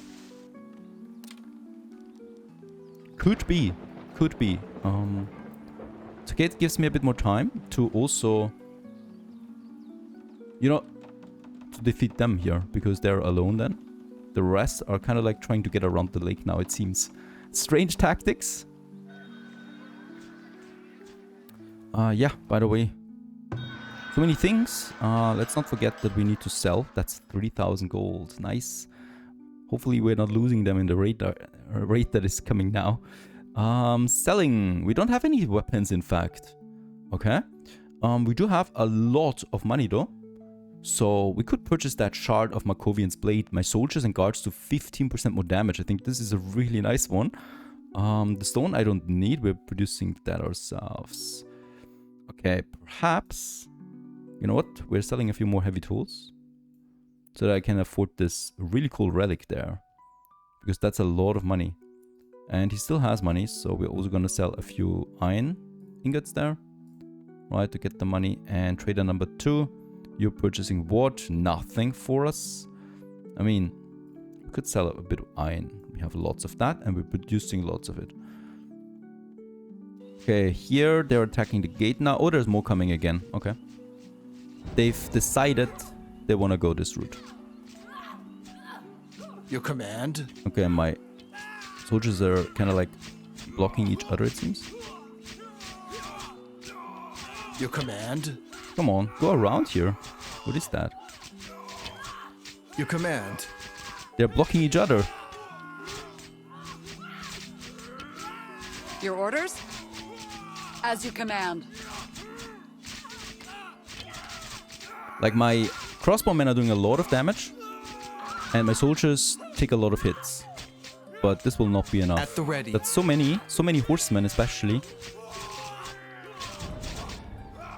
Just keep them fighting there. Let's prioritize the barracks here because I think we can get a second flag out there.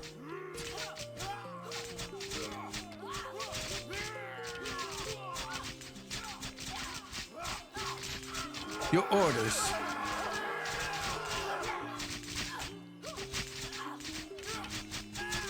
Your orders? As you command. Okay, let's retreat now to my lookout tower here. They're not moving. Why are you not moving? Come on. Okay, now we're moving. Let's get down there. So many. It's incredible. I mean, we did a lot of damage. Look at that. On this hill, a lot of people died. There's more raiders now coming though. Oh, by the way, they're coming for this gate, it seems. Let's activate them. Still have 10 people left.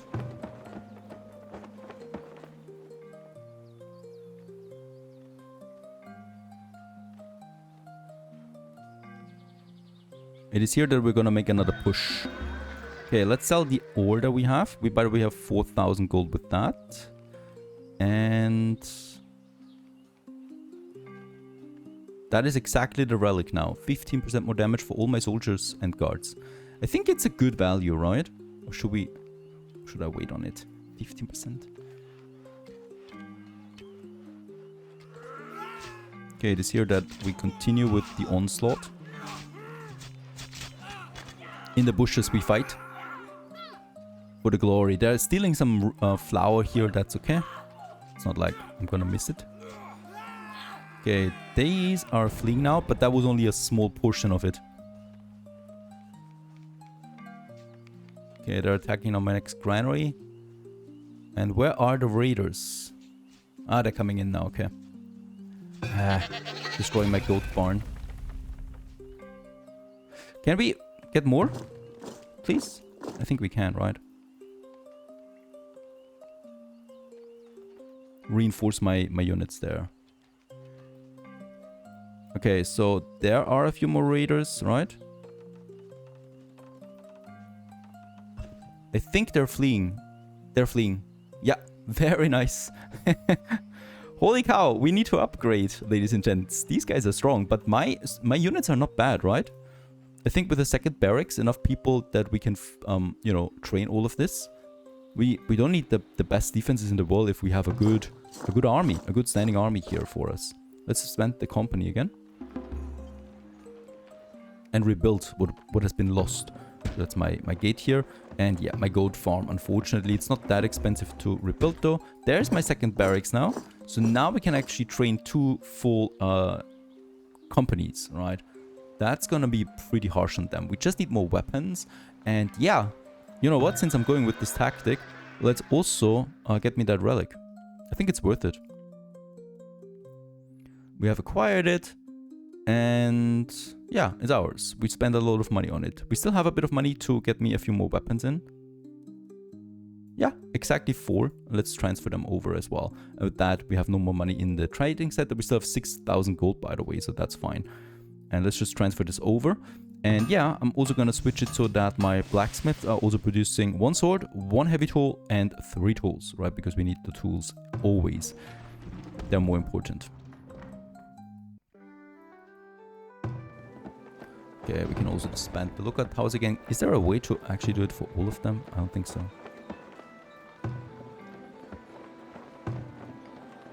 Another trader? There's so many traders coming in with the upgraded version. We have 400 beer in stock. Let's sell 300. And also clothes. We have lots of clothing there. And no planks. No one is selling me planks ever.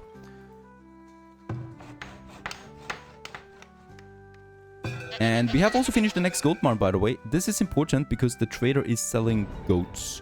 Let's have the next one somewhere over here. Can we have it on the same? In the same area, by the way?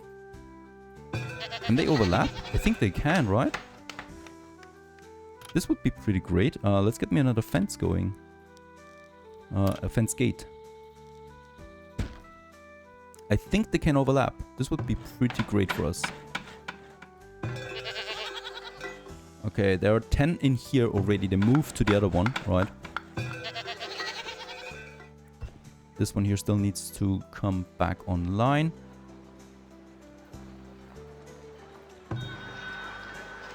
And then we can sell the clothes. This is already 600 gold. Oh, he doesn't have that much gold.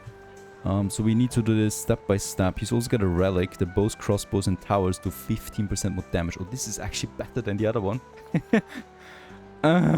Alright, can't change that now. Gonna get me the goats.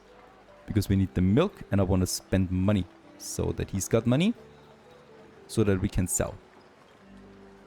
There's so much, I mean, I do have so much ale, right? That I could potentially purchase that relic there, honestly. Yeah, let's do it. We have enough gold. 3,000 is also not that much. Yeah, let's purchase the relic. There you go, Eye of the Hunter. And now we can sell the rest of my ale to him, because now he's got the money. Get us some gold back again, and so with that we are back at 5,000 gold, which is fine for me, since we're making a lot of coin anyway, right? And, oh, also 500 people. Got an achievement for that. And let's also assign the goats that we got here. And let's also get them in here. Should be fine.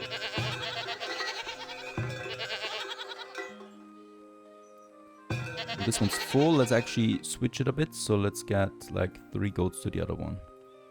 There as well. Full 2 goat farms now. That's great. Anything else we could sell here? No, I don't think so. I think we're fine. This was a very successful trading year so far. And the 2 relics, they should be working all the time, right? So, yeah. This was what? Oh, shields and hide coats provide more armor. Soldiers do more damage. Do we need to... Oh, I think we actually need to switch it. It will be locked for 6 months. Alright. Now we do more damage. And then we got the Eye of the Hunter as well. Food-wise, it's fine. 9 months. I'm happy with that. Also, harvest season is upon us, so there's gonna be even more. Got some rogue goats from all the raiding, so that's gonna take a bit of time. But they're herding. That's okay. It's gonna rogue. Really? It's actually in a fence. The fence is complete. This is how I'm feeling comfortable. Almost a year of food in stock. That's exactly what I wanted. Another work camp is absolutely required at this point. Let's have it outside here. And there is something for it. And that is the forestry over there, right? So the work camp can be upgraded to a forester camp that is also replanting trees. It would require a total of 3 to go for this, because the tree regrowth needs to be boosted by 40% first, and then we can unlock the forestry. I think it's a safe thing to do now, because the cheese is fine, right? I don't think I need anything else in particular, but we need a lot of logs constantly. So let's confirm this one. And it's a pretty massive boost, I think, for the work camp now. Upgrading this is relatively cheap. Gives me the forestry that can also regrow its own tree stand down the road. Yeah, let's start with that one. And we should be having one over here. There it is. Let's also upgrade that one here, because there's the forest for it right next to it. And yeah, this is what happens when you're too quick about the expansion. We are out of firewood. That is because all the bakeries consume firewood, the brewery, the cheesemaker. And at the same time, we ran out of logs with all the repairing of the walls and stuff like that. And this actually leads to us running out of firewood now. I think it should be fine. We're at the end of winter already, but it's a warning sign, right? That we need to stabilize this economic branch of our village there, of our city. And that is the forestry now. So I'm actually upgrading 3 right now to get this way more stable. I hope there's more people we can employ with that. We're gonna see this now here. So this one's finished now, and as we can see, yeah, we can employ 2 more people to that, which is great. And I'm gonna make it so that my work radius is here, right? I'm also having a gate here built so that we can actually go all around here. So this whole thing here is being forested, chopping the trees. I mean, strategically, actually it makes sense to have it like this, right? Outside of the gates. Yeah, let's go ahead with that. Now here we can choose now, go with logs, and then plant trees as well. And only chop down mature trees, right? So they should always go with a nice ratio here to keep the forest intact. And we're doing this with that one here that I'm upgrading now. And with that one here too, that has been upgraded as well. I hope we can stabilize our logs with that. Gotta love the next trader here. He actually purchases flax, and we have so much flax, 1,300 in stock, that I can sell a whopping 500 right away. And I could even get me, yeah, another, let's say 300 flax over, just so that we make a bank here. Now, next on my list, since we do actually have 52 laborers available, and I think food supply is rather secure right now, is also finally working a bit on a gold production. And that is then a gold mine that we have over there. 30 planks it cost me again.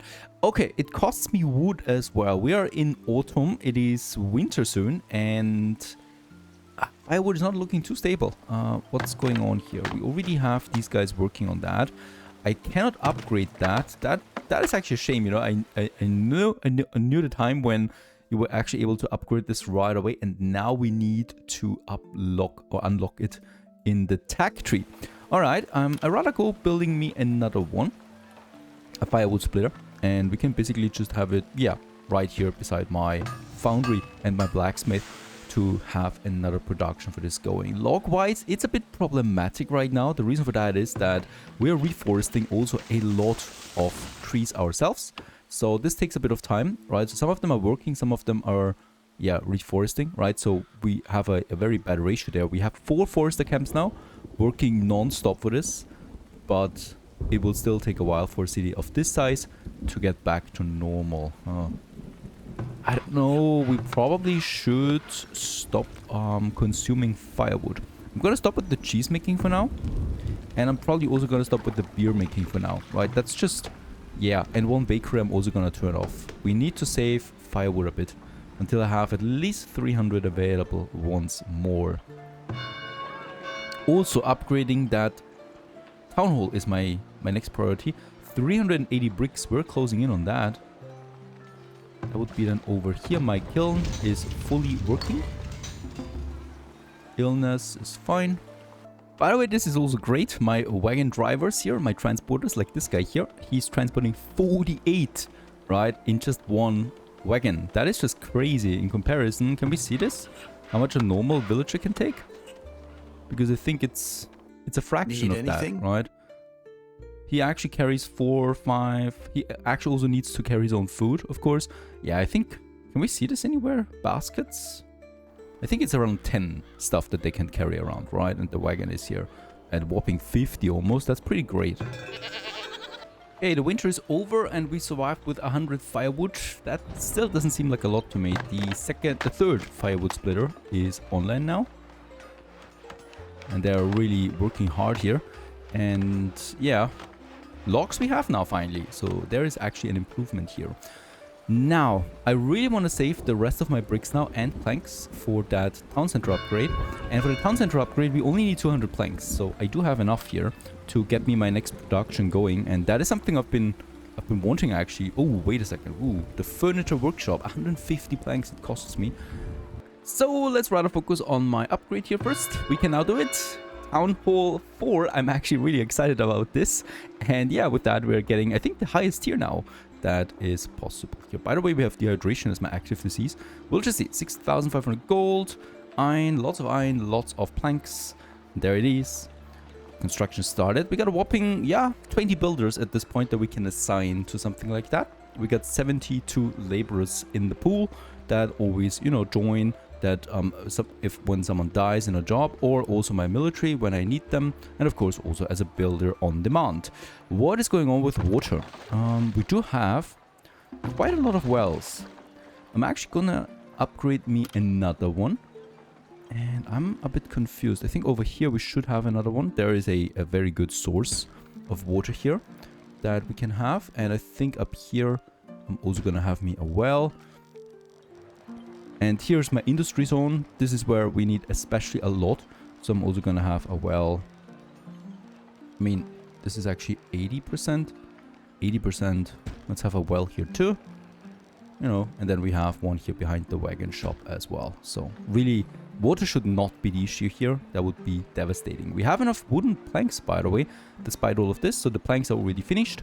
And that means I can also afford now the furniture workshop. Been waiting for this. And now we can finally then produce furniture with that. It has no pollution. This is great news for us. And I'm going to move it over here. And the reason why I'm not gonna have it... Wait a second, we could have it. I mean, we can always just quickly move it. There's actually room here. Yeah, let's squeeze it in. No props. Right in here, we do have our next production. It needs a heavy tool then as well. And it's close to my central storage, you know, where there's already quite a lot of traffic. Back and forth, of course, with all of the things that we have. Okay, about the gold. We have a lot of gold stored in the trade center right now. There's nothing that I really need, so let's just transport this. Oh, whoa, okay. We have 12,000 gold in total. I thought we only had 6,000. We have way more gold than I thought. That is crazy. So I can actually purchase me some armor there as well for my soldiers. I would really like to do this. The heavy weapons are also nice, but it's not something I need. Weapons we produce a lot ourselves. Tools is actually rather low. But that's it, right? I don't need anything else here. And there everything is in and construction is about to finish with the town center tier 5. Dum-dum-dum-dum. There we go. Yeah, that's the highest upgrade. And with this one in the center here now, we have a whole bunch of new options, right? So for example, a lot of buildings can now be upgraded. Industrial buildings especially, that have the requirement. And also I can now finally go into the deep mining here. That also was a requirement to have tier 4. That's the deep mines. And I'm probably going to go ahead and unlock me them right away. There you go. Because now what we can do is we can now finally get me that golden, right? Because this one here requires a deep mine. And all the way down here we have it. So if I have the normal gold mine, as you can see, there's no gold in range, right? Despite being on a gold deposit. But if I go now with my deep gold mine, we now have gold in range. Holy cow, that's expensive. 1,000 gold though is something we can easily do, right? Because of course we have the money for that. And the heavy tool we also have. The only thing I might consider is dropping my weapon production again. We have a lot of weapons actually in store again. Let's just produce a few more. Actually I need 24 weapons, so we are at 15, you know, so I can have 2 armies at the same time fully equipped. And there it is.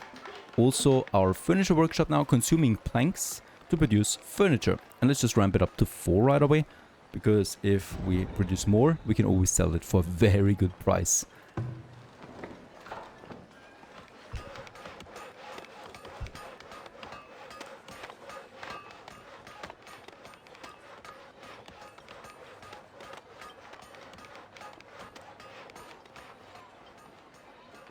Finally, firewood is up its job again, over 400, and also we have lots of logs in, so I'm gonna reactivate my industry.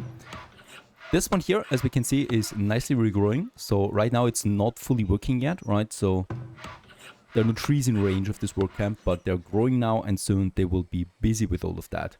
In the meantime, yeah, they're just gonna plant more trees. We can also now work on tier 4 upgrades for my housing, and in this case here we have now the tier 4 town center. We have 3 types of food already. Now we need glassware or furniture. Well, furniture is being provided now. That means, well, we need to work on desirability. So we're at 71 out of 80%. It's not that far away in fact, so there is a high chance that we can actually do this. What I also would like to do right away is upgrading my roads now. Now we do have a lot of stone, 500 almost. Is there a way to actually select only roads? What I would love here is having an upgrade button, like an anno, for example, where I can just hover over things, right? Now I need to select it and then upgrade. Takes just more time, and especially when you do a lot of upgrading, like here, gets a bit annoying.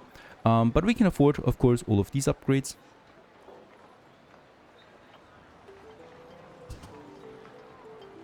Regarding the upgrade, what we can actually do now, or the desirability, we can now build that large statue. There is also the extravagant ornamental tree. This, however, needs a knowledge point, and the flower urn. We can always move these around then, but I actually would like to go with the large statue it is, as far as I can see, the only decoration that gives me 2 times desirability upgrade, right? So that's pretty neat. It costs 2,500 and 65 iron and 50 stone. And look at that, plus 11%. That is a lot. And yeah, we can have it then nicely here. Before I actually build it, yeah, I think we can have it like this, looking towards the town center, right? I would though like to move the school. I think it's inappropriate to have it here. I'm gonna have 2 schools, in fact, right?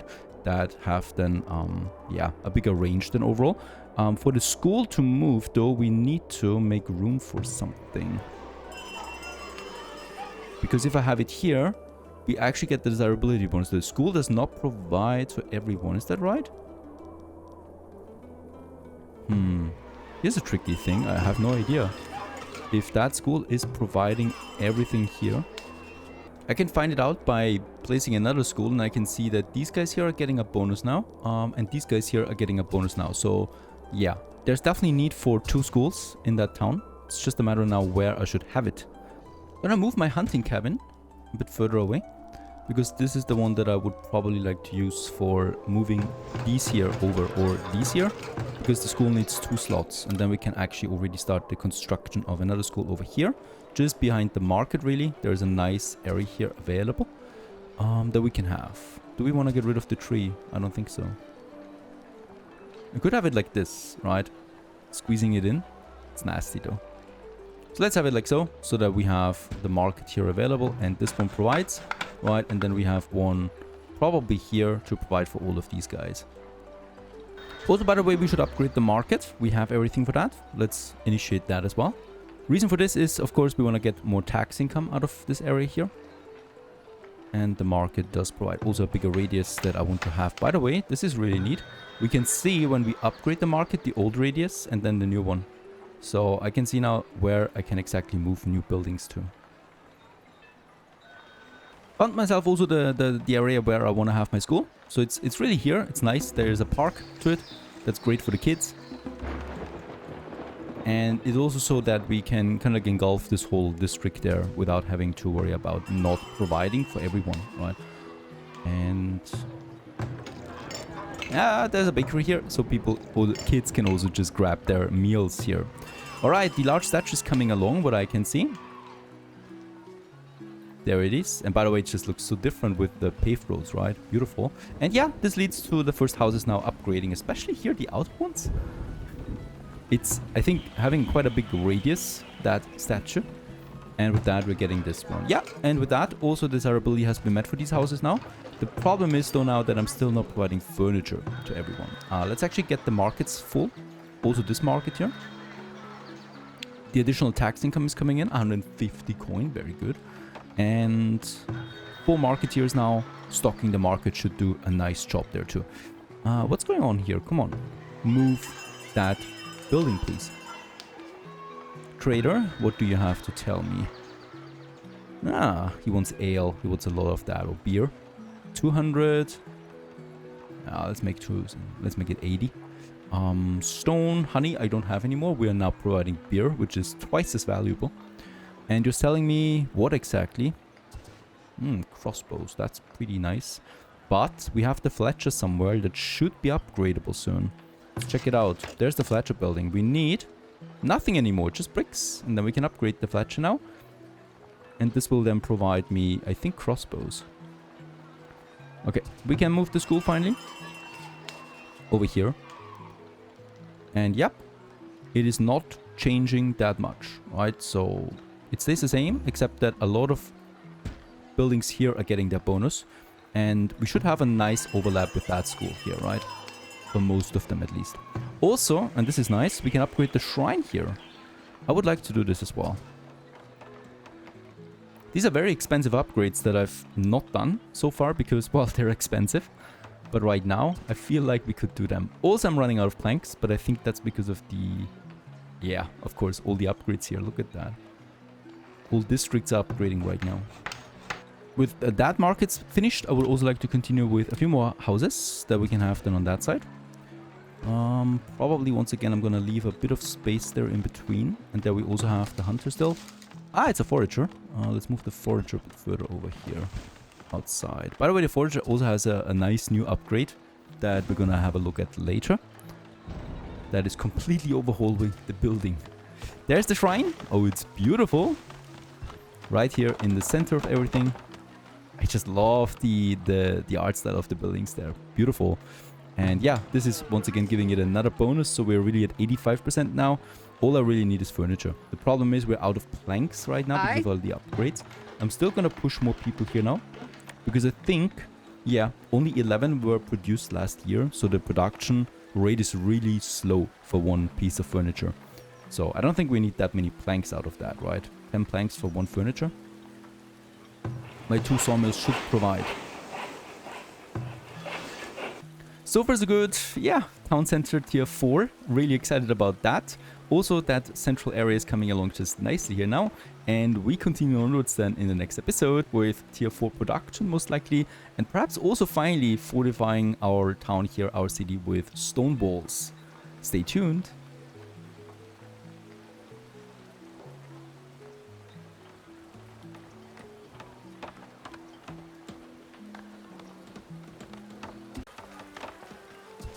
Winter is about to approach, so we should hurry up with any construction we have, like our second brickyard now. Hello everyone and welcome back to Farthest Frontier once again.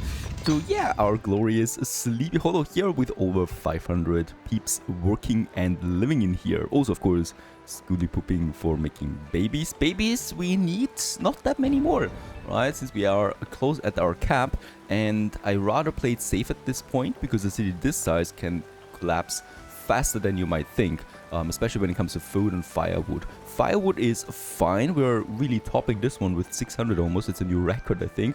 And in that case, we have lots of logs. So theoretically, I could work on a third firewood splitter now. We could also upgrade the existing one if I had the woodworking research. The problem though with this is really those knowledge points are really expensive at this point. So yeah, I could just build a firewood splitter and call it a day, you know. So that's much cheaper to me than spending a knowledge point. Yeah, what we will need is more coal.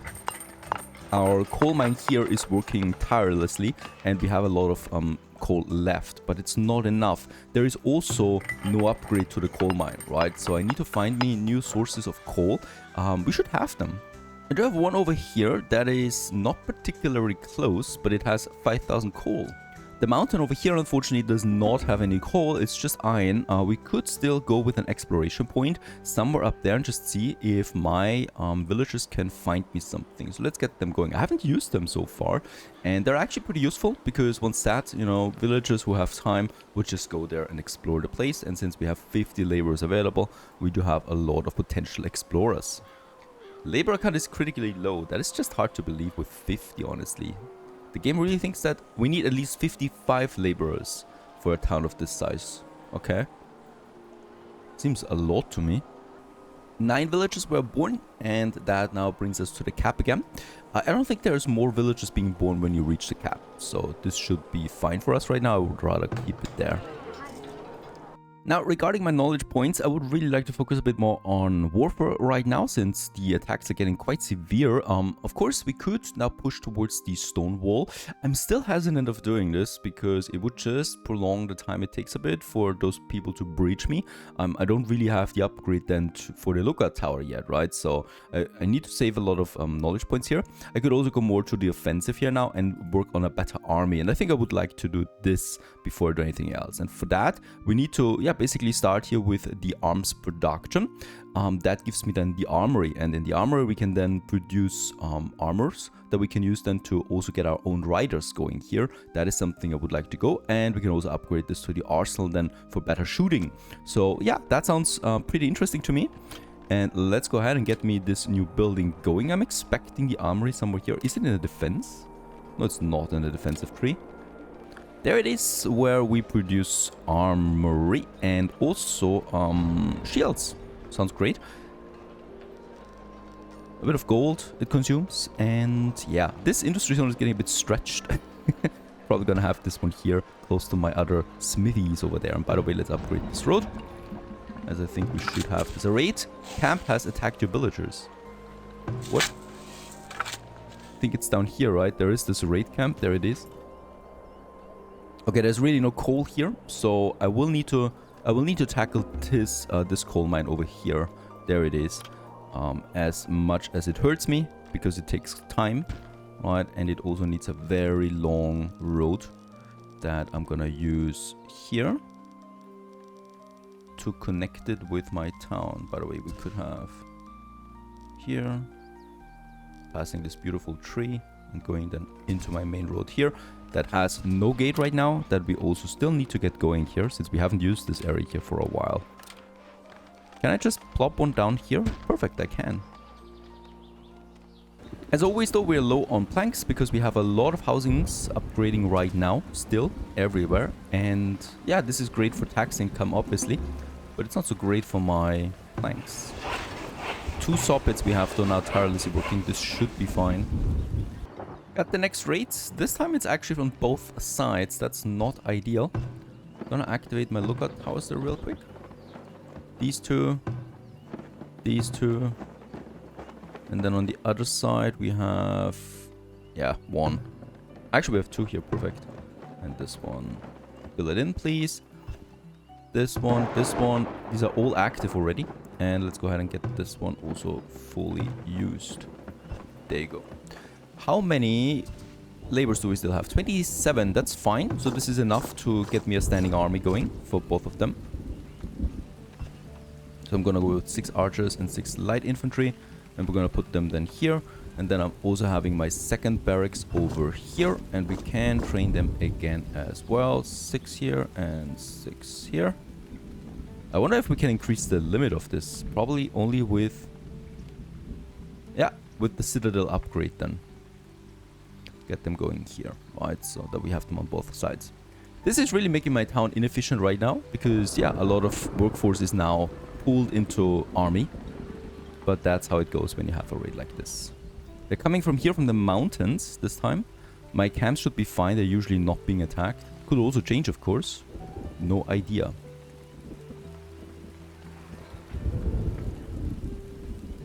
I just love, by the way, how fast my builders were. This road is already completed. That's when you have such a high builder limit. And I think the raiders are using this one now. The latest road systems. Okay, this raid here is much slower. There it is. Took it quite some time to get over the mountain there, and I don't see any horses this time around. Building has been damaged already? What? Oh, they're here faster than the icon shows. So we already have the first breach over here. And of course my army will do just that. Protecting us, successfully so. And also protecting that tower. They're also approaching on that side. Oh, wow. There is the siege engine. Right away. Let's get over there and destroy it.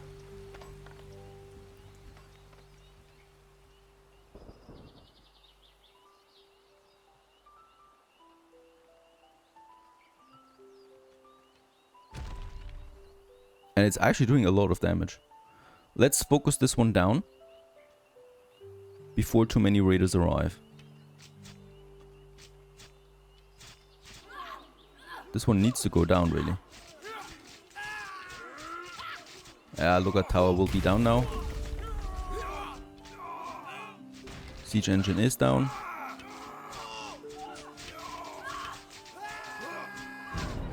How's it looking over here? Yeah, that's just nasty when there's an attack coming from both sides. I'm not so happy about this. Also, there's a breach here already. We should probably retreat. Close over there now. We have to activate these lookout towers now too. And this one here.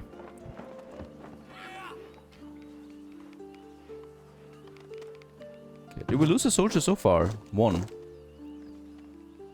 Okay, they're on their way now back to this area, somewhere here. Please.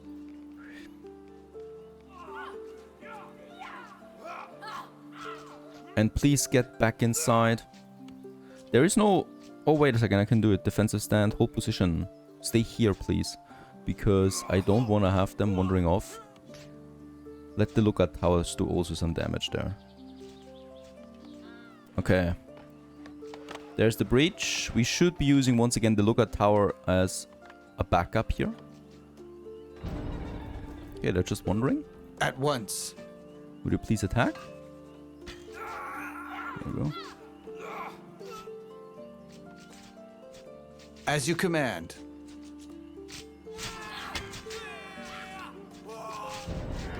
Okay, that is just a devastating raid here right now. There's so many of them.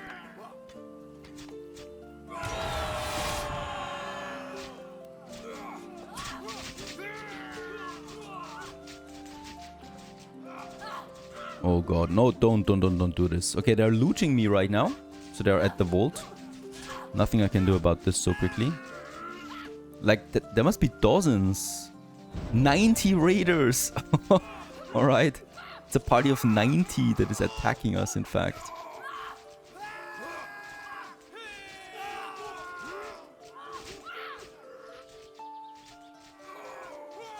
Okay, they're actually chasing them. This is destroyed. How's the other side looking? I think we have survived here. Looks good. I think this area here survived. This area here still Still have lots of raiders here. Let's get them in. But I think they're fleeing out too. Is that right? It looks like it. It's so hard to see. Didn't breach my main area, of course. Yeah, they attacked the vault a bit, but nothing was stolen as far as I can see. Okay, they're definitely gone now. And in that case, I need to rebuild. And you can only do this like so, as far as I can see. There's no button like rebuild all. And I need to click myself through that. And yeah, it was just mostly walls and some lookout towers that were destroyed. Right, that's it. And yeah, 90 raiders, the biggest raid so far, and we have survived, even though of course there were breaches. Alright, trader, you have something perhaps? No, not really. Yeah, we have the statistics. 76 raiders were killed out of the 90. 2 villages we lost and 3 buildings destroyed. That's just a crazy number, by the way. Right, out of the 90 raiders, we killed 76 and only 2 of my own were killed in the process. Nothing was pillaged. Okay, I'm really hoping for that armor here, because with that we can boost our soldiers further with proper armor and equipment. And also at this point we're flooded with logs, so now these forested camps are really working, right? So forests have been replanted and now they're chopping down the trees as well, which leads to having an absurd amount of logs available. Also, we got the first manors. This is probably one of the more important things or developments right now. These are now the not the highest tier yet, right? So we also have tier 5 still to go for. Tier 5 would require then books or spices. 100 desirability, we're close to that already. And 4 types of food. And 1 type of luxury food that we still need to go for. Isn't that cheese? I thought cheese would be luxury food. Yeah, that is then the highest tier that we can still go for. The new tier, the tier 5. So tier 4, the manor we've already reached in a previous let's play. Beautiful houses, nonetheless. That we have now, really now made out of brick and stone. So that we can see the luxury food, pastries it is, that I need to provide. Alright. Probably the upgrade to my bakery, because this one gives me additional recipes that we can use. And yeah, we can already go for it if we had glassware and town center 4. And actually, the bakery needs a desirability threshold of 50% in order to be upgraded. Alright, so we probably will have to use then the inner bakeries that we have here. This one here has it. Perfect. So we just need the glassware. Alright, that means finally, for the first time, after quite a bit of time has passed, we can now work on, yeah, our first sand mine. And there is an infinite one. So why not just use this one right away? The deep sand mine. That we have then right beside the deep gold mine. In that case, once again, very expensive. 1,000 gold it cost me. Heavy tools and iron. Iron is more of a problem because we are not that big on that. Also, okay, it slowed down of course now because we're also producing gold ingots now at my foundry, right? Because we have the gold in and we consume now gold and or gold nuggets and coal to produce then the gold ingots. Let's actually stop this for now and just continue focusing on iron. But I will need a second foundry here. And I'm rather going to do this instead of unlocking the research blast furnace because I cannot afford that. So I'm going with another foundry here. We do need them anyway. And I can safely squeeze in one board. This is kind of like the forge street that we have there. Alright, so this is where lots of pollution goes on.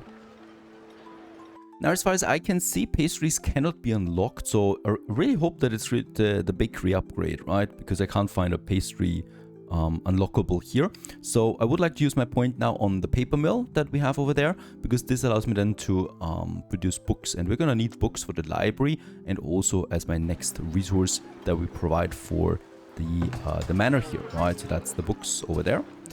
And it's one of this. Perfect, so we don't need the spices. Spices is something we would need to import, as far as I can tell right now. There's the paper mill. Oh, okay, it requires flax to produce paper. That's surprising to me. I thought it would be wood. Yeah, flax is fine, of course. We should have a lot of that. And it pollutes, once again, the area here. It's a beautiful building, by the way. Where should we have it? It should stay in this area though, because this is where lots of the pollution happens. So that's actually a tricky one. Alright, let's have it here. I mean, I really don't like how stretched my industry zone looks at this point, but can't help it. We just need a lot of buildings with high pollution. The coal mine has been finished, so we can now ramp up our coal production. Of course, what still misses here now is a temporary shelter that I'm also gonna have just here. As long as this one is working, let's prioritize this one, and we got 5,000 coal in that. Should be fine. Year 34. Finish the armory. There it is. Let's also ramp it up. And we still have 53 laborers. That's fine. And these guys are now, yep, they're now consuming planks to produce shields. And also consume, a lot of iron ore to produce hauberks. That's a lot of iron ore though. And the mine ran out of materials. That's this one here. That was also very fast. That's an iron ore mine, so let's destroy this one. That one here still works and has 18,000 ore in it. And we can build another one that probably combines several of them. Is that right? If I have one up there? Yeah, with this we can actually get those 3 in. It's pretty nice looking there. Into that mountain. Really, what a beautiful building. Hard to see where it should pollute the area so much, because I would definitely like to live next to a building like this one. Now, there we have it. Paper production can be activated. Let's actually go in with 6. We have enough flax. And this should lead to 46 laborers. That's alright. Next, we need to... you know, actually, let's go with 4 because I haven't unlocked the book production yet. So, you know, we're probably going to stock it up anyway a bit on paper now. What I can see is though now, we can use the paper. Oh, this is great to boost the academy. And with that, we just halved the research time for the next knowledge point. That's pretty great. It doesn't state that anywhere here, right? So, have access to paper now, alright, but accelerating future research, that's all that states there. So there's no real number behind this, but it was halving it at this point. So that's pretty cool. Didn't know that, so there's actually a use for paper already, which makes it very important to have a paper supply. After all this time, my clay pit is gone. And didn't expect this to ever run out. We still have this one here with 9,000 clay left. And yeah, I think those 8 will be fine. We're pretty full on clay anyway. Also, I don't need clay for anything anymore, right? It's now just only bricks. It was that there were some buildings with clay demand, but we don't have them anymore. Iron mine finished, and it has now 53,000 iron ore in its surrounding area, right? So that's those 4 deposits that we have here. And then we got those here, that one. No infinite, unfortunately, but I don't think I'm ever gonna run out of this one. So that should be fine. More and more manor houses are coming in. And since there's still so many upgrades right now, I'm constantly low on planks. It's not really because I have a low production, right? But the demand is just so high that, yeah, we cannot keep up with production. I'm not gonna add another saw pit though, right? Because I think it's not really necessary. After all these upgrades, we should be flooded with planks anyway. We got lots of iron ore in stock right now. That's great. We got also lots of weapons. And the first hauberks are coming in. Should we use money on something? Raiders and wildlife are more deadly and aggressive with the Ark of the Vengeful Dead. Why would I activate this? I think there's an achievement for it, but outside of that I don't see any reward since raiders do not drop any loot. Got the knowledge point. I would like to use this now to unlock glass blowing. A very important tag. We have the sand now and we need glass for selling it to my people, for selling it or exporting it, and also as a construction material. So let's go ahead and get this one.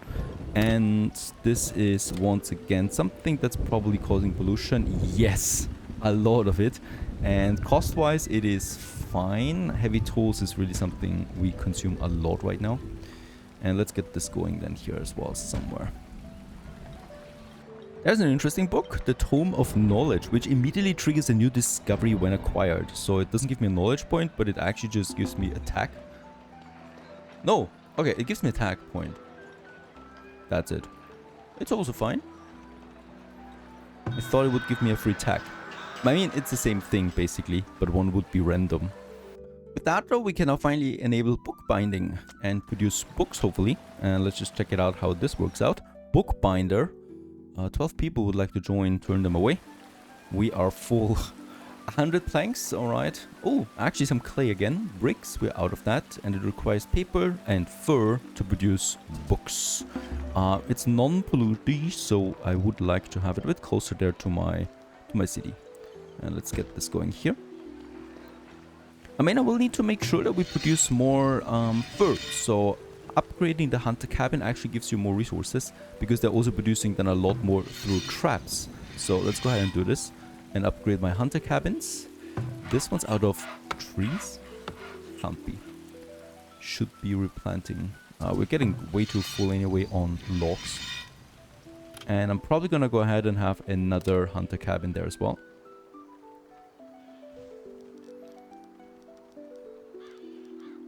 Somewhere out here, so that we can have this area then filled with that. I'm still not having any cattles. They would provide me also with fur. Right now the goat farm is all we have, producing tallow. Oh, actually it also produces pelts. Very good. Next raiding attack. This was actually rather fast. I think they just spawned here right away. And because I got the message and immediately they appeared, and I'm not even there yet to have my army recruited. Also, my lookout towers, are they fighting already? Doesn't look like it. Might be problematic. Can we ring the bell, please? I don't know what's happening here. Did we get some damage from something? Looks like it. Okay, my army's not there yet, right? So we have no one. They just spawned there immediately. What the hell? It will be done. Yeah, better. Let's get both of my armies down here. I think they're not there yet. So this one should be fine. This is really full rushed. Holy cow. My soldiers coming in. They're wearing shields now, as you can see. I love the detail there. Right, and they're also wearing the upgraded armor that we are producing now. So that's nice.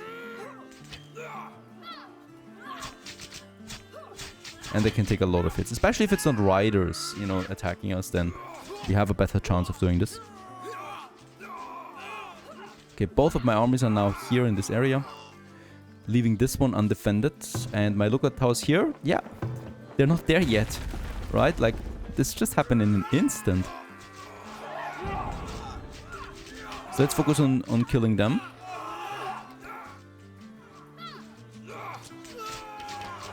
Yeah, they're fleeing already. And now we can focus on these guys up here. Coming in from the hill. They're not even attacking my lookout tower.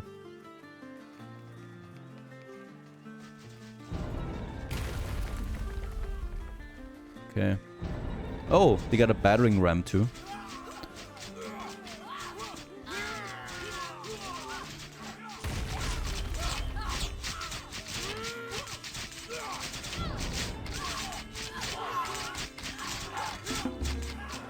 Should be no problem. We got a very good upgraded army at this point. And it shows. Also, I think all of my archers have crossbows now.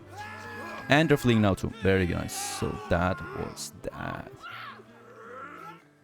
Slaughter the last ones. Anyone else coming in? No, my farmers already resumed their work. What we could do right now is I'm gonna have a look. I think there was...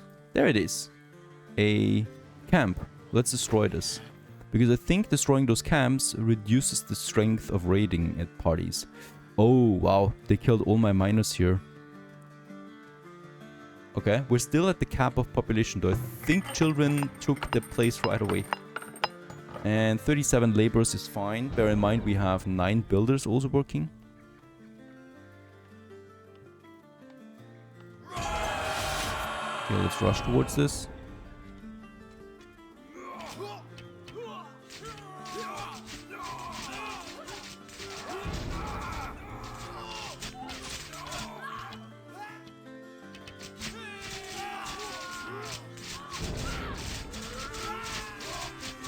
Nice, and there's the next encampment down.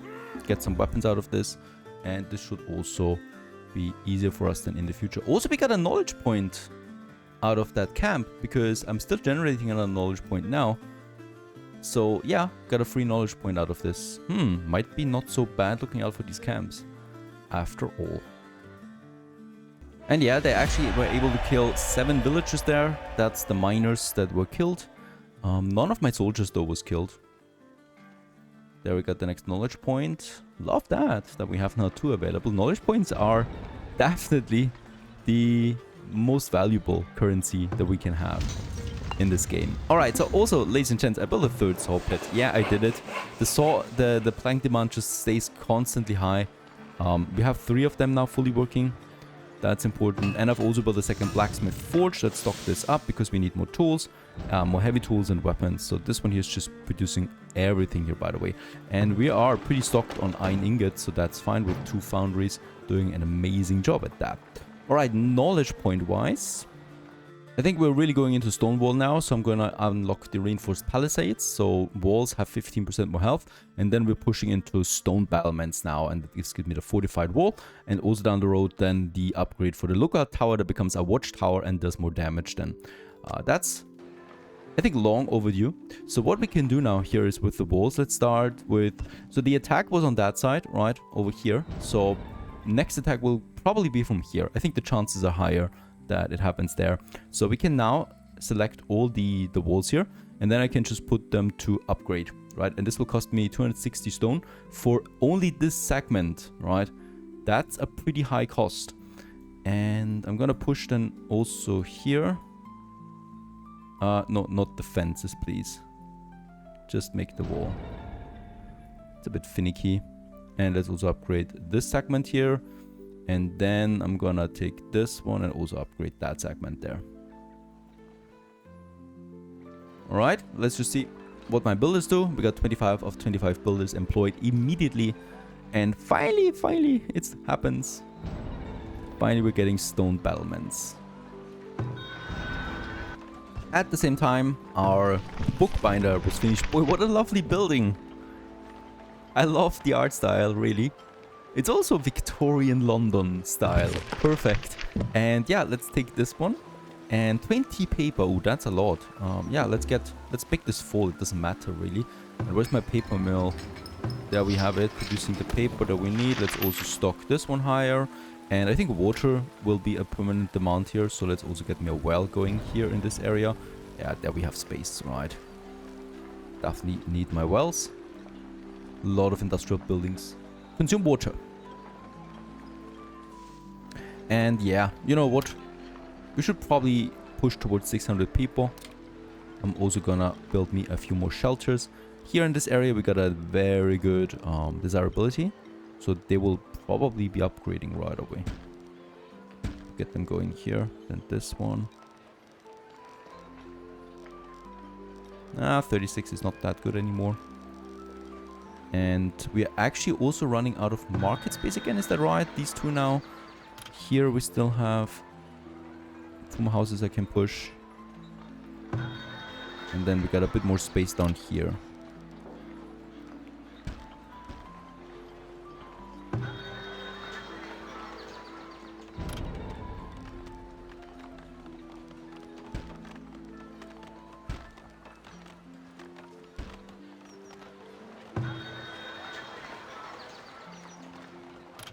Let's actually finish this all, because it doesn't really matter. Very nice, right? And here we have a bit of space for some gardens and stuff like that, whatever we're gonna need. And by the way, I can totally see that we have one more market than here. There will be some overlap, but you have then this nice area here along the coast with buildings. I think this could look nice down the road. And by the way, yeah, there is more land coming up over there. Still could be an ocean. Still could be an ocean. Ocean is, to me, water that extends beyond the border of the map. Got the planks finally rolling and got the glass, so we can now upgrade our bakery. Gonna be interesting to whatever comes. I have no idea. Our beautiful stone walls are coming along. This looks proper, right? This section here has not been upgraded yet, so they're kind of like going in a chaos system, it seems. Not from one side to the other, but rather wherever there is the quickest route to the next building location, I think. And yeah, also very important, they've upgraded the gate right away, because this is usually the prime target, where we also have the towers behind it.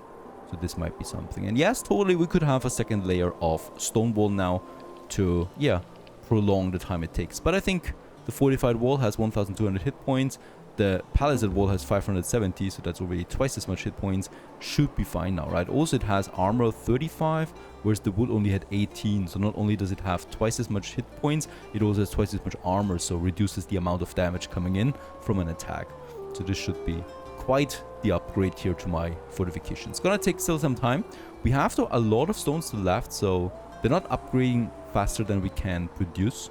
So I'm also gonna, you know, queue all of this here in right away. Just up towards my barracks.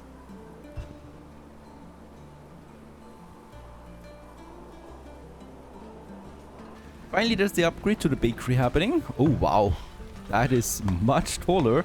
And yeah, as expected, this one is producing now pastries. However, pastries require preserves and honey. Honey we have, flour we have, preserves we don't have. And eggs. Oh wow, 4 inputs here. So for now, it will still continue just producing bread until we have preserves, right? It has 2 more slots available, so more bread production than ever out of this beauty. Just see the next traders. Have a bit of gold. Nothing of value. Tears of the Mother artifact. Birth rate and health of villagers increased by 10%. Please, not more kids.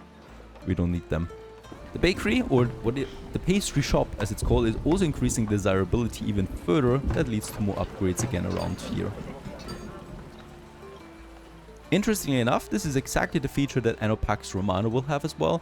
Industrial buildings in the city that increase desirability in the surrounding area. I love that idea and that feature. And you can even purchase them here right away.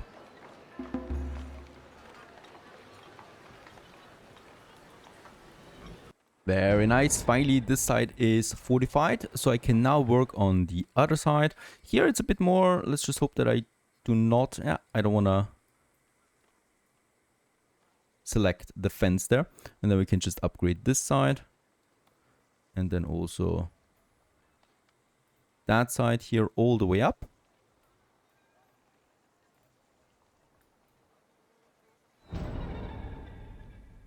Well, also continuing, of course, upgrading that town center here. I hope you enjoyed this one, Farthest Frontier. I think we're slowly moving now into Endgame. Stay tuned.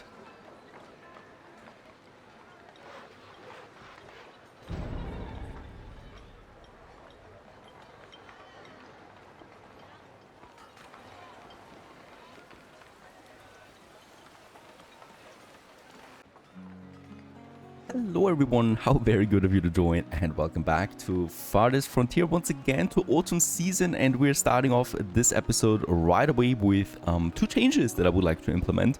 The first one is that, yeah, we do need another big building, preferably in the center of my city, and it is the library over here that we find.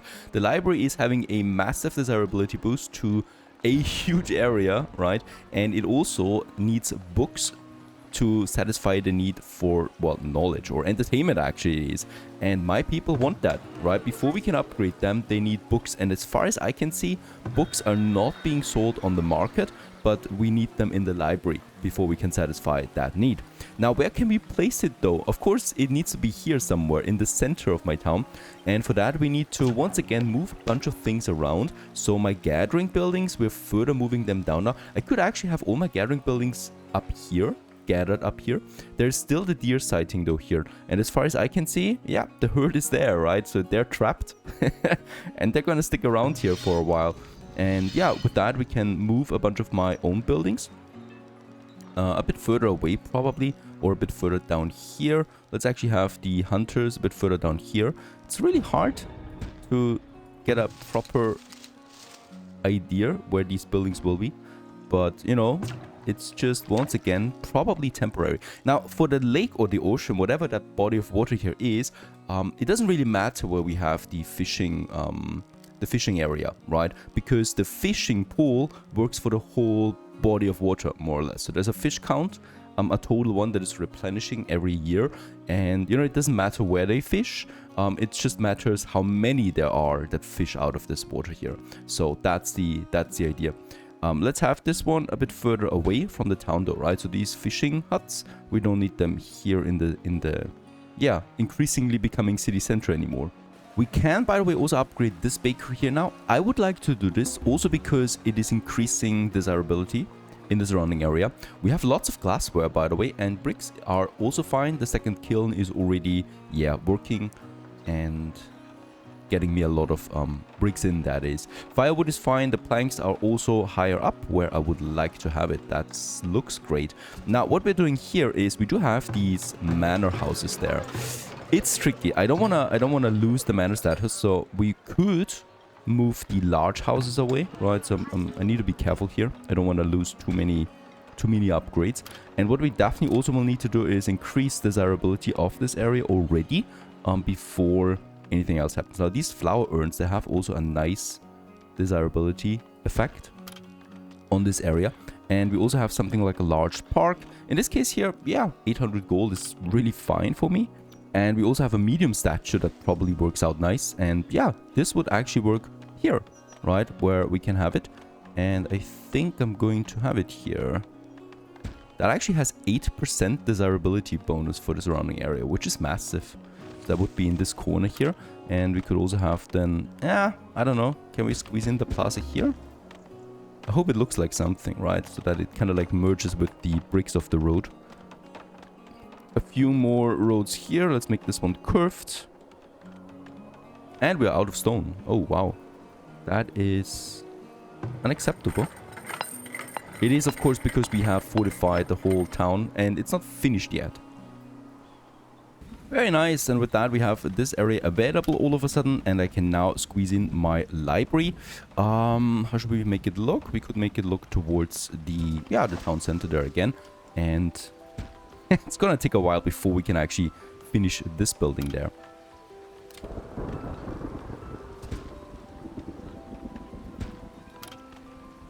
Also, once again, the probably best good out there is not the ale to sell, but there we have it, the Book of Knowledge again, right? The Tome of Knowledge. And with that, we get another knowledge point right away. Loving that because it saves me a lot of time at this point. Of course, we can build a second academy to speed up research again. But I think we're doing just fine with purchasing stuff here. And yes, the other thing that I wanted to do right away as well is getting us a standing army. Now, some of you have been, of course, saying me that. So combat efficiency here is increasing only with the level of experience. So every time I spend them, I reset the experience. This was fine in the early game, right, where raiders were rather weak. But now we want to have an experienced standing army that we can increase over time. Now, we could go for heavy army. Let's just see where this one is. And for this, you need to have the Citadel upgrade that we have. So there it is. We need to get the arrow loops first and then the Citadel upgrade. And you know what? We have 2 knowledge points. I can't think of a better way of spending them than actually going into this one. So, oh, wait a second. Military logistics. Oh no, we need to... Oh, this is crappy. We need to waste another 2 points into a passive. Reduces the upkeep cost for guards and soldiers. And it actually needs 2 points here, right? And only then. So I need another 2 points from now on before we can actually go with the Citadel upgrade. That's nasty. So I'm still gonna wait on that before I get me a standing army because I'm not entirely sure we can upgrade them. And there it is, also our library in all its glory. Beautiful building. Perhaps a bit too far away from the street, but that should be fine. There's actually someone now that organizes the bookshelves. And this guy here now consumes then books as soon as he's got them. And then this building generates entertainment. And of course satisfies the demand for books. And there you go, actually that was quick. Right, so it's already satisfied now, the need for books. Let's give it a nice medium plaza right in front of it, like those two. Make this one into a bit of an area, and then left and right we could have something, either a small statue, could work, or some trees. I think I'm gonna go ahead with some trees here because we don't have a lot of them. Getting these small bushes into bigger trees then. Yeah, the maple tree. Let's go ahead with the maple tree. I like the maple tree a lot. Or we can say 1 tree on either side and then something smaller here. Like a flower urn just here.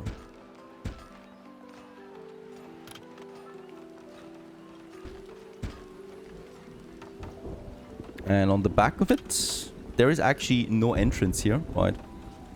So once again, I'm fine with some trees here. And then we could use the garden trail that we have, this one. Especially when you upgrade it, it looks actually pretty nice. But we cannot get this one in a central way. So I guess the small shrub could work. Yeah, it even increases desirability a bit. Let's just see how that looks. And while we're at it, let's also queue it in for the theater. And this is gonna take some time again, as it's lots of stone, really. But lo and behold, there is a trader that sells me stone, so we can greatly speed up all that construction. Let's sell the ale. 1,500, whoa, that's a lot of money. And with that, we basically just exchanged now ale with almost 200 stone. I'm fine with that. Yay, another tome of knowledge. I love this. Very important. With that, we are closing in on 2 knowledge points again. And with those 2 knowledge points, we can now finalize military logistics and then going all the way up here into the Citadel upgrade.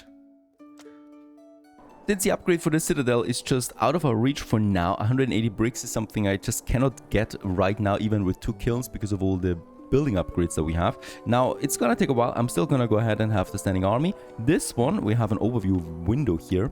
We can see that we have now 12 out of 24 that we're using, and it costs me now 78 coin per month to keep that army intact, which is actually not that bad considering our general income. Now, my food count goes rather low again. We were growing quite a bit to over 700 people there right now. That means I need to kind of like work on that. We have 76 laborers available, so plenty of workforce. And over here, we do have another fertile area that I would like to use now. And for that, let's get that road over here. The thing is, it's out in the open, so we will definitely need to also get a fence going. We have lots of logs though. That is fine. And I also have lots of builders potentially that I can use for this. Let's just see how we can implement this area here. And that means we have, yeah, we got the high fertility area here. So that's probably going to be the bigger fields, right? So I'm trying to maximize this one. You really cannot go over a certain point. This is the one. So that's a massive field. Then I'm going to have another one that's not so massive. We'll be having a fertility rating of 85. I think that's a sweet spot. And then I'm going to have another one here with 87. And then we're going to use this one here to close it off over there. And all around that, of course, we will need some proper fencing. It's going to be an expensive fence. Let's just see. 26? Actually not. This is dirt cheap. 23 logs. 25 logs. You know, it's like 100 logs in total that we're spending here on that. There's the entrance then. And there's the army of builders now coming in for this one. I'm thinking about having an area without grain fields, right? Because what I can see right now is that, yeah, we're producing too much grain right now. We'll just see. I mean, we do have upgraded bakeries now, so that's consuming a lot of additional flour. And I will just see how that goes. But I think for now, we're going to work here on some cabbage, on some greens, stuff like that in general. Alright, also traders. Let's check them out real quick. Lots of soap we have. I don't care. Lots of clothing we have. No tome of knowledge. I mean, you can't have it every time. But what I can see, bricks. Oh, that's gonna be glorious. We have way too much gold anyway. So instead of selling something, I'm just gonna waste gold. You know, there's no need in having 10,000 gold in stock. I'd rather just sell it.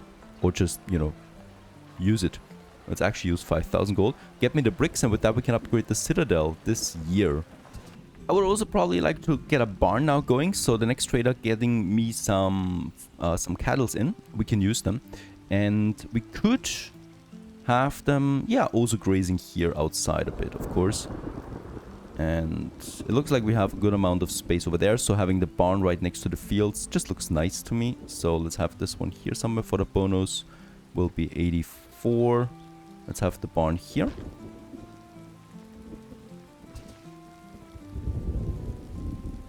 And you know what? We could actually work on a second barn. I mean, a barn is really expensive. But I still would like to have two. And let's have another one over here then. A bit further outside. Where we can work this area then as well. Just need a trader now selling me some cattle next year. Somewhere around then. You know what, there are some cows now available here, but this will be too late. The fence was finished rather quickly. Oh no, raiders. 126 raiders. Oh, that doesn't sound so bad. Holy cow, 126 raiders. They're not coming in from here. They're coming in from the other side. So here, we'll need to activate all the lookout towers here. This one. That one. And standing army number 2 will also need to activate, of course. With that, we will be very... Oh, alright, look at that. They actually would leave us in peace if we pay them. 126 raiders. I don't feel really ready for this. We could pay them, honestly. Let's do it.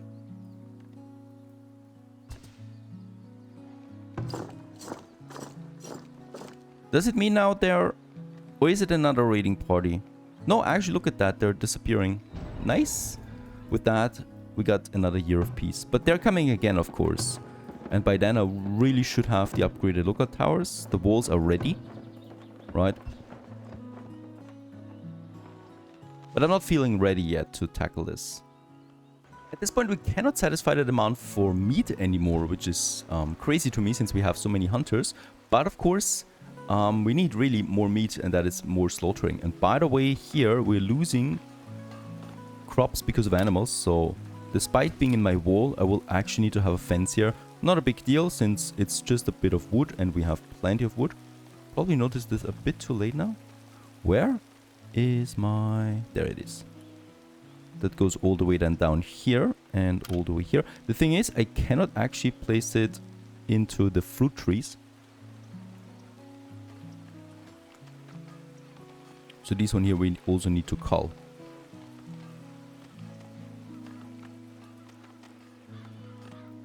And the same applies here, though here we do actually have a fence, but there are 2 deer in, right? I have no idea how we can actually counter this properly.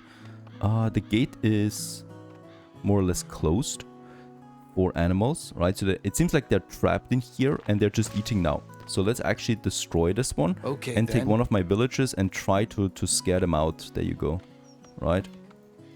And now we just need to rebuild that as fast as possible. So I'm just gonna prioritize this one and hope someone is coming along before those come in again. Right, we're losing a lot. These 2 does were really, really diligent. Thank you very much. No, actually, that was nothing. Over here, the last field has been finished, so we got another full field area now, right? With lots of farmers on it and lots of crops that we can grow here. And yeah, it's primarily vegetables. One of them, this one here, is gonna get a grain though as well. I need it. As far as I can see, we're actually losing a lot of it as well. And let's have the pea then. This one is increasing fertility again, so that's a very rich area here that we have there. Then we have some fertility growth again, and then it's probably something for the heat. And then we have one time the field work, and also, yeah, something with frost. So let's actually have this one in the beginning. And you can actually have this 2 times. Yes, this is also nice, right? While increasing fertility at the end and the beginning of the year. Seems like we did it right on time. We're down to 3 months of food now, so it's getting critical at this point. But this year now, this will be fully working. And also both of my barns have been finished now. We just need the cattle then here. In that case, the grazing area can be once again on the fields, but of course then you actually consume the fields. So what I'm gonna do here is I'm actually gonna harvest these trees here, right? So get rid of them, get this a bit closer. I mean, we still have a bit of time, right? But the grazing area is huge for the cattle. It's bigger than the goats. So if I have it here, we can then safely go ahead and plant me another fence around here. So we're just expanding kind of like the field fences that we already have. And let's also get me a nice smaller gate in here, obstructed by a wall. There you go. Of course, none of this matters if we don't have the storage, so I'm building another 2 root cellars right over here, close to the fields and the farm area and my hunters and so on. I love trees in the city. Autumn makes them shine. And yeah, that library is looking gorgeous there right now. Yeah, food-wise, it's better again. So we had successful harvests and yeah, lots of room and lots of storage here that we have. Even though I'll look at that, we're actually full again. I'm gonna wait though, because I really want to upgrade my citadel next, so this is gonna be my main priority right now. Doubled my fruit production. There's 2 more arborists here now, outside of the city a bit further, but still close enough, because we are preparing my next step now, and that is something that we have over here in the glass section. It's canning. Unlocks the preservist building, and this gives me jam finally, that we not only need for eating, but also for processing into pastries, right? And let's have a look at the latest building for that. The cheesemaker, and there's the preservist building now, and produces then pickled fruits, pickled vegetables, and also jam out of whatever we have. Oh, it's so expensive. Those things are really expensive. 100 bricks again. I'm gonna wait for this, really. Citadel it is. The new traders, fantastic. 7 cows we have. I would like to purchase 6 right away. That would be 4,300. Also some goats, but goats is really not something I need right now. So let's just exchange a bit of my ale there. We're producing like 400 surplus ale per year right now. This is always a great source of income. Beer it is. And with that, we can finally purchase the cows, right? Question is, what is faster? Giving them into one barn and letting them schooly poop around there. We get a population of 6. The birth rate is 0 right now. Okay. Okay, is it actually... Let's make this full for now. But with enough people, it's actually giving me a birth rate now of +1. You know what? Let's just squeeze it out. We should be able to afford that last one there too. Also gonna get this one over to that barn. So it would be great if we have a 2 per year birth rate, but I think that's the maximum I can do right now. Alright, at least we get cows now. That means more milk, more leather, and more meat especially. Finally we can upgrade the barracks to the citadel. This is gonna be exciting. We have all the materials in. Let's get this on the way. By the way, we have one more barn here. I'm actually gonna turn this off as long as we don't have any cows. So we got 2 barns now working here. And we should hopefully be seeing some cows here grazing soon. And there they are, lost in the bushes. But they're gonna eat the bushes, so soon there will be no more bushes.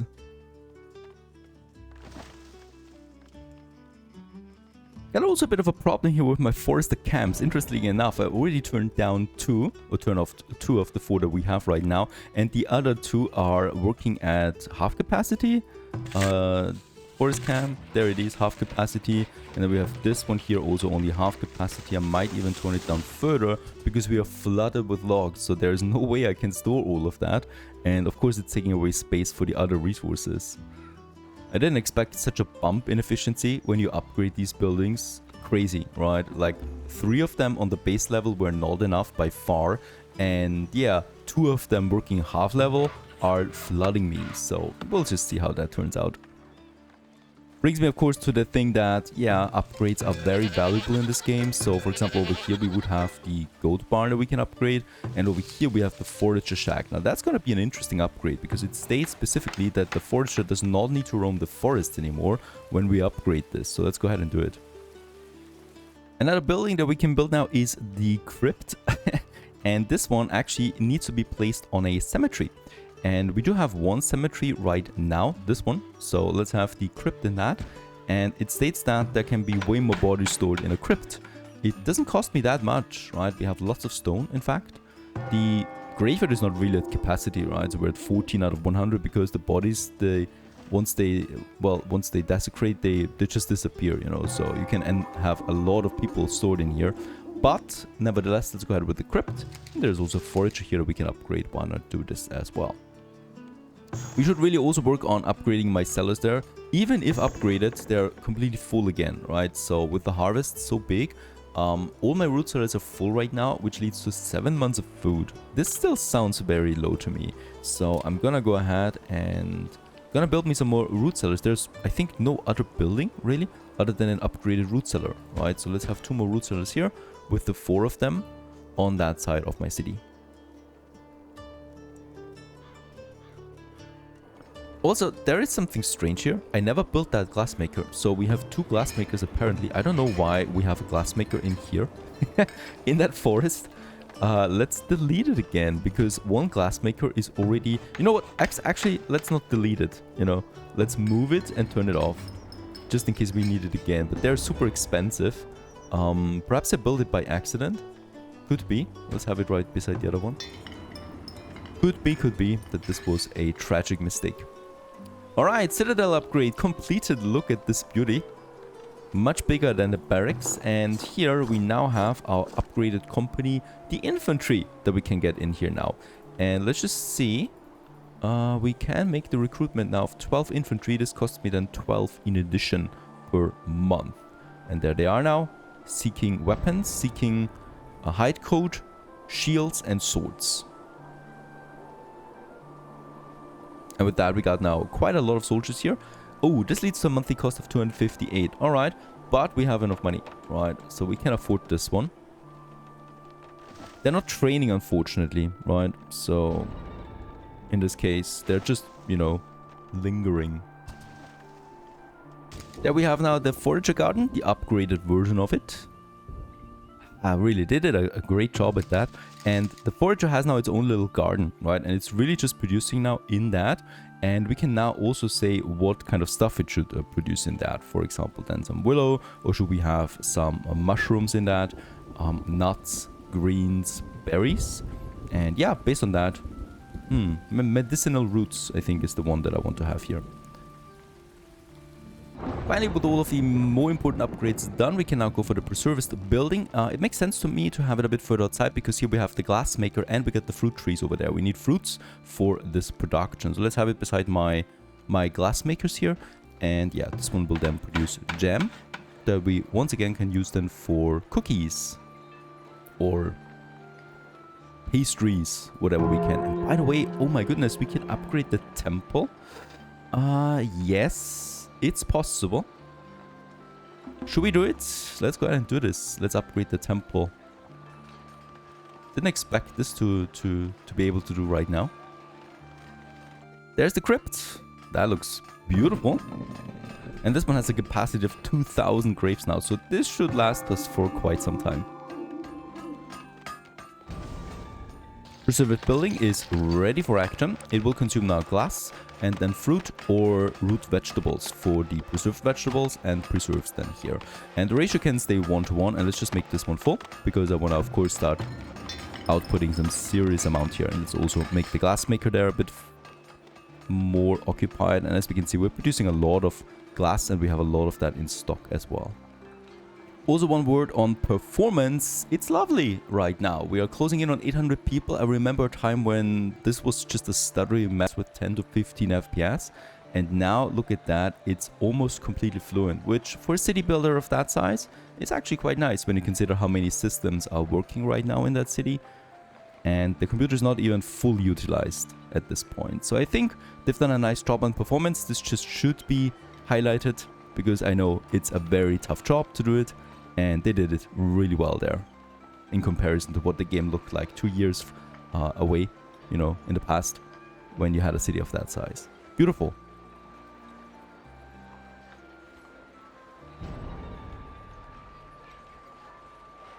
Now another harvest season, and yeah, well, you can really feel now that we're getting way more stuff out here, because we have now way more months again stored, 7 to 8 months already.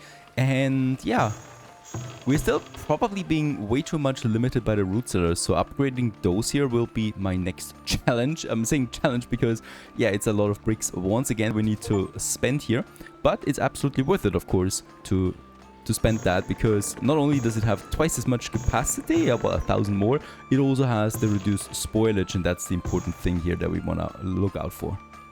Okay, ladies and gents, there it is. Also, we do have the level 2 temple in all its glory. It's a beautiful building, no doubt about that, and we can now store more relics in that, right, that we can have. I think we need to have then, yeah, more people now, so we can put it up all the way to 3. This unlocks me now those relics here that we can have, and then we can, for example, say bows, crossbows and towers deal more damage. Can we? Oh, wait a second, what is that? That is the Eye of the Hunter.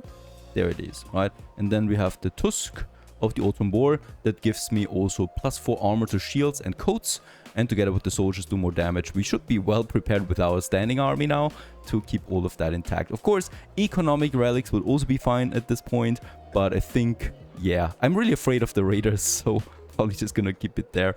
And also we get the spirituality bonus of 150%. I really think this is, and I think we cannot build a second temple, right? If we can stack this up. No, you can only build one temple, and you can also only build one academy, by the way. So I cannot just endlessly boost my research here up like that. We need the School of Thought for the tech to upgrade the academy. Probably one of my next targets then as well. Regarding our production of preserves, we have produced over 1,000 preserves in the last year. This sounds really nice, and we already have them in stock as well. Now I just need to check out my bakery, and yes, we have produced pastries, 200 already in the last year. So this is working out greatly for us, and we should also be seeing this here then. Luxury food has been satisfied, the need for that. Funnily enough, it does not count towards the food types, so you still need to have 4 food types rolling before you can, yeah, finish this. Regarding the food types, I'm gonna go ahead and have a few more of these foragers. We cannot build a forager level 2 right away, which is a shame. But I think we're gonna need a bunch of them. So let's just get me more of these here that we can then also upgrade, right? So it's just beside my hunter. And you know what? Let's actually just make 5 here right away. And regarding my chickens, it might also be a good idea to bump this up even further by building me another chicken coop once again.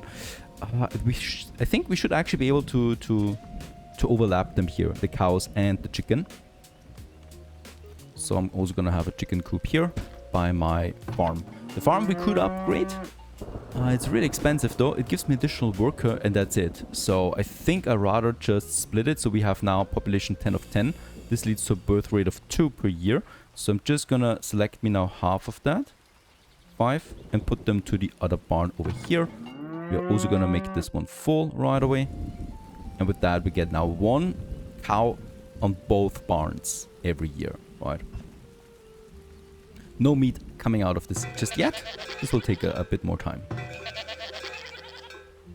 And ladies and gentlemen, we have the first mansions. I didn't even realize, so this is now tier 5, maximum upgraded. That means we also provided all the desirability, all the food types, the luxury food, and the books. And boy, once again, gorgeous they are. So these are the new tier that we have. Tier 5 it is. And yeah, quite a few people that we can squeeze in here. Water is actually the one that is lacking again. So upgrading my wells is probably another one of my priorities. Together with, yeah, finally upgrading also my loot cellars there again. We have the bricks. And we can also upgrade now the theater. I would like to do this as well. Holy cow. That's some requirements, especially the bricks. Gonna be a bit scared of that. Perhaps we can purchase them still from someone, but no one is selling me any bricks. Nope. Oh, the other one is even taller. Look at that. This mansion here. Should be also a nice bump once again in taxes. And we have reached 800 people as well, and yeah, a bit of more housing we need to counter that. Beautiful, beautiful houses.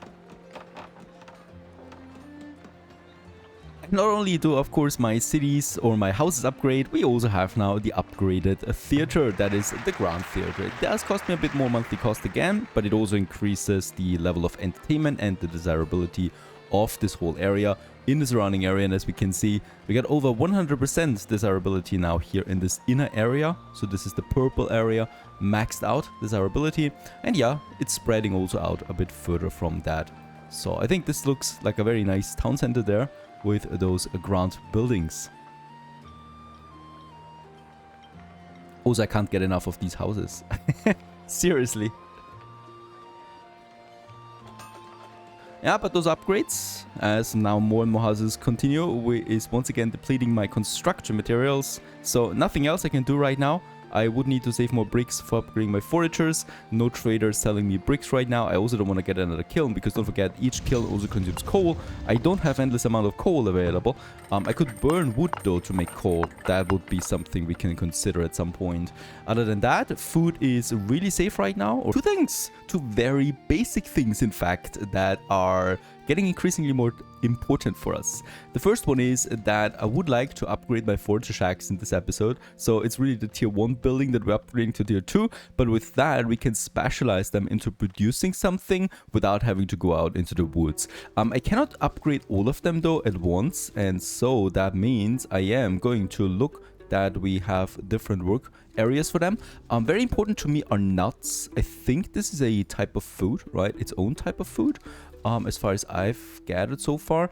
The rest is green. The willow, that's important for the basket making. So these are the things that I generally also want to push out here. Unfortunately, there's some eggs and nuts over there. Very good. So they can do their job here.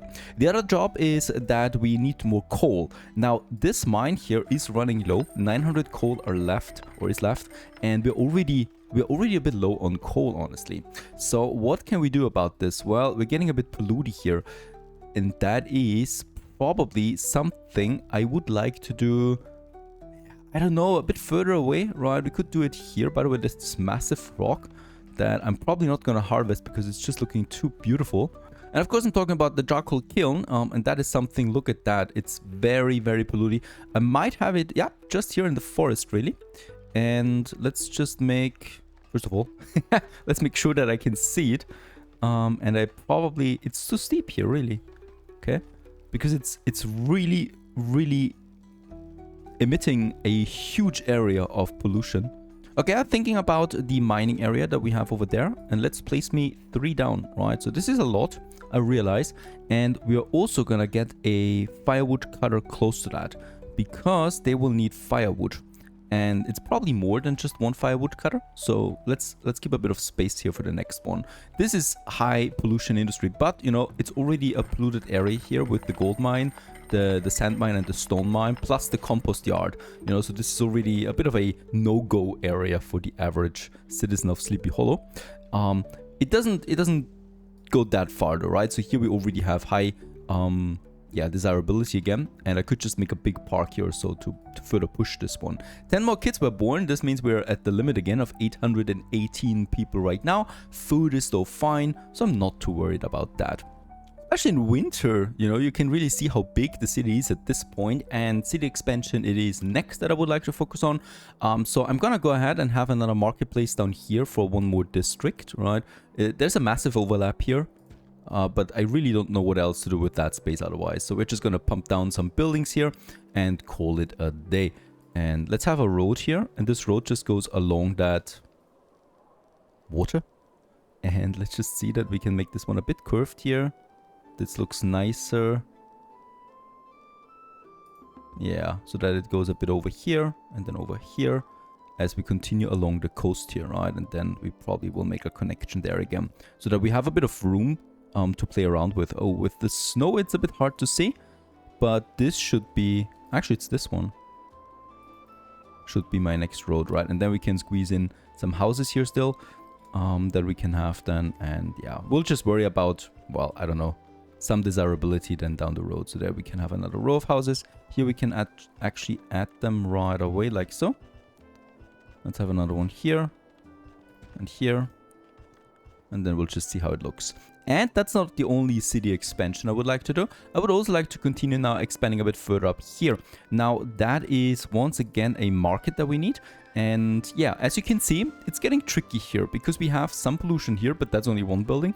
But we have a lot of pollution up there. So I kind of like still want to have my neighborhood kind of like growing into the pollution area. So we do need to have more of these buffer buildings in between that do not cause pollution. So the trading center is already a very good point for this, right? The wagon shop is another one. So what we can do here, let's just hope that there is a bit of room. Yep, there is. So that I can take this road, right? Have it all around here, going up, and then probably also here. And then we can move the wagon shop a bit further up, closer to the smokehouses, so that this is kind of like in between. And then I can have my market just cozily squeezed in here. So this whole area will be affected by it. And with that, we should get a bit more houses out, right? I don't want to have everything here with houses full, but I want to grow up there a bit. It looks a bit strange right now. Okay, the next trader is really interesting, not because we can sell him some beer again, which of course we're gonna do, But he's got a relic that I haven't seen before, and this one is the Teeth of Yonya the Ascetic, or Jonya, and that means villagers get hungry 15% slower. So does it mean that we consume 15% less food? It looks like, or it sounds like a very good thing, right? So I'm gonna acquire this one here for the 2000 gold. It's actually really not that expensive, so we can definitely use it. And I'm probably just gonna get rid of the armor bonus that shields give me, right? And we're just gonna push in the... Oh, will be locked. Yeah, that's fine. Just gonna lock this one in here. And with that one, we are now, I guess, consuming less food. This would be crazily good, right? And we'll just see the effect anyway. We should be seeing the effect. Let's sell the rest of my beer. Nothing of value here coming out of this guy. And we have another one. He would actually purchase some swords. Look at that. 100 coin almost. That's a lot of money we could make out of our sword surplus. Nah, I'm good. I want to use some of that money though that we still have to purchase some bricks, because we need them. Alright, that market has been built and we moved a few buildings around, and look at that. Desirability goes down now only here. And with that we have a good area here to have a few more houses. So I would like to have another one of these blocks here. This one actually goes down into desirability level 80% already. So I'm guessing it could level up immediately. And let's just make this one into... Can we have a big block here? Yes, we can. Very good. I would like to do this. Let's move the wells up here, upstairs, and into this area. Because then we can have a big block here with a big garden in between. That would be lovely. So here, and then just here along the road. At this point though, of course, also my kilns are working and we can staff them. Let's just check it out. We got 100 laborers available right now. Ooh, that's a lot. And let's go ahead and make this one full. This will consume now firewood. Now, of course, that is the problem. Let's hope that we are not consuming too much firewood. You know what? Let's play it safe, because with firewood, you cannot play it safe enough, and build me another firewood splitter here. Also, on top of that, we will need to monitor the logs. So we're, of course, flooded with them right now. And I just hope that this one drops a bit now with all of that. Ooh, we do have gold nuggets in here. Gold ore. Let's get them back into my town storage. So yeah, there should be pumping out some serious coal now. Hopefully. 3 of them. Because we need the coal for the foundries. My coal mines are not fast enough. And yeah, the city is now growing nicely also into this direction. And also here along the banks that we have here. Yeah, that's, I think, pretty much the maximum extent of the market also that we have in this area. Because we already have a hunter there, right? So this looks fine already. I'm not going to upgrade that market, of course. It's all about upgrading the houses now. These here, some of them already upgrade. Finally, we also have some resources to go along with the forager upgrades. So let's have this one here. And this one. And this one.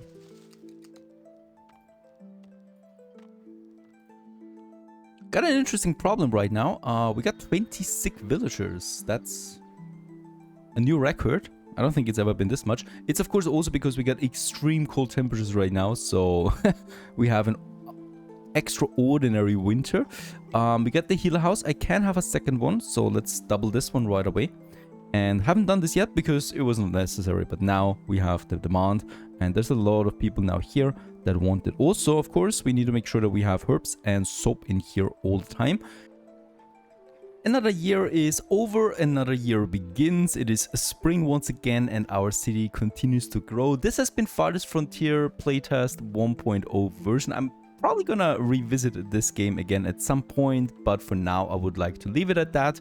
I think we've seen pretty much most of the mechanics all the way up to tier 5 that this game provides. A monument would be nice at this point, but yeah, gotta be honest, I'm a bit burned out on it, and I hope you enjoyed this Let's Play nonetheless. Onwards to new adventures, stay tuned.